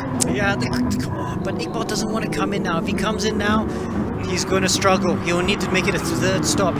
To make a 2-stop strategy, he's got to get to at least 15 minutes to go. And right now, there's 19 minutes to go. Anyone that comes in now, I think, has to commit to a 3-stop strategy. So let's see. Uzair was one of the early people to stop as well. Is he coming to the pits? Oh, is he going to go? Wow, Uzair's coming to the pits. Is he? No, let's see. No. Yes, Yeah, it is. Both of them are. So both these drivers are committing to a 3-stop strategy. Oh, wow. I'm not sure that's the right strategy. So itulah pertanyaan yang besar. Kalau adalah if you guys have anything nak cakap juga, berikan komen anda di dalam ruangan komen di dalam live stream ini, sebab this race is still masih lagi terbuka kepada sesiapa. Dan kali ini kita nampak Alvin Chai masih lagi berada di hadapan. Taj Aiman is now on P2, Alex. Yeah, Taj is looking good. Taj has definitely got enough tyres to do a 2-stop strategy. So has Nabil Aslan. So this could play into their hands. We don't know at this point whether a 2-stop strategy or a 3-stop strategy is faster. But from what I'm seeing, I think a 2-stop might be quicker. Ya, so nampaknya tyre management is so vital di dalam racing ini. Dan kita lihat satu contoh yang baik daripada Taj Aiman. Of course, beliau akan memiliki strategi yang masing-masing, but he knows when to do it, when to push the car, and when not to, Alex. Yeah, absolutely. And Taj, I'm not surprised he can make the tyres last. Because when you get as quick as Taj is, you get to think about other things. It's not just about lap time. They think about tyre wear, they think about race strategy, racecraft, and that's what we're seeing from Taj. He's not just the fastest driver out there, he's been doing the best with all these strategies. Another person I'm very impressed is the guy behind him, Nabil Aslan. When Nabil did the quarterfinals, he killed the tyres. He ran through the tyres like crazy. So that's why he didn't have a great quarterfinals, just kind of sneaked into the semi-finals. But look at the tire wear now, look at the bottom left. He's on the softs and he's matching Taj Ayman for tire wear. And that's incredible that in 1 week he's improved his driving so much. Ya, so itu dia Nabil Azlan yang boleh mengatakan di dalam race yang ke-1 dan kedua beliau memiliki 22 poin sebenarnya. So this is all on untuk beliau kali ini, dan it's very impressive to see in the top 3 for race 1 and 2. Yeah, very impressive. The 19-year-old rookie to GT Sport. Iqbal Suji, finally, I think it's just him overtaking Uzziah. The whole race he's been trying to overtake Uzziah. Finally, he does it. Ya, kali terakhir kita nampak Iqbal Suji memintas juga Uzziah, tetapi the battle is still not over. Uzziah kali ini of course tidak akan memberi he will not going to give up, of course. He's going to chase him down. He's going to give him a little bit of a bump deck. Kita kemudian lihat bagaimana pula Iqbal Suji akan adjust daripada tekanan-tekanan yang diberikan oleh Muhammad Uzziah kali ini. Masih lagi di dalam P7 dan Iqbal Suji, when he has the move, when he has the space, he's going to be a little bit composed there, Alex. Yeah, absolutely. And look at these cars. Just want to show something, as they go through these strategies. Maybe we can come up to Taj Ayman leading the race, see how he's coming through the last few corners. But if you look at the bottom left, you can see there's a battery, right? So as they brake, that battery charges. The green link battery there. Now as they come out of the corner, they use the battery with the combustion engine for extra power. It's a hybrid system, and they're going down the straight. And look at that. Nabil's now in trouble. He's going to get overtaken by Haris Zefi and Rio. Oh, okay, Nabil's lost his tyres. He's run out of tyres at this point. I think he'll need to think about pitting in the next lap or so. Ya, so kita terus saja di dalam seleko yang pertama. Bagaimana pula, adakah kita akan dapat besi yang akan menukar sebenarnya? Dan kali ini kita nampak Nabil Azlan yang masih lagi berada di dalam P keempat. Haris di dalam P ketiga. Rio is still on to P2. The attack is still on. The movement is still on. Dan kita tunggu dan lihat bagaimana akan yang jadi di dalam race ini. Di dalam P kedua, iaitu Rio yang masih lagi mengekalkan posisi beliau di hadapan dan dikejar belakang, dikejar rapat oleh Haris di belakang. Dan Nabil Azlan is still giving him a fight at the back there, Alex. Yeah, so Rio, you can see he's got fresh tyres, so he must have taken his second pit stop already. Yeah. That means he's also committed to a 3-stop strategy, yeah? That means he'll have to take a pit stop at some stage, maybe in about 6 minutes from now, and then he'll have to go medium tyres to the end. So right now, Rio, for me, is leading the race. Yes, he has to do one more pit stop, but he's somehow able to make a 3-stop strategy work.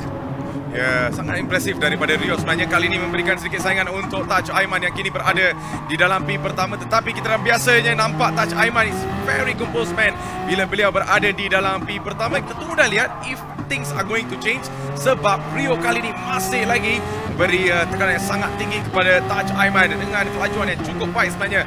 Look at the speed, man.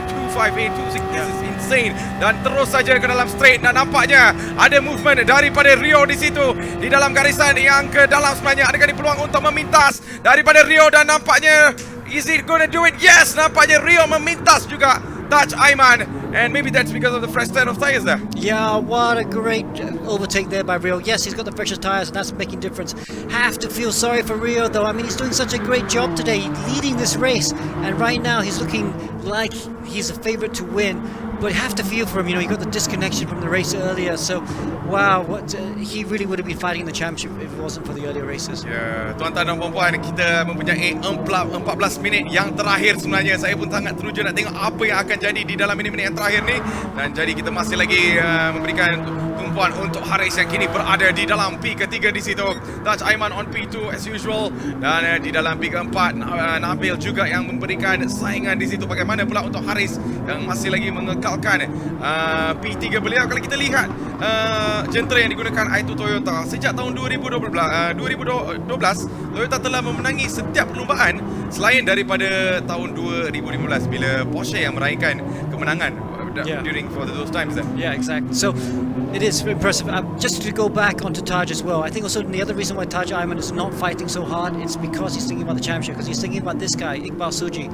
So Taj knows he doesn't want to fight too hard for the race win, risk having an accident and then dropping all the way to the back. He knows he's in pole position to win the championship right now because he's in front of Iqbal.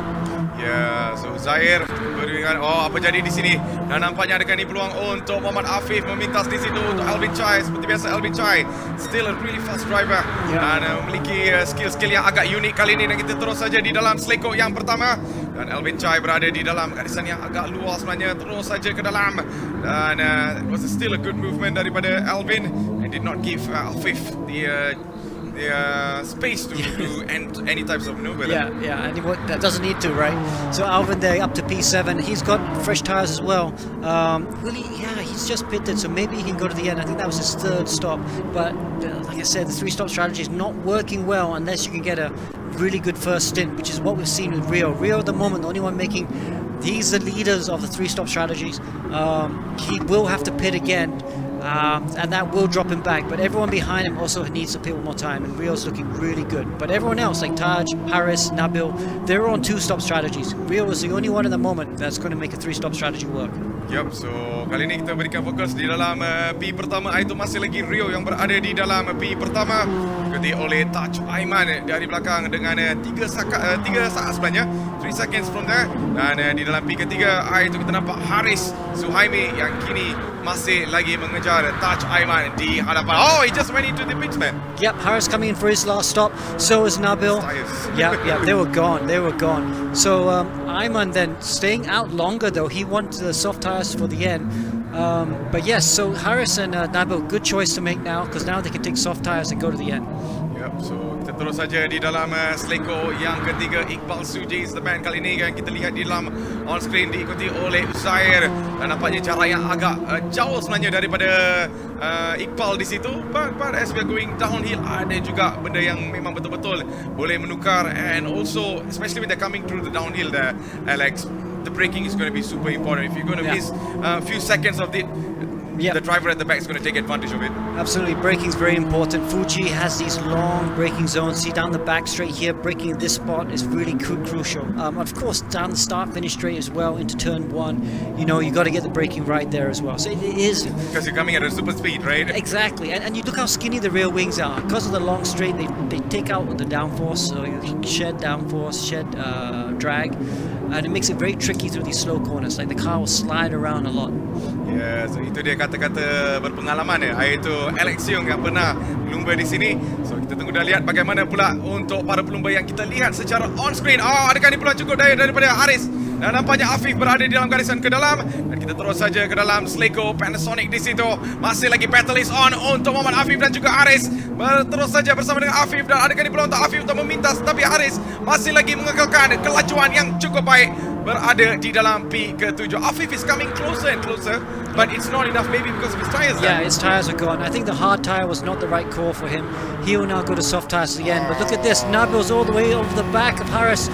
Is he looking to go down the inside? Look, Taj comes out of the pit just in front of them. So perfect strategy from Taj. And now they're all on the soft tyres towards go to the end. But Taj right now, he's not out of this race right now, because yes, Rio's in front. Yes, Rio has one more pit stop. But Rio has to put the medium tyre for the end. Whereas all these guys, Taj, Nabil and Harris, they have the soft tyres to the end. Ya, 10 minit yang terakhir di dalam perlumbaan Grand Final Toyota Gazoo Racing Esports Festival ini, dan kali ini kita nampak masih lagi Nabil Aslan yang berada di dalam P7, diikuti oleh Haris di situ, dan masih lagi kita nampak Nabil Aslan berikan sedikit saingan untuk Taj Aiman yang berada di dalam P6. Mio juga kali ini berada di dalam P5. Kali ini kita nampak dengan Nabil Aslan. Haris agak-agak dekat di situ nampaknya. Ini memberikan beliau sedikit advantage, dan nampaknya Mio berlawan dengan Taj Aiman di situ, dan masih lagi Taj Aiman. I mean, his racing line is so good. He's like not giving any sort of space for Mio to make a move. Yeah, but also Mio and Taj are teammates, so I think Mio gave him a bit more space. I think it'd been someone else, Mio might have defended a bit harder.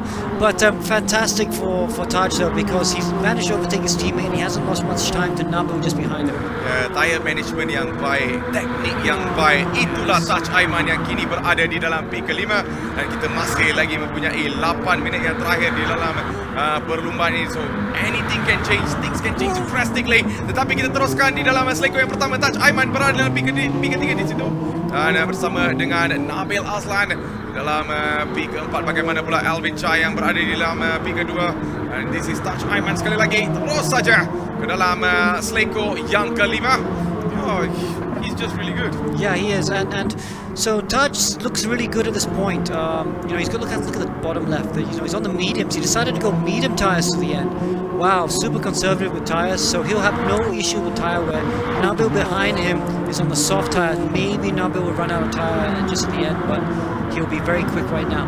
Back at the front, there'll be, Rio right now. Rio is at the front. He needs to be coming in for his pit stop soon because he'll be running out of tire as well. Yeah, kalau kita lihat Rio, maybe you can get a little bit of an insight of his tire situation, and hopefully, he's on fresh. Oh, he's already pitted. On fresh. Yeah, he's done his third pit stop and he's gone to the medium tire. But look at this, he has the medium tire, so his tire, like Taj, will not be as quick as the cars behind. So you would expect someone like Nabil to close down the gap to these two at the moment. Ya, Rio needs to watch out di situ dan kita terus saja ke dalam selekok yang pertama, Nabil Aslan yang masih lagi berada di dalam P keempat, dan adakah ni kita akan nampak movement daripada Taj Aiman terhadap Alvin Chai berada di dalam garisan yang ke dalam, dan nampaknya pintas juga Taj Aiman di situ. Tapi bagaimana pula untuk Alvin Chai yang berada di dalam garisan keluar? Jauh nampaknya Taj Aiman right now into P2. This man is going after Rio, Alex. Yes, he is. And let's see, he's 4 seconds behind Rio. That is a big question. We only have 7 minutes to go. Can Taj Aiman close down the gap to Rio to win what would be his third race out of 3 today? Ya, Taj Aiman cukup unik sebenarnya daripada semi-final kita sedang mengulas bersama dengan Victor, and now Alex is watching the magic as well daripada Taj Aiman daripada awal lagi. Sebenarnya he's a fantastic driver, tetapi semua beban ni boleh mengatakan berada di dalam bahu para pelumba yang lain juga, because they need to work hard as well to put a stop to Taj Aiman at the same time. I think it's a big wake-up call for the other these guys. You know that they have to race the game. Like Victor was saying earlier, Taj, if he wins today, will be the only time a driver has defended a Velocity Championship. Ya, adakah ini akan menjadi satu peristiwa sejarah untuk Taj Aiman? Kita tunggu dan lihat. So, kali ini kita berikan fokus terus ke dalam seleko Panasonic di situ. Itu Iqbal Suji kini berada di dalam P5, dan it's going to be a long straight ahead from here bersama dengan Haris yang kini berada di dalam P4, Iqbal Suji di P5. Bagaimana pula kita lihat, adakah ini memberikan para pelumba sedikit peluang untuk memintas? We will watch and see nampaknya, but so far it's all clear. Ini peluang untuk Alvin Chai, dan nampaknya I guess that is Uzair. Yes, that is Uzair, memintas juga di situ Alvin Chai. Oh boy, he came with a super speed there, Alex. Yeah, and just ahead of them we saw Iqbal Suji also overtake Haris Sefi. So Iqbal's now up to 4th. Iqbal, who disappeared for a while, right? We saw him at the beginning of the race. Now he went quiet and now he's coming alive again. Di dalam peristiwa bola sepak boleh mengatakan Fox in the box. Ini Fox on the track untuk Iqbal Suji di situ. Senyap-senyap terus memberikan impak yang maksimum di dalam race ini. So kali ini kita berikan fokus terus pada Iqbal Suji yang kini berada di dalam hairpin ataupun seleko hairpin di sini, dan Haris juga trying to close the gap daripada belakang dan masih lagi mengekalkan strategi yang cukup baik daripada Iqbal dengan seleko-seleko dengan cukup baik sebenarnya. And it is still race on untuk para pelumba yang lain, and it is still a long way to go actually. There's 5 crucial minutes, Alex. Yeah, and look who's just ahead of Iqbal. I mean, there's Nabil just there, and of course Iqbal, he's on a 3-stop strategy, so his tires now are softer, on the soft, but more fresher than Nabil, and of course just ahead of Nabil, Taj Aiman. So maybe Iqbal can even close the gap to Taj and take second position. Ya, so Taj Aiman yang kini berada di dalam P kedua. Kita tunggu dan lihat adakah beliau akan memintas Rio ataupun tidak, because he is as usual di dalam semi-final juga. Kita lihat Alvin Chai berada di dalam P pertama dan agak jauh sebenarnya, but Taj Aiman managed to catch him up all the way at the last very end, and maybe history might repeat again in the final there, Alex. And Taj is not closing the gap. He's staying at about 4 seconds, 3.9 seconds behind Rio. So not really closing the gap. Not too surprising. They're both on the medium tire. And Rio did pit a little bit later than Taj, so his tires are a bit fresher. But I guess maybe Rio's looking quite good for the win. He's going to be tough to beat at the moment. Ya, Rio memang betul-betul berada di dalam posisi yang cukup baik. But right now, kita tunggu dan lihat apakah yang akan jadi Taj Aiman juga yang kini berada di belakang. Dan Nabil Aslan has been very impressive in this race bersama dengan Iqbal Suji di dalam garisan ke dalam. Bagaimana pula untuk Iqbal? Dan nampaknya that was a really good defending daripada Nabil, tidak memberi ruang di situ untuk memintas, and he's coming really closer again di dalam seleko yang ke-12 sebenarnya, dan it is still no way in there for Iqbal. Yeah. But I mean, you can see, look at that. Maybe. Nakib struggling with tire wear, and Iqbal has the fresher tires for sure. So I think Nabil's going to struggle to hold off Iqbal to the end. Ya, kerana akan mempertahankan dia sampai kehabisan race ini. Hanya 3 minit yang terakhir di dalam race ini. Bagaimana pula untuk para pelumba ini, siapakah yang akan jadi pemenang? Kita tunggu dan lihat. So kita terus saja ke dalam seleko yang pertama. Iqbal Suji on board kali ini. Adakah beliau akan melakukan movement? Ya, sudah pun melakukan movement di situ ke dalam garisan ke dalam. Dan adakah ini peluang untuk Iqbal Suji memintas di situ? Bagaimana pula? Dan Iqbal Suji belum lagi memintas. He's still on P4, but now he does. Yeah, well, good move by Suji. I have to say, Nabil showing a bit of naiveness. Didn't defend the inside. I was very shocked he didn't defend the inside because that should have been his position. But it's allowed Iqbal through. Maybe Nabil decides he doesn't want to fight with Iqbal because, of course, Nabil's going for third place in the championship, right? And third is just behind Suji and Ayman. So he needs to keep people like Uzaya, Mio, Hafiz behind him. Ya, kita lihat rapat demi rapat, iaitu Nabil Azlan bersama dengan Iqbal Suji kali ini memberikan saingan untuk Iqbal Suji. Bagaimana pula Iqbal Suji akan mempertahankan posisi ini? Kita tunggu dan lihat bagaimana. Dan on screen masih lagi kita nampak Iqbal kini berada di dalam P ketiga, tapi tak jauh juga Nabil berada di situ dan Haris juga berada di dalam P kelima. Dan just menunggu untuk para dua pelumba ini melakukan kesilapan. And he's going to definitely take the advantage if that happen. But so far it is all going in a good way for Iqbal. Yeah. I think it is really good way, but not good enough, right? He needs to win. He needs to win. If he wants to win the championship, he needs to win. And right now, he's closing the gap to Taj Ayman in second. But there's only 2 more laps to go, Matthew. So 2 more laps to go before the end of the Velocity Championship. This is going to be a tricky thing there, Alex. Dan kita tunggu dan lihat bagaimana di dalam seleko yang pertama. Nabil Azlan on P4 kali ini. Taj Ayman, of course, he's going to kekal berada di dalam P kedua. He's going to defend his line all the way. But right now, the pressure is on untuk Iqbal Suji. Jika beliau nak menjadi pemenang, he needs to. But right now, yeah. Oh, Zaire. Yeah, Zaire with the fastest lap of the race, and he's all over the back of Harris. So Zaire, he's coming good as well, making that 3-stop strategy work. Again, one of those drivers like Iqbal, who was very quiet in the middle of the race, but his race is coming alive in the last 2 laps of the race. Ya, sudah pun nampak cerah daripada Iqbal Suji kali ini. Terlihat bagaimana untuk Iqbal Suji yang kini berada di dalam P ketiga. Muhammad Zaire, baru saja kita nampak dia pun mencipta satu lap record yang cukup baik. 1.2, 4.7, 8.5. That is really good daripada Muhammad Zaire. Man, yeah, he's doing so well actually. Yeah, too bad there's no points for fastest lap. Yes. That gotta hurt. Yeah, so tak apa. Kali ini kita berikan fokus terus kepada Muhammad Uzair yang kini berada di dalam Panasonic. Dan terus saja kita ke dalam the long straight untuk Fuji International Speedway. Dan itu dia Muhammad Uzair di dalam P ke-6. Dan kita lihat di dalam P ke-5 iaitu Haris Suhaimi. Dan di dalam P ke-4 adalah Nabil Azlan. Adakah ini kita akan nampak movement yang terakhir terus ke dalam seleko yang pertama? Because this is going to be the last crucial minutes or the seconds there. Yeah. Alex, one last lap actually. Wow, 1 more lap to go. Can Nabil hold on to 4th place? Because Haris Sefi is all over the back of him. So is Uzair coming strong. But we also have to look at the top 3. Iqbal Suji in 3rd. That's not good enough to win the race. Not good enough to win the championship, sorry. Taj Ayman in 2nd. That's good enough to win the championship. He's on the way to winning his 2nd championship in the Toyota Velocity Championship. Wow, amazing result for the Malaysian. And of course, the guy in 1st place, Rio, to come back strongly for race 3. Looks like he's going to take us all the way. Ya, beliau boleh mengatakan he was pretty silent di dalam all these previous races, but right now, once he gets the gap, once he's in his space there, just too good. Itu Rio dan kini berada di dalam P pertama as we go into turn yang ke-13 di dalam perlumbaan ini. Adakah ini peluang untuk Rio di situ? Dan masih lagi Taj Ayman seperti yang kita lihat apa Alex kata berada di dalam posisi yang cukup baik untuk menjadi pemenang. Dan let's see in the end dari segi points accumulated. Dan ini adalah turn yang terakhir untuk Rio nampaknya. This is going to be something really good untuk Rio, walaupun di dalam race pertama bukanlah menjadi satu nama yang besar ataupun di dalam race kedua, tetapi kelihatan kali ini nampaknya Rio yang akan menghabiskan race ini dengan P pertama. What an impressive driving. Taj Ayman into P2 and into P3 Iqbal Suji. Dan di dalam P4 Nabil Aslan, Haris P5 dan Muhammad Uzair di dalam P6.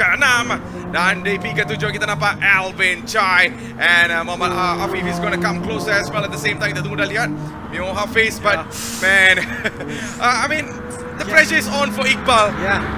We had so much of hope on Iqbal, but it's a shame. He came close, but it was not close enough, Alex. And you could see Rio's reactions when he crossed the line. He was super happy to take the win in the big race, 40-minute race. And of course, Taj Ayman. Taj Ayman, very cool. You see him on the camera, but he's the champion.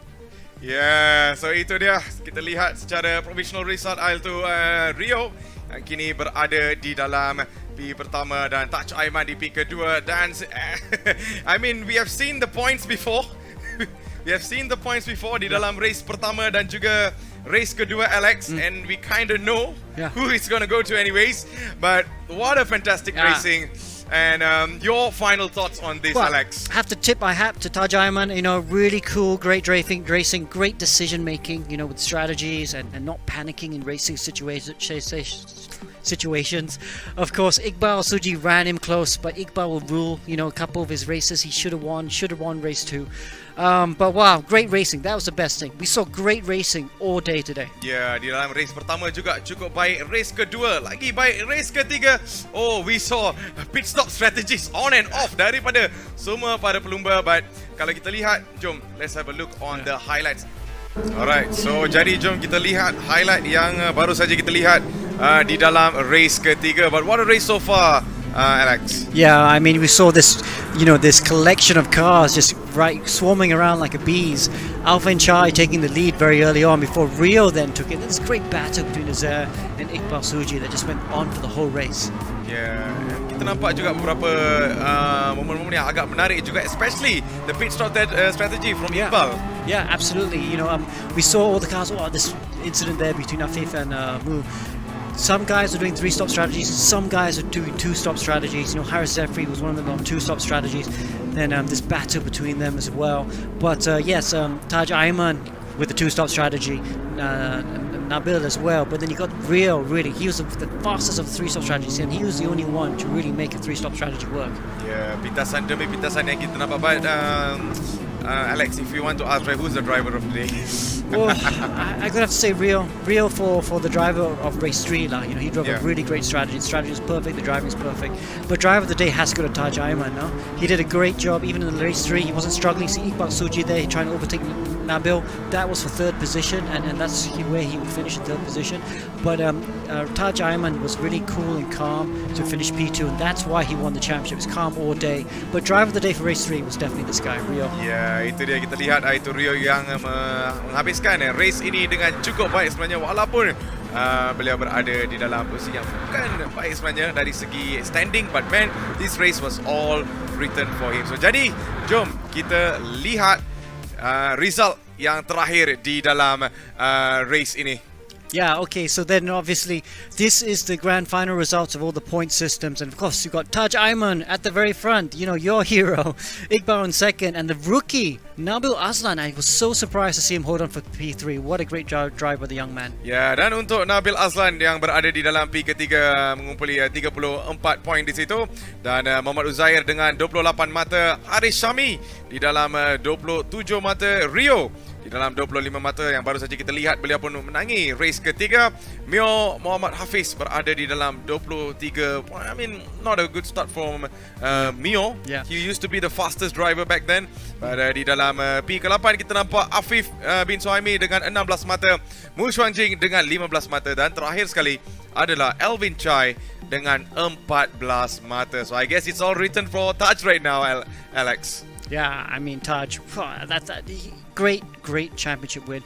The first guy to defend his championship, and well, it was deserved. You know, 2 out of 3 wins, spectacular. Ya, cipta pun boleh dikatakan sejarah pun sudah dicipta oleh Taj Ayman, the defending champion untuk Toyota Gazoo Racing Velocity Esports Championship. Satu performance yang cukup baik daripada Taj Ayman. He was very consistent from the start all the way to the grand finals, Alex. And nampaknya it was a fantastic racing. Kalau anda yang sedang melihat live stream ini, I hope you guys had a really good day sebab nampaknya Grand Final ni memang secukup hebat lah. You cannot ask anything better than that, especially race 2 dan diikuti dengan race ketiga. So nampaknya kita akan bersama dengan Nas, but before that, Alex, do you have any last words to say? No, I just, when we do these championships, you never know how good the racing is going to be. And today, the racing was 10 out of 10. Couldn't have asked for more, and we got ourselves a worthy champion. Yeah, so itu dia Alex Yeo, and it's always a pleasure to have you alongside with me. And thank you so much, Alex, for joining the last race. Actually, we had lots of information in terms of the races, the car, the detail. Oh man, I was enjoying actually. Alright, so nampaknya itulah kata-kata terakhir daripada Alex, dan untuk daripada saya sebenarnya, thank you so much kepada anda yang menonton daripada semi-final lagi sampai ke sini. Teruskan ini dan juga teruskan memberikan sokongan anda kepada driver kegemaran anda dan juga selebriti-selebriti yang kita lihat hari ini di dalam exhibition race. If you guys have anything more to say, follow their social media dan sebagainya. Dan terima kasih kepada semua orang yang terbaik di dalam kejuaraan ini. And itulah kata-kata terakhir daripada saya dan juga Alex. Majulah sukan untuk negara. Nas, it's all yours, man. Thank you to our commentators Alex Young and Matthews Isaac. Man, you guys should be going into wrestling very, very soon. With the amount of energy and enthusiasm you guys have off cameras, they were on their feet cheering and commentating the drivers. And as Alex said earlier, what a day for racing.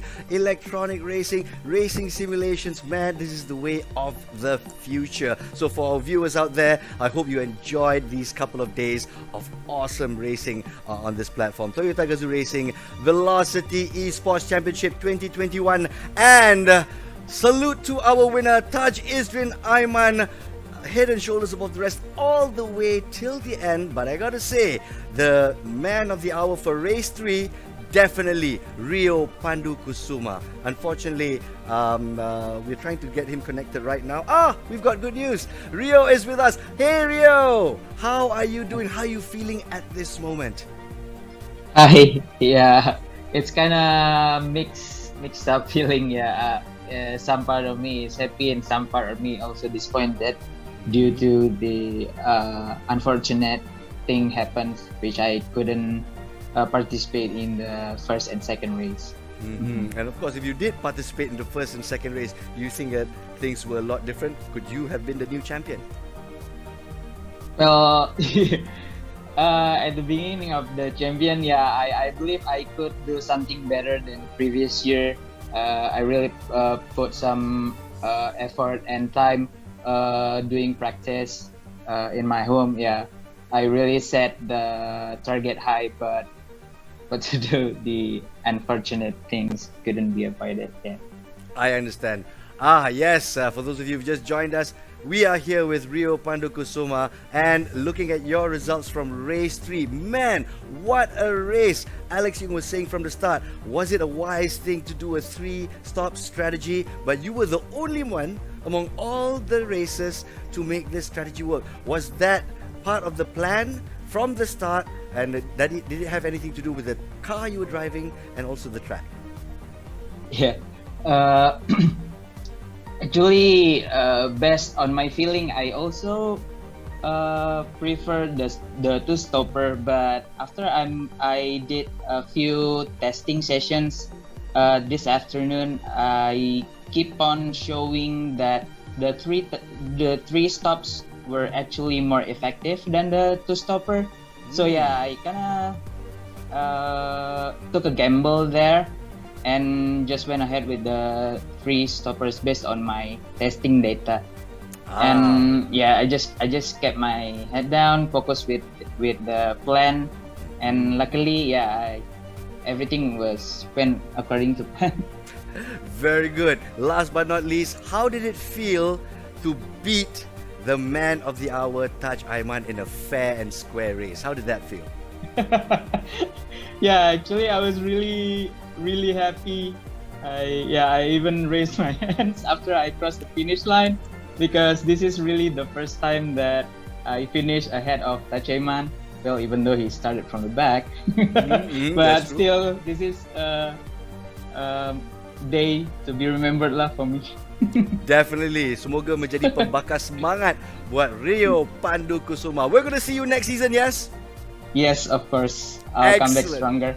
You come back stronger, and we'll be looking forward to watching you burn virtual rubber. Once again, thank you very much and congratulations on your win on race 3, Rio Pandukusuma. Thank you so much. Thank you very much. That was Rio Pandukusuma, and as he said, he will return next season better, faster, harder and stronger. Well, talking about these traits, another person we definitely have to congratulate is this young man. I tell you, the rookies really stole the show for this season of Velocity Racing, and the young man in question is Nabil Azlan, who's here with us. Young man, how are you feeling at this point in time?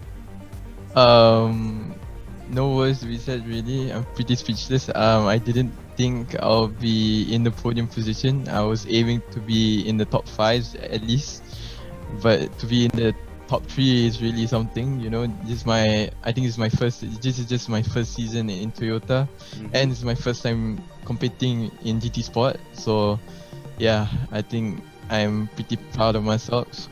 Proud of myself as well to be up here as well. So what yeah. a wonderful debut. What a wonderful debut, I must say.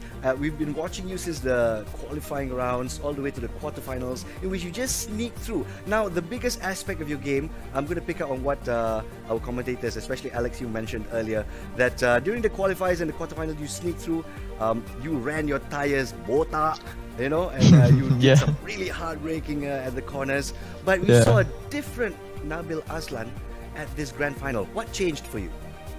During the quarterfinals, I realized that I was eating a lot more tires compared to my other competitors. So after the quarterfinals finished, I tried to look back. What was I doing wrong and what was I doing right? And then mostly it was wrong. So I had to control my braking and turn less. I think during the quarterfinals I was doing too much of heavy braking and turning too much into the corners, because that's what made the tires eat more. So I tried to look up some videos and some people gave me some tips as well.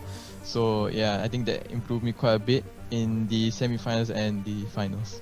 Improved quite a bit, improved quite a lot, I must say. So congratulations, young man. Last but not least, of course, you are the younger brother of Nakib Azlan.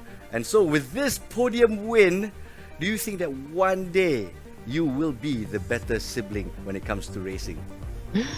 Yeah, hopefully one day. Am I not already the better sibling? But one day, hopefully. I'm slowly getting towards him, so one day, hopefully, for sure. So it seems to me you are the humble younger brother. Keep up the good work, man. Keep those spirits up, and we're going to see you next season. All right? Sure. All right. Thank you very much once again to the races, and we're still looking around for our next interviewee, also a podium finisher. Yes, we shall be with Muhammad Iqbal Suji, who really was a top contender going against Taj Izrin Aiman from start to finish.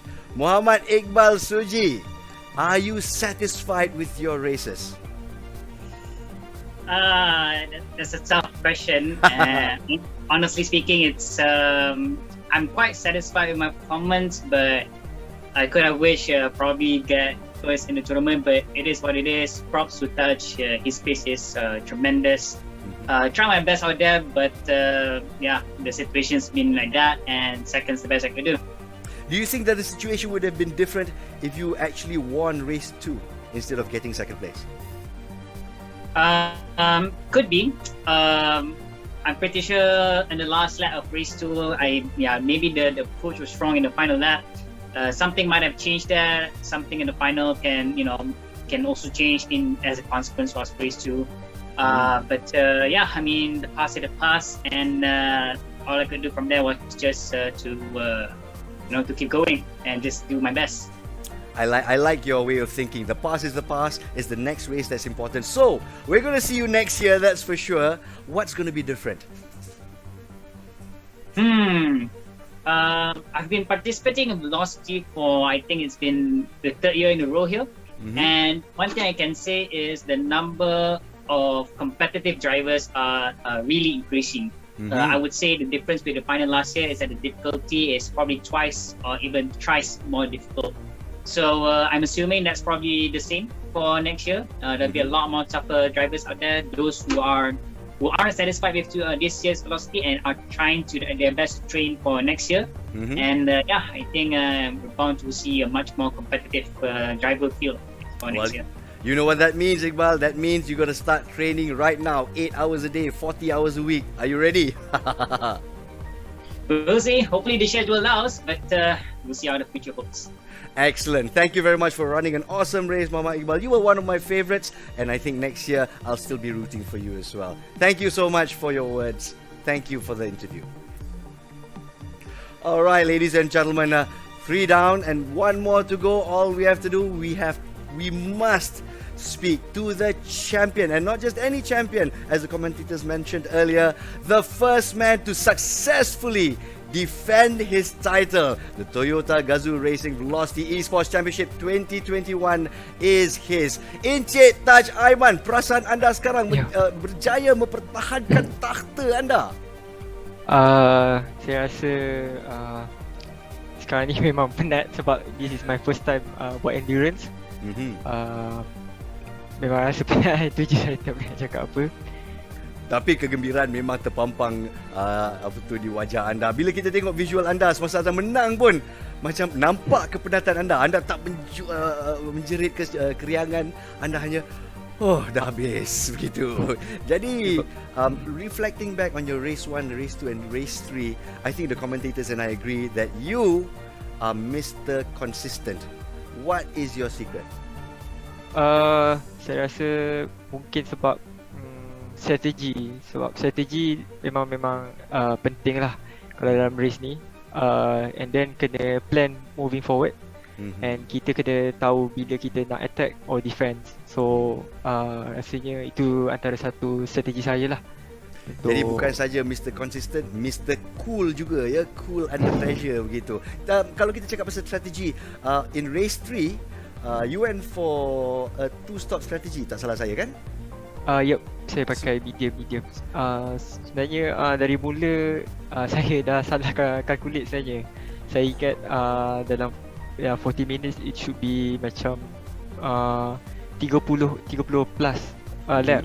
And then I quite surprised lah. I tengok ramainya yang dah masuk awal. So should I proceed with medium or ataupun should I change to soft?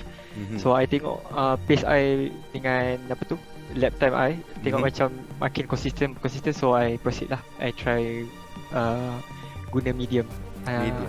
Yep. Because we were surprised that you didn't change to soft tires tau. Sebab you were in second place, you could have gone for goal, tapi kita nampak macam touch macam relax je, macam nak pacing diri begitu. Janji tak spin out, janji tak tercorot. Adakah itu strategi anda? Yep. Itu antara satu strategi lah, sebab saya perasan juga soft dengan rules yang untuk race 3 tadi memang cepat won, memang cepat guna lah dengan kalau pakai soft. So saya ingat saya nak guna medium ataupun guna yang tayar yang lebih boleh pakai lama lah untuk untuk race tadi. And it's a sound strategy. Racecraft yang unggul, skills yang unggul dan juga strategi yang unggul membuatkan anda berjaya mempertahankan takhta anda sebagai the champion of Toyota Gazoo Racing Velocity Esports Championship. So, next year macam mana? Akan lebih sengit? Next year saya rasa lebih sengit pada tahun ini sebab ramai dah maybe dah lagi prepare. Lagi lagi cakap lebih lagi ada saingan lah sebab mungkin tahun ni sebab ramai main kat rumah. Mungkin itu antara satu faktor kot. And then kita nak plan racing pun, kita nak plan strategi pun agak tight lah dengan schedule tu. Saya tak terfikir pula, memang betul juga banyak orang duduk rumah. Memang lagi banyak orang ada masa untuk training kan. Tapi sekarang ni anda merupakan wakil Malaysia di pelantar Asia Pacific. You will be representing Malaysia in the GRGT Cup Asia Pacific Regional Qualifiers. Jadi macam mana perasaan anda? Perasaan saya agak teruja sebab tahun lepas pun saya dah represent untuk Malaysia bersama dengan teammate saya, kawan saya Iqbal dan Mio. pada tahun ini saya rasa dengan negara-negara lain pun makin lebih lebih bagus lah rasanya. Alright, Mr. Cool, Mr. Consistent, tolong harumkan nama negara kita di pesada dunia. Boleh? Okay, insyaAllah. Alhamdulillah. Lemah lembut orang dia, sopan santun orang dia. Alhamdulillah. Thank you so much, Taj Aiman, our defending champion for the 4th season. And hopefully more and more e-racers will look to you as an inspiration untuk pergi lebih jauh. Terima kasih, Taj Izrin Aiman, our champion. Thank you, Toyota. Alright, yes. Terima kasih kepada UMW Toyota kerana membawakan the largest simulation racing event kepada rakyat Malaysia. Jadi kalau tahun ini lebih daripada 800 entry, insya-Allah tahun depan lebih banyak yang akan mencuba nasib dan untuk menjadi yang terpantas di arena virtual di Malaysia dan insya-Allah juga mendapat peluang untuk mewakili Malaysia di persada dunia. Baik, itu saja yang kita ada untuk Toyota Gazoo Racing Velocity Esports Championship 2021. This was the grand finals. Saya Nazruddin Rahman, pengacara anda, dan sangat teruja untuk berada di sini mengulas perlumbaan-perlumbaan ini bersama dengan komentator-komentator kita. Terima kasih kepada Victor, kepada Matthews Isaac, juga kepada Encik Izwan dan juga Amir Haziq, and last but not least Mr. Alex Yung for conveying his know-how and his experience in the grand finals. Ladies and gentlemen, all this would not have been possible without the collaboration of our sponsors as well. So we'd like to say thank you to Toyo Tires, to Denso, to NK, to Drive M7, Modelista, Motis and Toyota Capital Malaysia. Saya Nazruddin Rahman sekali lagi mengundurkan diri dan silap dan salah harap maafkan. Kita jumpa lagi di tahun depan for Toyota Gazoo Racing Velocity Esports Championship 5th season. Hopefully so. Alright, Nazruddin Rahman signing off. We'll see you soon.